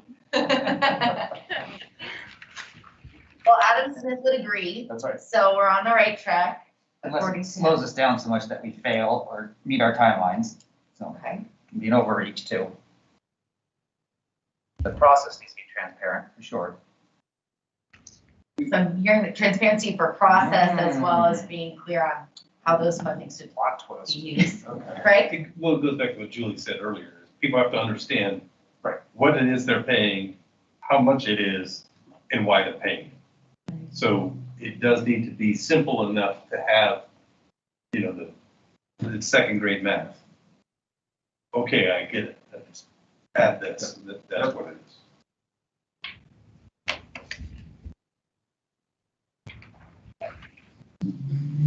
Great. I think Carson City's feeling good with the simplicity and the way. How's Vegas feeling about transparency? So I would just say that this is Danielle Monroe-Moreno. I agree with everything that Craig said, but a lot of things that's been said over and over again in both rooms is that no matter what comes out of this working group, and as it's presented and passed in the legislature, collectively in all of our communities, we all have our own unique needs and how whatever this plan is will work in that community. What works in Clark County may not work in Elko. So the messaging needs to be messaged in a way that the people that live in that area understand how it affects them on a daily basis so that we have more buy-in. because we may need 15 of whatever comes out of this working group in Clark County, but only 9 in Elko or only 6 in Winnemucca. So we need to make sure that we are both transparent, honest, and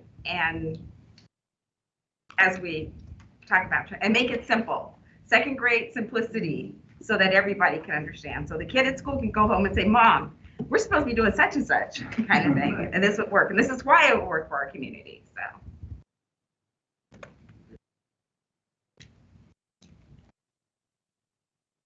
All right, I think we're good on transparency here too. So why don't we keep rolling? We're making great progress.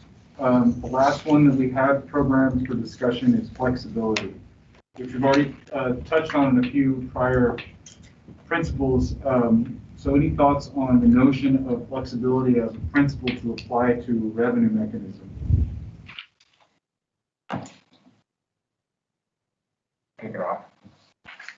So this is David, I'll take a crack at this. I think there's a variety of streams through which we need to look at flexibility. Flexibility obviously applies to the need to maintain some agnosticism as far as transportation technology itself, right? So, I mean, yes, of course, we're here to talk about EV adoption and that market shift, but understanding that there are other technologies and other market shifts that will come in the future that, the system will have to be flexible to be able to address those future market shifts that we may not yet see.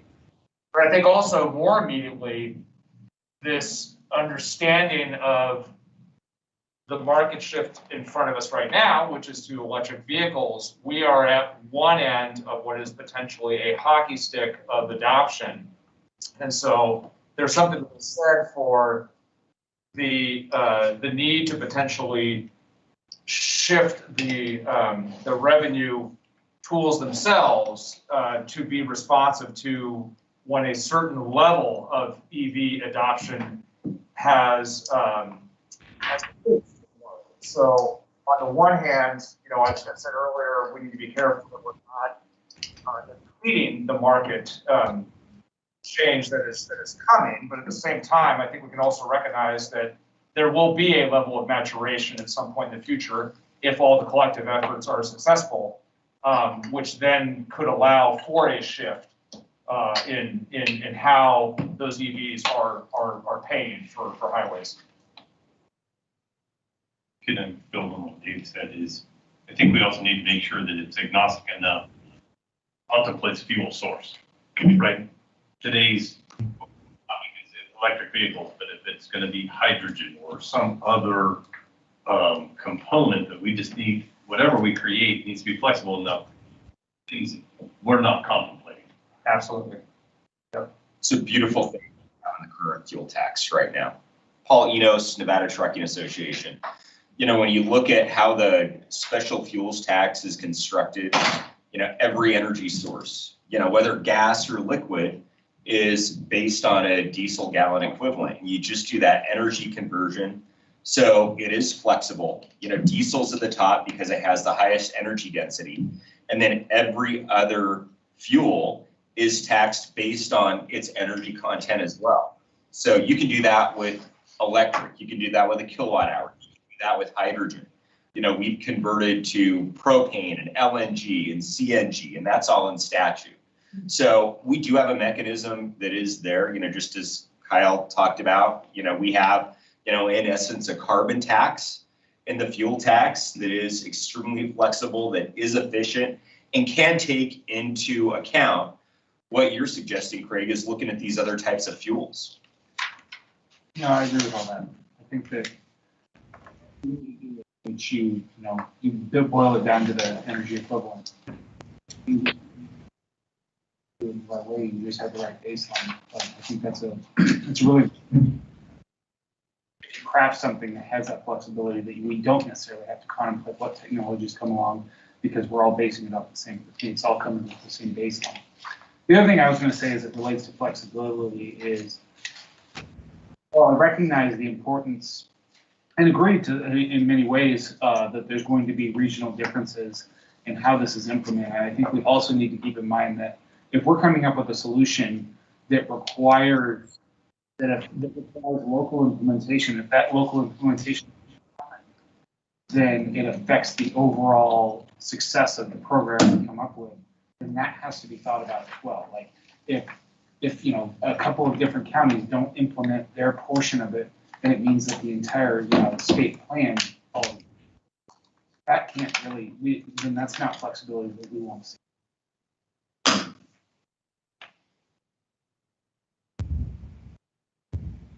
Perhaps I can help wrap up this comment. Something that I can refer to and then maybe use this to toss it to Vegas. Just how our colleagues in Pennsylvania were thinking about this topic of flexibility, but also thinking about it in terms of reducing funding restrictions. So one of the principles they used was many of PennDOT's current funding sources can only be spent on certain needs or on certain for local roadways. New sources that offer greater flexibility to meet the various modal and local network needs are more beneficial than earmarked sources. So maybe some of our colleagues in Vegas had further comments to wrap us up on the flexibility perspective. Any thoughts on that or reaction to what Justine just read about the notion of spending flexibility? In other words, talk about constitutional restrictions on some of the sources already have in Nevada. How do you think about flexibility as a guiding principle for existing new revenue mechanisms that we'd like to articulate for this working group? I think we should be considering their spending. I don't think it needs to be the end all be all because there may be other opportunities. So again, like as we've been talking about transit, we may have this version and then have that version. But even to the extent of being able to fund sidewalks and bike lanes, and we do that, but sometimes it's criticized. And so to the extent that we do have that spending flexibility, I think that would be a good thing to consider and measure. And I know that when the outcome of this is we're going to come with these principles and we're going to measure models against them, and they're not all, none of them are going to be like thumbs up straight down the board, right? There's going to be thumbs up, sideways, and down for all of them. And so, but I think that is something that we should consider. Oh, Christina.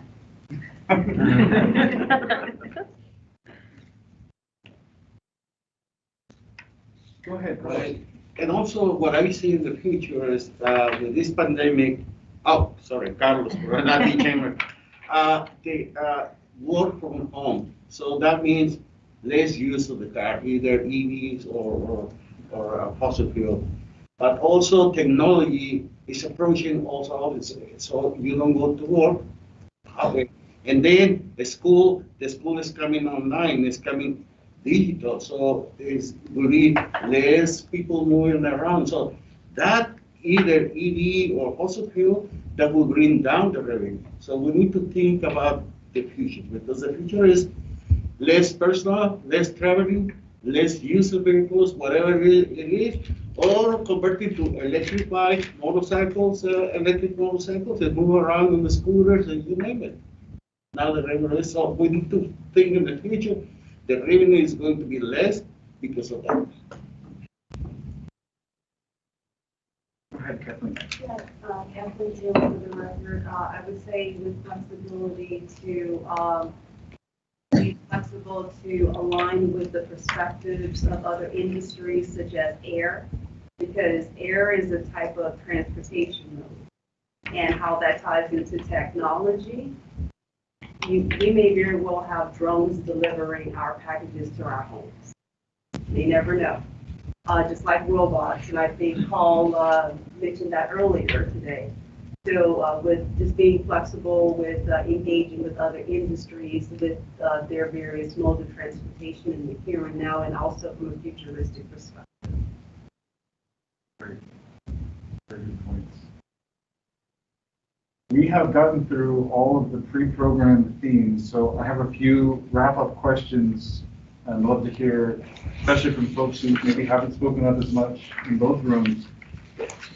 Number one, what did we miss? Are there other themes that relate to how you might like to see different transportation funding mechanisms or packages of mechanisms be evaluated that haven't been discussed today.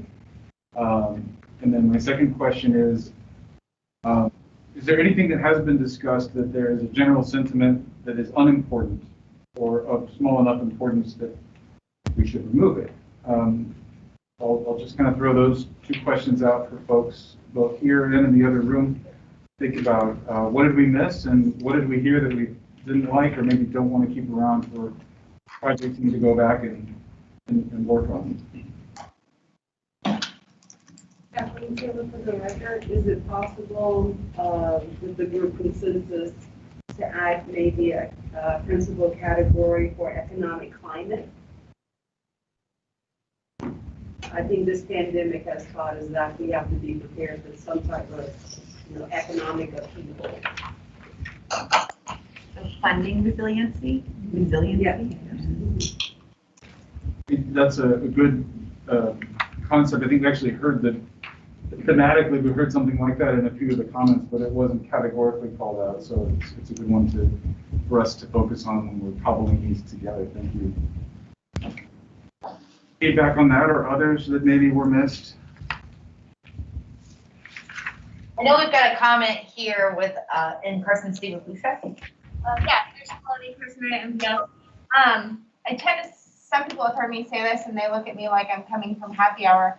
Transportation in the sense that it's a utility and there are things that we as an industry provide regardless of if there's users. We saw this with COVID when there were no users, but we all want the ambulance to come to our house when we're having a heart attack. And so I think as we think about funding, and I presented last month for Carson City, how Carson City is looking at different funding models. And one piece that we're looking at is the assessment type fee on looking at the value that transportation and the right-of-way and mobility brings to property. And that's a piece that I think we haven't talked about a lot. I understand and recognize that it's pretty out there, but it's a piece of the stool, where we have developers paying for impacts to capacity and transportation. We have users paying to impacts to the environment and emissions with carbon with fuel. I think there's a benefit to transportation and mobility on property. And to your second question about things that we should remove, my belief is that we should remove kind of egos and different responsibilities. I think someone talked about earlier about, there's an example of Pyramid Highway. As that grew, and I know Paulina's has made the comment about local contribution when roads get bigger and we need to expand them, right? And how does money go not just down from the state to the locals, but also up from the local to the state as our system changes and evolves. And so I would urge those to kind of think about maybe how that relationship plays and maybe kind of thinking about how money can move in different directions as we move forward in this process.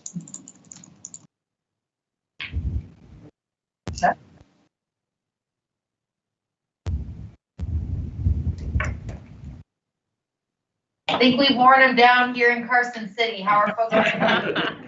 It's hard to tell with the masks, but the eyes are getting a little bit thinner here. It is late in the day. I'll maybe do one last call for any closing remarks in this room on anything we missed or anything that you heard that you didn't like, or just any closing remarks in general. And folks around the table on the topic of themes for revenue principles.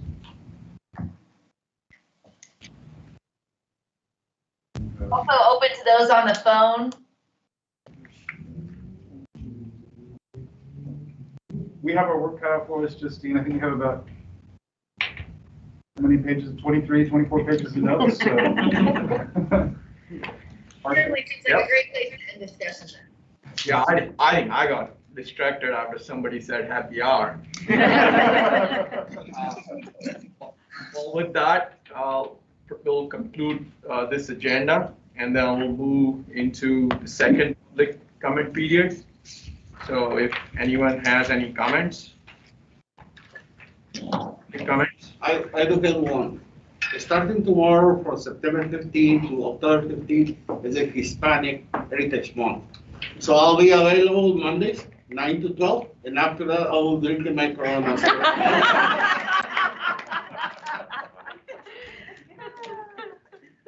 That's more of a public service. You were very efficient with that. It only took me 30 seconds. Anything else other than drinking? Okay, I think, thank you all for great attendance and participation. Again, to remind everyone, we do not have the meeting scheduled in October.